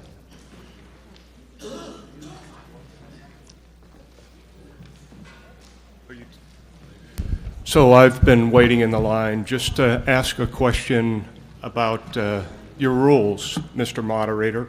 I'm trying to understand, in the back of our town meeting, it talks about changes and votes and how many people are required to vote for different things. So in this one, we're talking about a bylaw that affects people's property. So that means, the way I read it, is that any vote to carry takes 2/3 No, majority this vote. is just a bylaw, and it's majority. So the direction that you've given us is incorrect? I don't believe it. I'm reading, what motions require a 2/3 majority? Generally, motions which would make substantial changes to citizens' property rights. For example, motions to change zoning bylaws. Zoning bylaws, yes. Okay. Zoning bylaws, yes. So this is not a zoning bylaw? No. Okay, thank you. Zoning bylaws, definitely. So what percentage of vote is required for any action? Majority for this. Majority, thank you. Well, right now, we're talking about the amendment, and that's just a majority as well. Brendan Yes, sir. Brendan Bronick, said 2 Summer Street. Question about the potential amendment. Is it just directing the committee to look at the impact of the bylaw, or is the evaluation in a slightly larger scope to look at what are other alternatives to the current bylaw structure that might be more beneficial to the town? The way it reads is, we'll review the wetlands protection bylaw and report back to the next special or annual town meeting its independent findings. So the reporting back could include a larger scope as to whether or not there would be more beneficial measures that the bylaw currently does not cover. It says what I read. Okay.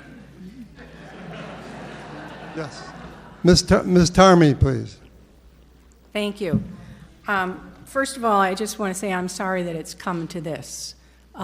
This is something that all year long I have come to meetings and spoken about how it's become very angry, and I understand it, and I always try to see both sides of every issue, and I try to stick to the facts. So I just want to say a couple of things that I've made notes as people have come up and spoken, and thank you all for speaking so eloquently. I thank you for stating that the catalyst was Northeastern. Thank you for stating that, because that's being transparent. The rush to repeal this, unfortunately, I faced that the very next day after we voted democratically to accept the wetlands. And as I said, all year long, as I have spoken publicly, I voted against the wetlands because I didn't think it was enough. As Mr. Manning stated, and as Mr. Carangelo stated, it should cover the entire town. We did hear from the Concom, the FinCom did hear from the Concom, and at that point, this was before the special election, we did ask them to slow down, to think about it. Why wasn't the entire town covered? They stated that there were things that they couldn't police with the amount of complaints that they had already. And we said, well, why don't you get those under control and then come back with this and talk to us again and, see what we can do together. Someone mentioned that we haven't spoken to both sides. I can speak to myself, and those of you out there to whom I have spoken to both sides, and I understand both sides. We've tried our best, but it's getting dirty and nasty, and this is not the place for that. I would hope that we could work something out. We voted democratically. The rush to repeal happened the very next day. Like I said, I was approached and said, we're going to get a special election to repeal this. I said, why? We voted. And if you have a problem with that, then the next town meeting is the place to bring it up, because that's the democratic process, and it has been brought up. We avoided the special town meeting, and we did what we thought was best as a committee. Does that mean it was unanimous? I believe it was 6-2 was the vote. So I ask you just to take that away and think about it. We're not nasty on either side. We're not mean. Both sides have in their heart what is the best interest for this town. And I just thank you for being a part of it. But please, let's not get down to accusing other people of doing things that perhaps they haven't. Thank you. Thank you.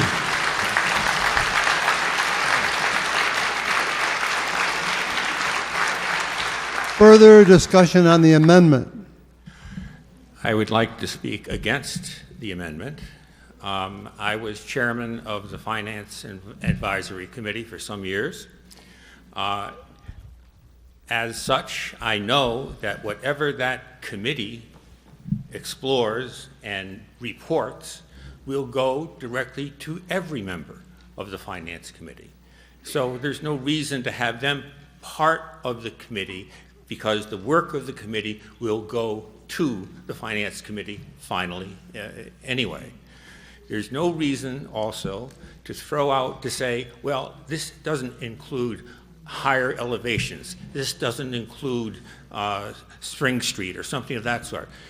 If additional measures are needed, we can take them. But that doesn't mean that we should throw away everything else.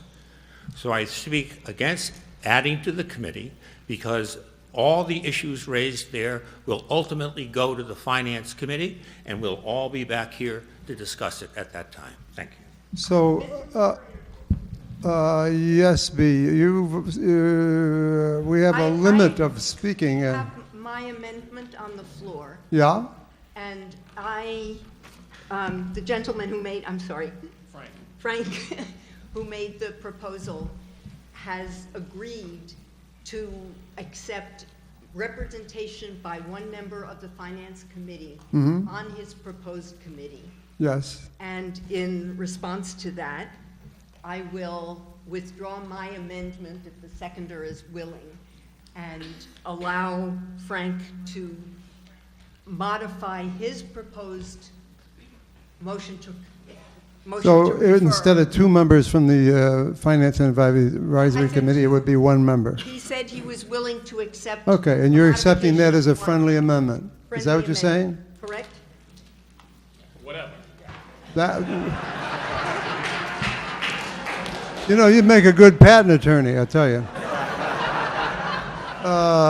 So you've accepted that as a friendly amendment. Now, So, no, he we accepted have it. the I've motion withdrawn my as amendment. amended, ready to be voted on. Yes. And would you kindly specify the committee composition that we're voting on?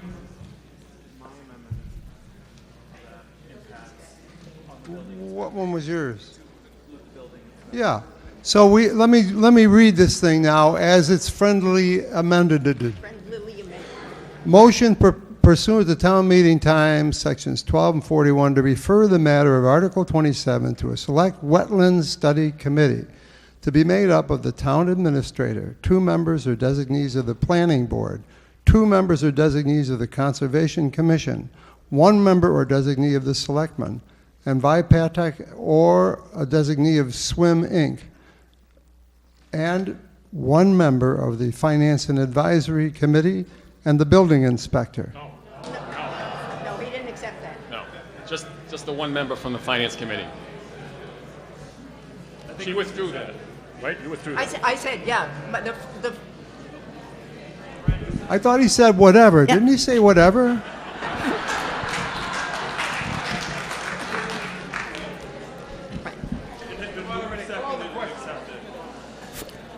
Frank agreed to accept as a friendly amendment, adding a member of the Finance Committee to his proposed study. Right.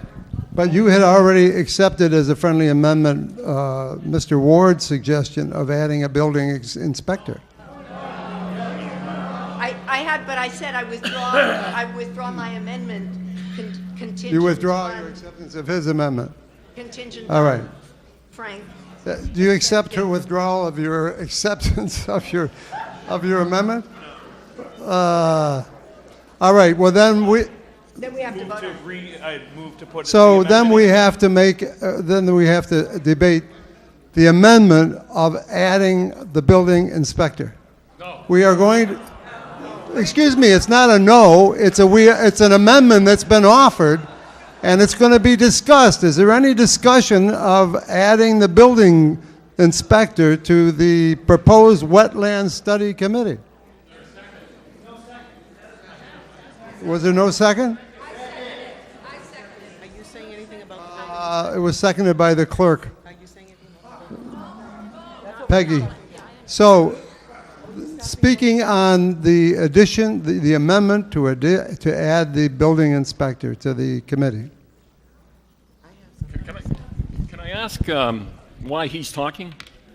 I mean, I made a motion. So B amended the motion or came up with an amendment to Right. the motion. Why are we going through an amendment to the amendment? Because you can do up to 2 amendments under our rules, and his amendment is legitimate, and so we have to discuss it. I tried to get out of that, and Mr. Lombard or somebody down here reminded me that it's legitimate. I'm a victim. So we are speaking on the building inspector. Anybody speaking? Yes, come forward. It's the building inspector. I'm a victim. I've lived here 45 years, 72 Surfview Avenue, Nahant, Paul Power. I've been through the blizzard of 78 and everything else since that time, and I'm halfway up a hill, and I'll tell you, in all these years, my house has never had a bit of a flood. Yet I'm in this zone now, and right next to me, next street over, it's the house is right next to me, but it's actually the next street over.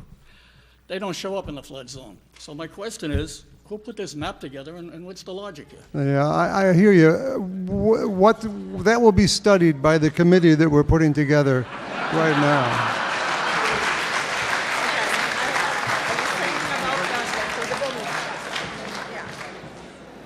Kristen Kent, 19 This Emerald is on Road. speaking on the amendment to add the building inspector, Yeah. yes. Kristen Kent, 19 Emerald Road. I'm the chair of the Conservation Commission, and although I didn't know this was going to happen, the commission it looks forward to the opportunity to work with everybody. I think it's a positive thing. I think it's what we should have done from the beginning. So you're in favor, right?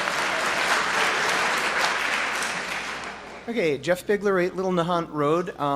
It seems to me that the motion to amend the amendment to add the building inspector was a motion to amend an amendment that has since been withdrawn.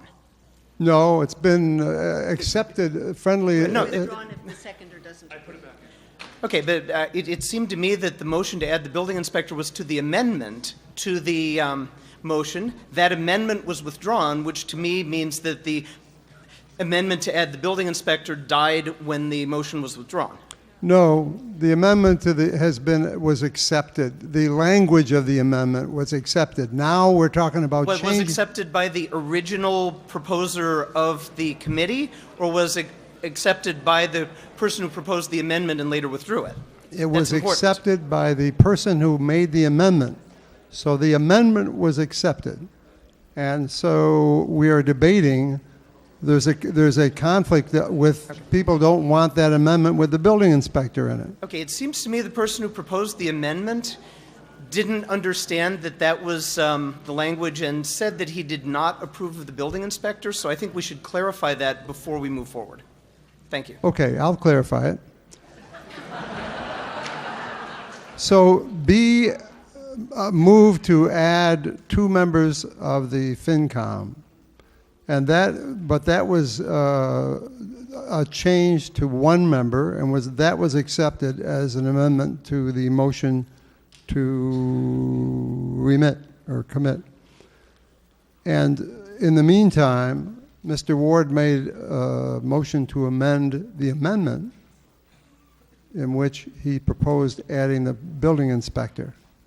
And that motion has not been accepted by the original maker. So we are debating that, and if we can get through that, wow, I think we can get the committees to keep on going, and we can all go home and have a nice drink.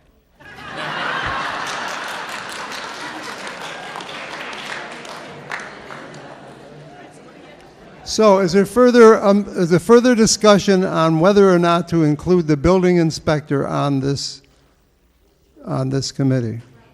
That's the only issue before the House. Yes, lady? Would I be out of order to call the question? No. Would I be out of order to say yes? No, I think you can call the question at this point. So the question has been called for. The question is whether or not the building inspector should be included in this motion to refer, along with a member of the Finance and Advisory Committee. So the motion before the House is to call the question. It requires a 2/3 majority vote. And if you don't think this has been discussed enough from your side, you may want to say, oh, well, we defeat the motion to call the question. But this is a question we're going to call. Those in favor of cutting off further debate on the secondary amendment signify by saying aye. Aye. Whoa. You see my pants wave in that breeze? Those opposed to cutting off debate on that issue, please say no. The ayes have it by far over 2/3. So now we are voting on the motion, on the amendment to add the building inspector to the Wetlands Study Committee. Those in favor of adding the amendment that would add the building inspector to that committee signify by saying aye. Aye. Those opposed? No. The chair is in doubt as well as in pain. So those who are in favor of adding the building inspector to the Wetlands Study Committee, please stand.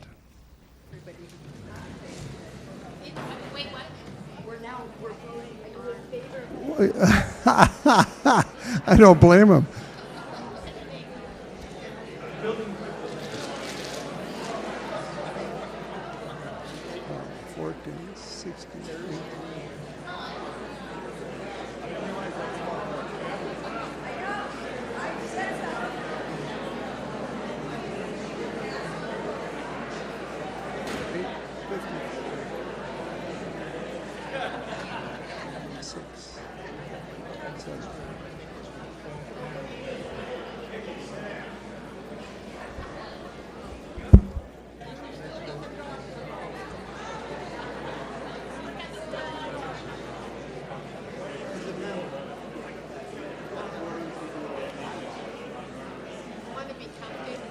No, I'm down. I went down.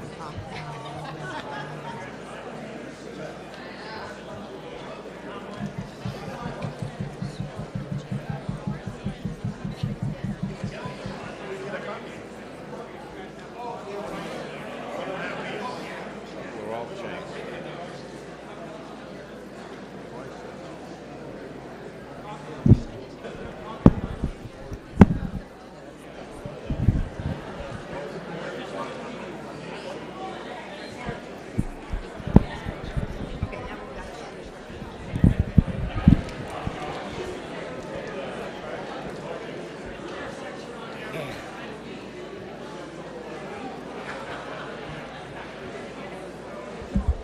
Thank you, ladies and gentlemen. Ooh, wait a minute. We had 3 more stand up. Okay, make it 60. All right, thank you very much. Sit down, please.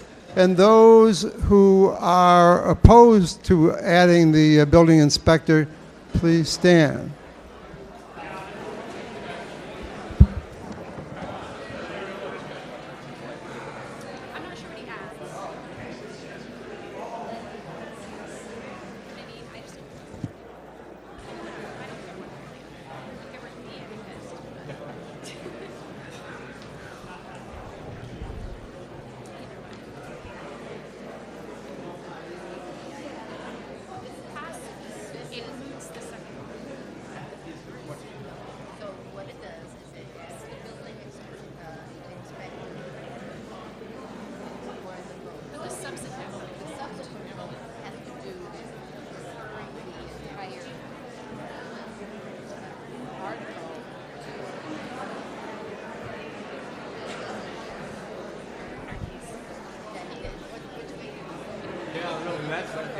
Whatever he voted is really what it should be. They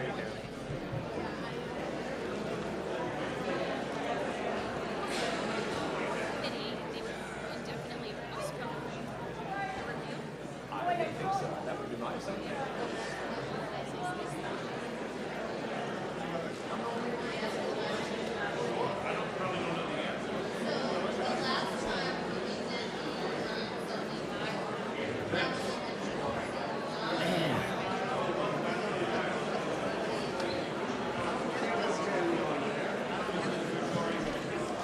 Yes, right now I am. Stupid. This is goddamn stupid. No, I know we have, but I want to make it look better right now.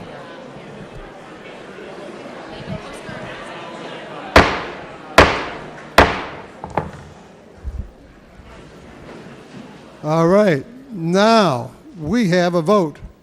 Those in favor of adding the building inspector, and this number did not happen to include the building inspector, was 148. Those opposed to adding the building inspector to this committee, 172. So the amendment fails. However, I really have some very good news. Our town council has earned his keep and made me turn the page in our bylaw book. And I saw the first page where motion to commit, the motion is accepted. But the second page, when you turn the page over, it says,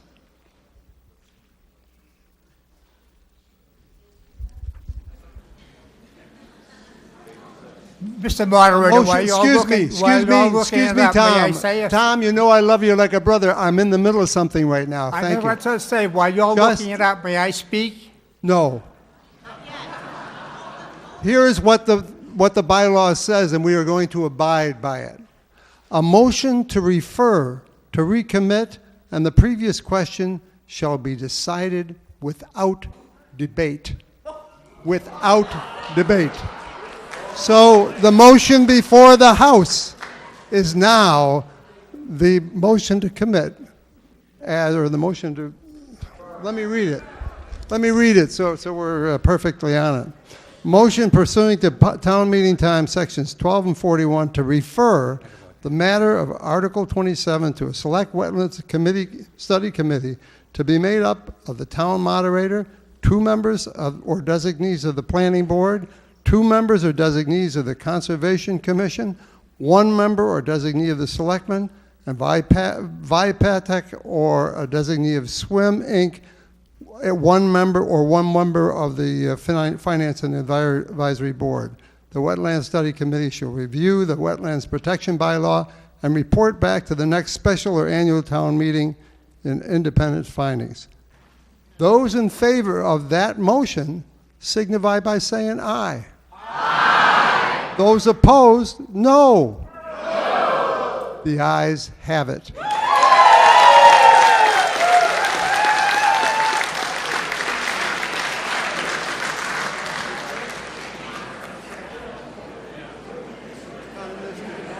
Oh, it's written out. Did I? Oh, I'm not going to do it. No way. Is it all No over? way. Right. That's it. That's what All right, ladies and gentlemen. What? Oh, yeah, okay.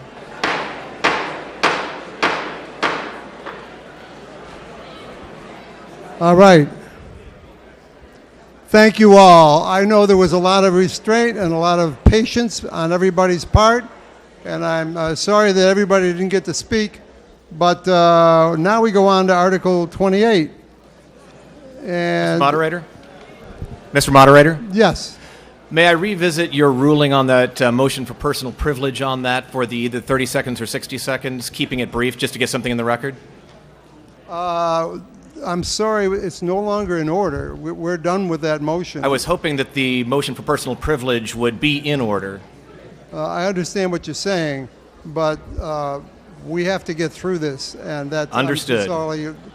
Sometimes that's how it happens. Understood. Thank you, sir. Happened to me a bunch of times, too. Yes, sir.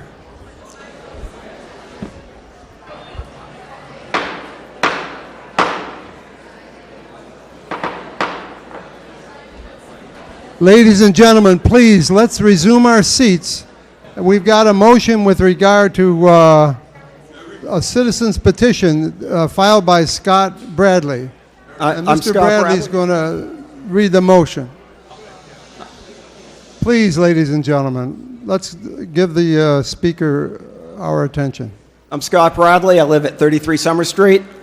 I moved that the town vote to amend the town bylaws, Article 8, Streets, Sidewalks, and Public Ways, Section 13, Control of Dogs, by adding at the end of subsection A the sentence, any town beach from October 1 through April 30 each year may be used for the exercise of dogs not on a leash.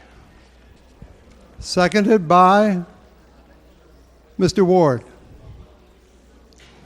James Ward, for the record. If I may? So, further discussion on the motion? Yes. Dogs are currently allowed on the town beaches from October 1 through April 30. This article simply allows them to exercise off-leash during those wintry months. Obviously, I expect dog owners to act responsibly. Although only 10 signatures were required for the proposal, 42 dog owners and non-dog owners quickly signed the proposal for a family-friendly Nahant in one afternoon. I grew up on Summer Street. Most of you probably know my parents, Polly and Larry Bradley. I'm pleased to be back living in town again on Summer Street. This article is not about Blackstone Beach. That's also Doggy Beach. Although this article will reduce the number of dogs on that beach by distributing the dogs to walking on beaches closer to where they live. This article is about keeping Nahant family friendly, and it's about common sense. During the colder months of the year, children and dogs don't get enough exercises. The beaches are void of sunbathers during these months, except for very, very, very rare occasions. The ability for children and adults to play with their dogs on the beach, for the dogs to frolic on the beach, affords them a significantly healthier life. For families with multiple dogs, the beach enables younger dogs to run and actively exercise, while older dogs walk slowly and get the appropriate levels of exercise. The closer people are, and dogs are, to be able to exercise to where they live, the more they will exercise. I've talked with many people from East Point to Little Nahant. 90% of the people support the article. However, I've also heard a few concerns. Some of those concerns fall basically into two categories. One is, quote, some bad dog owners. They don't pick up their poop. Their dogs exhibit aggressive behavior.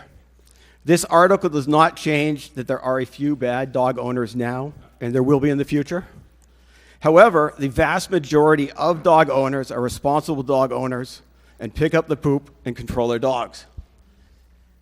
The other thing I've heard is we have Blackstone Beach, Doggy Beach. Get in your car and drive over. When it's midwinter and 30 degrees out, realistically, one can walk locally every day, but to drive to Blackstone Beach only once a week. The closer the walking is to the house, the more walking gets done. This article will also reduce the number of dogs being bused to Blackstone Beach. I've been asked by numerous people, why now, why me? This winter, I walked my dogs on Tudor Beach, Canoe Beach, 40 Steps Beach, Short Beach, Black Rock Beach, Doggy Beach, but almost daily on Tudor Beach as I did as a child. One day, an early December morning, when it was 20 degrees out with a slight wind, walking my dogs, Tudor Beach was empty, except for 3 people well bundled up, walking their dogs on the beach. They were throwing balls for their dogs to chase, your quintessential picture of a family-friendly Nahant. Then, after the people with their dogs had turned around and were heading back from one end of the beach, the police showed up. Now, I was shocked that someone would call the police so early in the morning on the only people on the beach who were simply enjoying the time with their dogs and picking up the poop. Certainly not a family-friendly thing to do. The police officer was very kind and gracious. But if a call is made, the police have to log it, and they have to respond to it, as they should. But common sense is needed. What truly shocked and disappointed me was that when I discovered that it was in fact a Board of Selectmen who had called the police, and that he felt it necessary to call the police instead of sliding open his window, peering down on his fellow Nahanters from high above the seawall, and simply waving hello. Certainly what was done was not very family-friendly. So given the strong personal bias of this person, I feel he should recuse himself from this discussion as a selectman representing the people, or if not, that the people here should realize that his personal bias is so strong, his words should be taken not as those of a member of the Board of Selectmen, but as his personal opinion. We don't get personal on our discussions here. It's just background information. I have researched the leash laws of every town on the North Shore. Many allow off dog and off leash on the beach in the winter. This article has the support of all but one of the selectmen and the support of both candidates for selectmen. 9 out of 10 people I've spoken to support the article, and I hope you will vote yes for a family-friendly Nahant and allow kids and dogs to walk on the beach in the winter. Thank you. Thank you.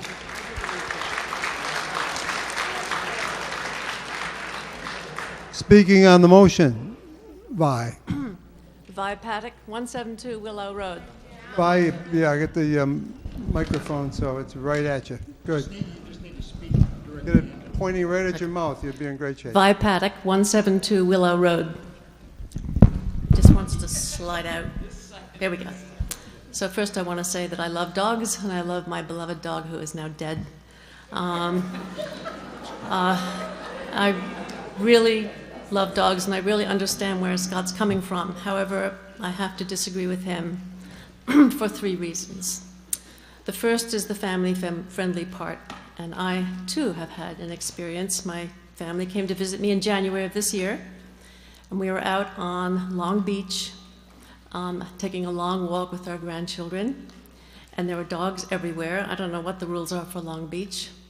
And there were these big dogs. One was a big, galumphing, happy puppy, 1-year-old, big.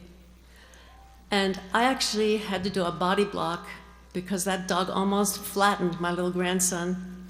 We had to corral my grandson to protect him from this goofy puppy. And it was not a good scene. And the owners, there was no bad intent, but when a family's going for a walk with little children, it's happened before in Nahant, and big dogs come up and try to lick them or knock them down. This is not a good situation, and I don't feel that dogs loose on the beach are a family-friendly situation. Second reason is that for those people who want to go for a quiet walk with their little doggy, be it a Chihuahua or a Great Dane, often do not appreciate having loose dogs come galloping up to them and having to deal with that situation, whatever it might be. Thirdly, one of the things I've noticed about people who let their dogs off lead is that they often don't see when their dogs do their business, particularly at the beach. These dogs can be quite far away. When we were out in January, dogs were really far away from their owners, and they couldn't see what they were doing, and they weren't going to run out in the surf and get you-know-what, pick it up. So for those reasons, I do not feel that this proposal is family-friendly, and I urge you to vote against it. Further discussion? Yes, B. Hi, B. Rogers, 44 Pearl Road. I'm also urging people to vote against this amendment. Sorry, but I am.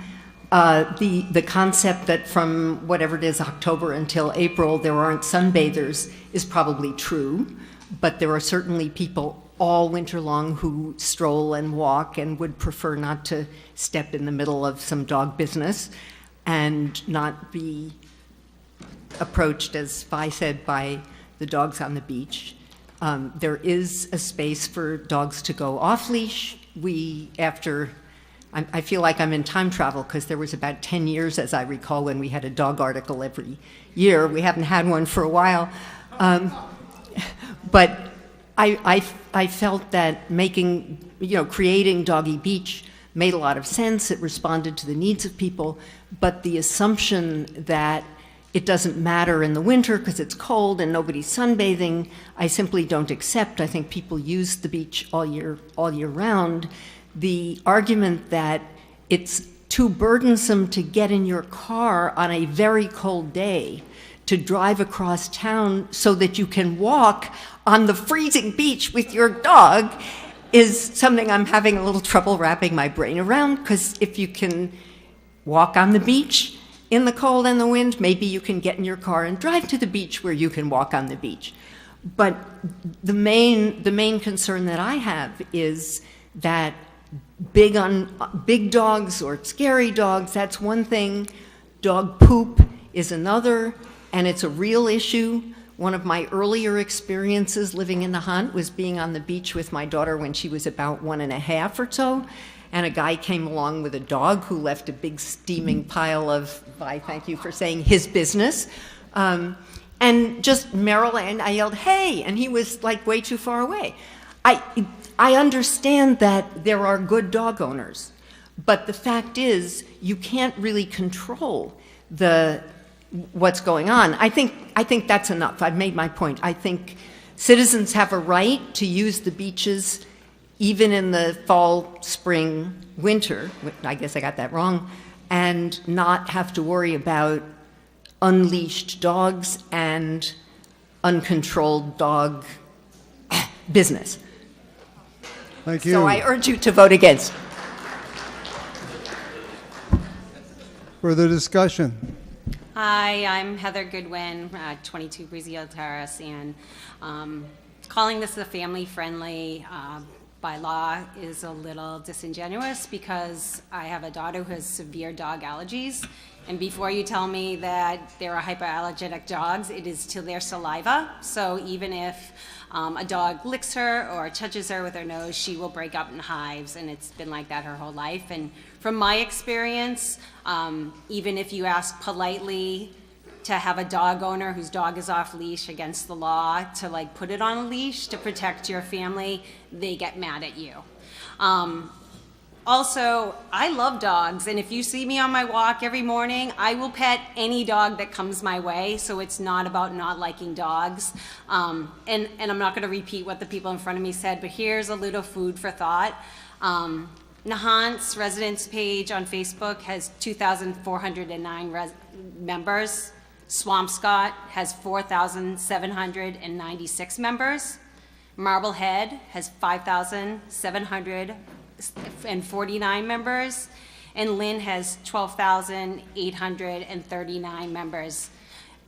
That's 4 Facebook posts away to these community pages to invite 25,793 people to come to Nahant in an Uber or find a parking space with their dogs, and they will. So once it gets out that town is now every beach from 40 steps to East Point you're welcome to just hop out of a car with your dog any time of day or night, I think we would be in trouble. And that's my point. Thank you. Further discussion? I'm Cecilia Dietrich, 10 Valley Road in Nahant, and I'd like to encourage people not to support this. I don't want to repeat what the people ahead of me said, but I also don't trust all dog owners to be responsible, and I would like very much to have a beach to walk on in the wintertime, any time of the rest of the year, without having to worry about a dog who loves me so much, but I don't appreciate their love, coming up and trying to share that love with me. So, thank you. Thank you. Further discussion? My name is Sean Canty. I live at 45 Castle Road. I'm a direct abutter of Doggy Beach, and I have a front row seat to everything that goes on there every day. I disagree that most dog owners are responsible. First of all, let me just state, I'm a former police officer. I've put my life in line so many times to go after and save dogs, from burning buildings to shutting down Route 93 at the Somerville line to stop traffic with nothing but a flashlight to aid a dog. I once agreed to pay over $3,000 to fix a broken leg on a dog we couldn't find the owner of. I'm a dog lover. I have dogs. I've never been without one, 4 generations of my family, and I'll never be without a dog. But 60% of the people down on Doggy Beach do not pick up. I have feces floating by my house so often that I don't swim there anymore. Now, as far as, I'm not here to talk about the nuisances of Doggy Beach, but I've never been to a dead dog call as a police officer because he was on a leash. I spoke to the dog officer just yesterday. I said, how many dogs do you think you have hit by a car on average, 5 or 6 a year? He said, triple. My thing is safety. Dogs are instinctive, reactive animals. They don't have logic. The best trained dogs, police and military, are still kept on a lead because they can take off after a blowing bag or leave and get hit by a car. They're the most stringently disciplined and trained dogs there are. And as far as exercise goes, even if Cesar Millan says A good, long, brisk walk is better for the joints, the animal's back and spine, than running them. I'm totally against this, and I beg you to please vote against this. All dogs should be leashed all the time. Thank you. Further discussion? Am I out of order to call the question?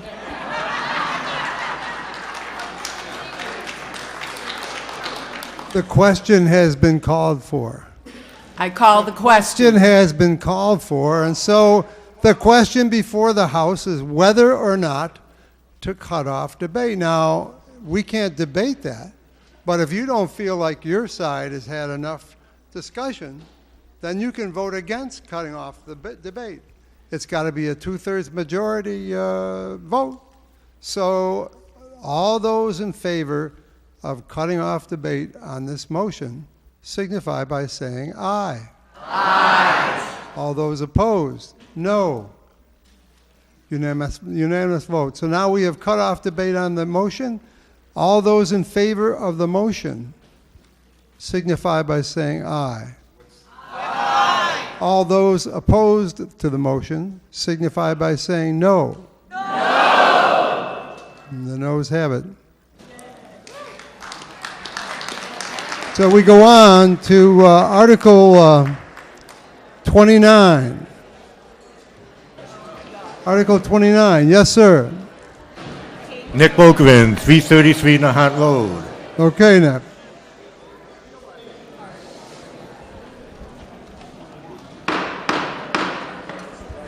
Ladies and gentlemen, we've got 3 articles left, and 2 of them are to either accept gifts or keep committees going. So we can be done in a few minutes. And I just want to say, if you just hold on for a little bit longer, we can get this whole thing done today, and I'll be your best friend.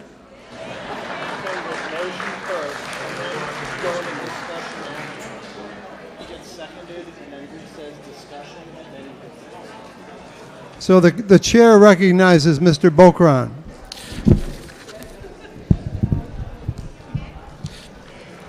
I always, I'm putting forth a motion. I motion that the town of Nahant require the town administrator and the board of selectmen to send a letter to the proper utility company requesting that no infrastructure for the 5G network be installed until the town has a discussion so as to be properly informed about the benefits and concerns with the 5G network, and then hold a vote on the issue. The letter shall ask for a quick response with an acknowledgement agreeing with our request. If the utility company refuses to cooperate, we can then discuss adopting a bylaw at a later date.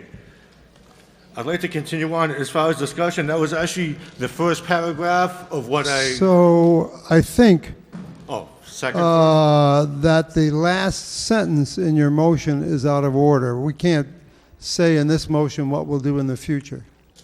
But I think the rest of it is acceptable. Town council, did you hear what the motion was?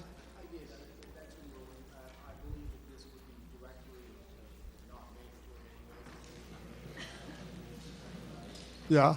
No, they're asking the board to set a letter, but the last one says if the utility company refuses to cooperate, then we can discuss. I think it just doesn't fit in, so. Thank you, Mr. Attorney. So I'm going to take it as if that last sentence was not in your motion. Otherwise, you go. So when I got the signatures, I had basically a couple of pages here. That was the first paragraph. I continue as a little bit of an explanation here also. 5G is referred as the Internet of all things. Everything will be connected by the Internet. Download speeds will be faster. Access to driverless cars. Communication between your refrigerator, TV, toaster, and yourself. All products will have an RFID chip in them and be accounted for on a network, a total info database. Concerns are that 4G operated in the 2.4 to 5 gigahertz range. 5G operates in the 24 to 90 gigahertz range. To put it in perspective, the military's crowd control weapons operate at 94 gigahertz. The higher the gigahertz wave, the harder it is to penetrate structures, thereby requiring installation of antenna and cameras atop every light pole, electric pole, and probably every 2 to 10 building structures to produce an envelope of connectivity. Think of the aesthetics. Because of the higher wavelengths, the children, pregnant moms, and the elderly will be at greater risk. This also raises greater concerns about the effect on bees, butterflies, and birds, etc. Do we also want the info on everything that we do to be in one place to be hacked? How will it be paid for? Will the public be charged for something they might not need or want? The FCC in 2016 ignored scientific results, raising concerns when they rolled this out. The FCC is moving forward without releasing any mention of the health or environmental impacts, oversight, or corporate responsibility. Basically, we are requesting no 5G infrastructure be installed prior to a serious discussion and a vote by the residents of Nahant, we the undersigned, et cetera, et cetera. Thank you. Okay, I understand. One last thing also is I'm saying there are benefits in detractions. I guess one example would be, this is how you get driverless cars. This is how you get what? Driverless cars. Driverless cars. You have the envelope, whatever. So think of it in some of the cars in Nahant that I've seen have been acting like they're driverless.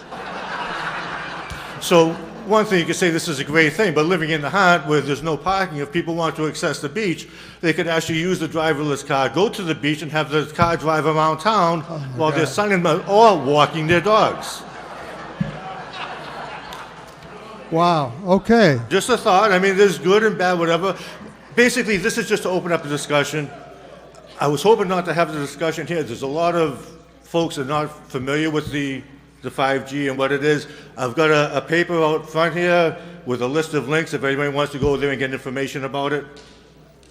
Good. Okay. Further discussion on the motion? Yes, sir. Brendan Baronic Olmsted, 2 Summer Street. No, sorry. Town administrator first, then you second. Sorry. We have a little privilege thing about people that work on it, so go. Honored.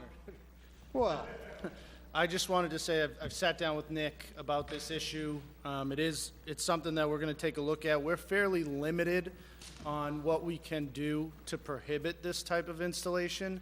However, the intent of Nick's article is for us to simply start the conversation and write a letter to the utility and ask them to hold off until we can talk about it. So not to hurry up and get this vote on the record, but we are happy to send this letter to the utility regardless of the outcome of this vote. Thank you. Further discussion? Brendan Baronic Olmsted, 2 Summer Street. I would suggest voting against this amendment. Primarily, 5G at this point does not have an official standard from the international bodies. There is no carriers are claiming they're starting to roll out 5G, but they've actually been very limited distribution, and the technology is at this point being identified only for condensed urban spots, that there's issues with the data transmission length that it can actually communicate, and that rural communities will not actually get 5G infrastructure. That's some of the current estimates. For Nahant itself, we're a small town. We have, I think, some cell towers in one of the churches. We had a mast for cell towers to be installed that at this point seems to be unoccupied. So that I don't expect any carriers going to actually be bringing 5G in when a standard is eventually created. This is something that's still probably 3 to 5 years off of a decision for us. Now, as for other implications about the environmental harm of 5G, that's something that's still being looked at. But there's some of the more recent demonstrations by T-Mobile has shown that the 5G signal is blocked by sliding glass doors, so that the implementation of this technology is still very questionable. So I think it would be premature for us to be taking this step. Thank you very much. Further discussion on the motion? Seeing and hearing none, those in favor of the motion signify by saying aye. Aye. Those opposed, no. The ayes have it. We go to motion number 30. Ms. Tuffy.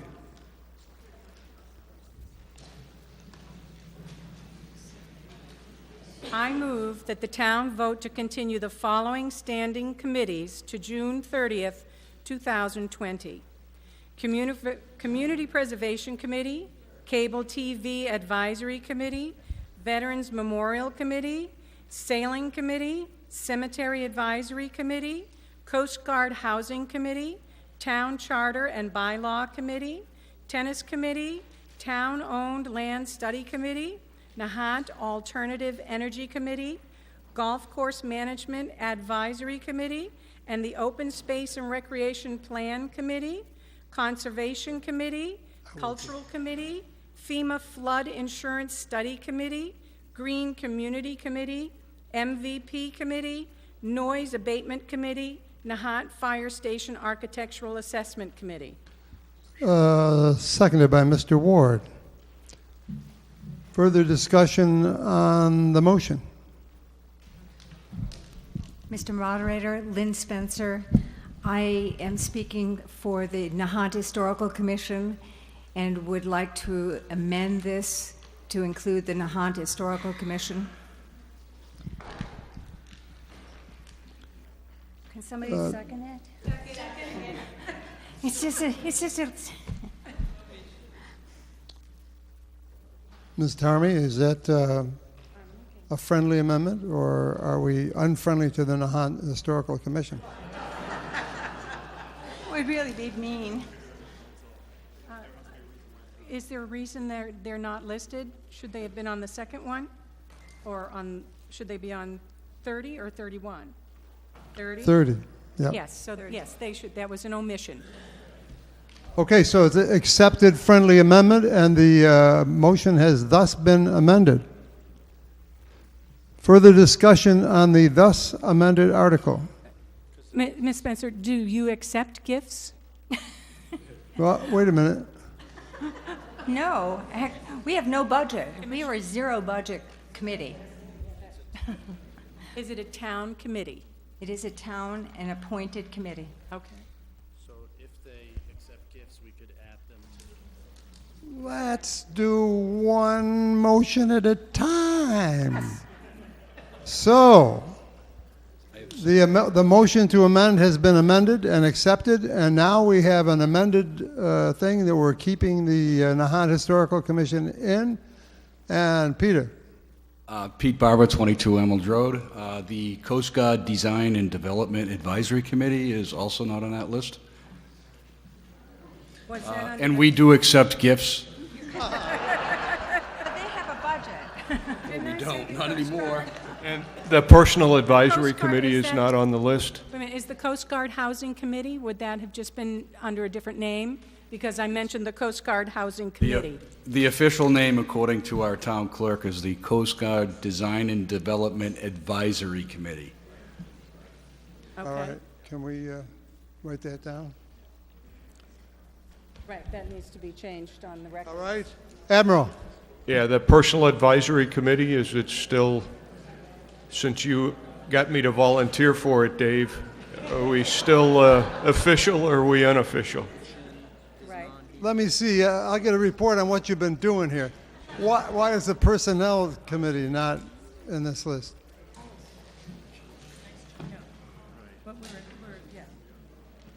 So these are, I believe the reason the Historical Commission. Hold it.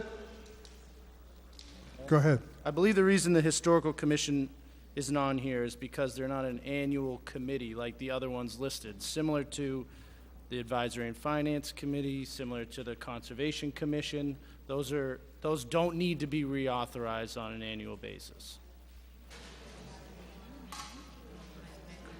Yeah, I don't think it meant, yeah. So what about the Coast Guard housing or the design? I believe if the title of their committee had changed, then we should update it. Okay. To the current title. Which is? The Coast Guard Advisory And Design. Okay.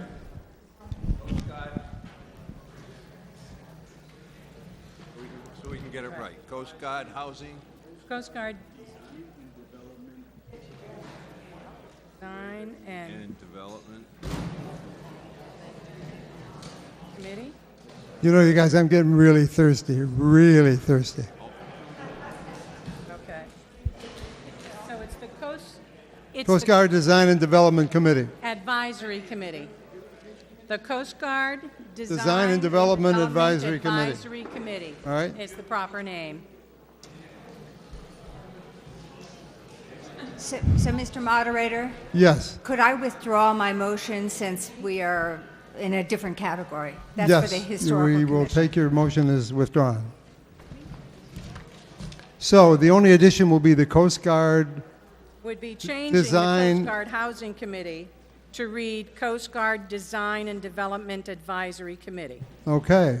Anything else, Nancy? Yep, Nancy Antrim, 110 Fox Hill Road. I used to be the chairman of the Beautification Committee, so I don't know if they should be on it. I don't know if anyone here is the chairman now. Beautification- I'm not the chairman Right. now, I'm just on it. But it's We do have the beautification beautification program is in the next motion. on the gifts, so I don't know if it has to be on the top one too. I don't, if, Right.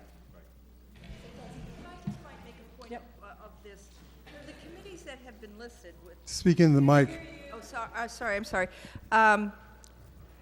Looking at these committees that I see listed on Article 30, most of these committees are formed as what you consider a committee, and that means you post meetings, you take minutes, and you report them as such. I have never gotten any kind of posting from the Historical Commission. I've never got appointment letters. I don't, and the same thing, the Beautification Committee, I don't know. Perhaps I've gotten appointment letters, but do you actually meet as a board and decide things? You have not posted them ever with me. If they're considered to be under the jurisdiction of an open meeting law formed committee, I would say I don't have any information on that. So that's for not me to decide, but whatever does get decided, if you are then designated as such, then you follow the rules like everybody else, and that is posting minutes, rotation of your committee members. Okay? Right. But it's still, honestly, if the money's exchanged, you're saying you're could accept gifts, or, well, should that happen, that's the reason why you want to be a formed committee. Okay? Okay, so have we the motion solidified? I believe so. The only change is changing Coast Guard Housing Committee to Coast Guard Design and Development Advisory Committee. All Okay. other committees here remain the So amended, the motion is has been amended to correct the name of the Coast Guard Committee, and I'm wondering if there's anyone in favor of the motions, signify by saying aye. Aye. Anyone opposed, signify by saying no. Wow. All right. This is my first Coast year Guard. on the FinCom, and I was told, I said, go easy on me. I mean, these are ones that have never had questions in the past. Come on. You've done marvelously, marvelously, and now we're going to give Judy Sahora a chance.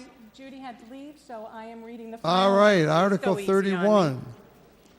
I move that the town vote to accept gifts or grants of money for the Nahant Life Saving Station, Green Lawn Cemetery, 4th of July Committee and Fireworks, Recreation Commission, Council on Aging, Johnson School Programs, Beautification Program, Sailing Committee, Tennis Committee, Charles Kelly Scholarship Program, Veterans Memorial Committee, Nahant Community Garden, Nahant Public Library, Youth Commission, Nahant Public Safety Departments, Department of Public Works, Nahant Veterans Association and Memorial Day Committee, Nahant Santa Parade Committee.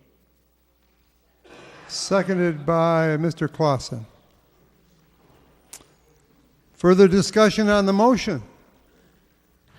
Seeing and hearing none, those in favor of the motion signify by saying aye. Aye. Those opposed, no.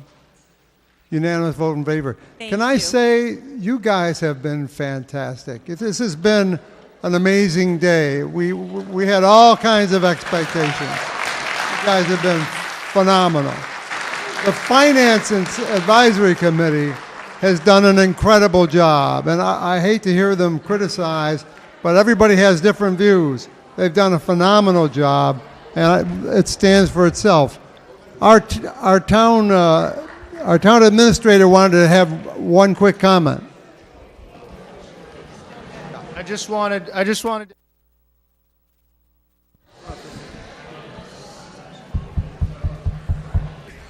to thank everybody for coming. This is an awesome turnout by all of you. You all deserve a round of applause. Thank you for coming today. Thank you for being patient and cooperative with the crowd.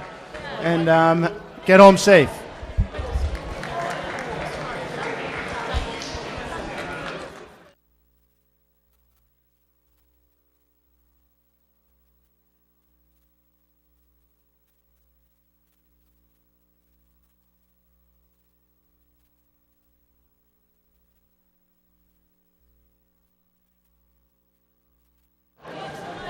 The business of this meeting being concluded, this meeting stands dissolved. Thank you, one.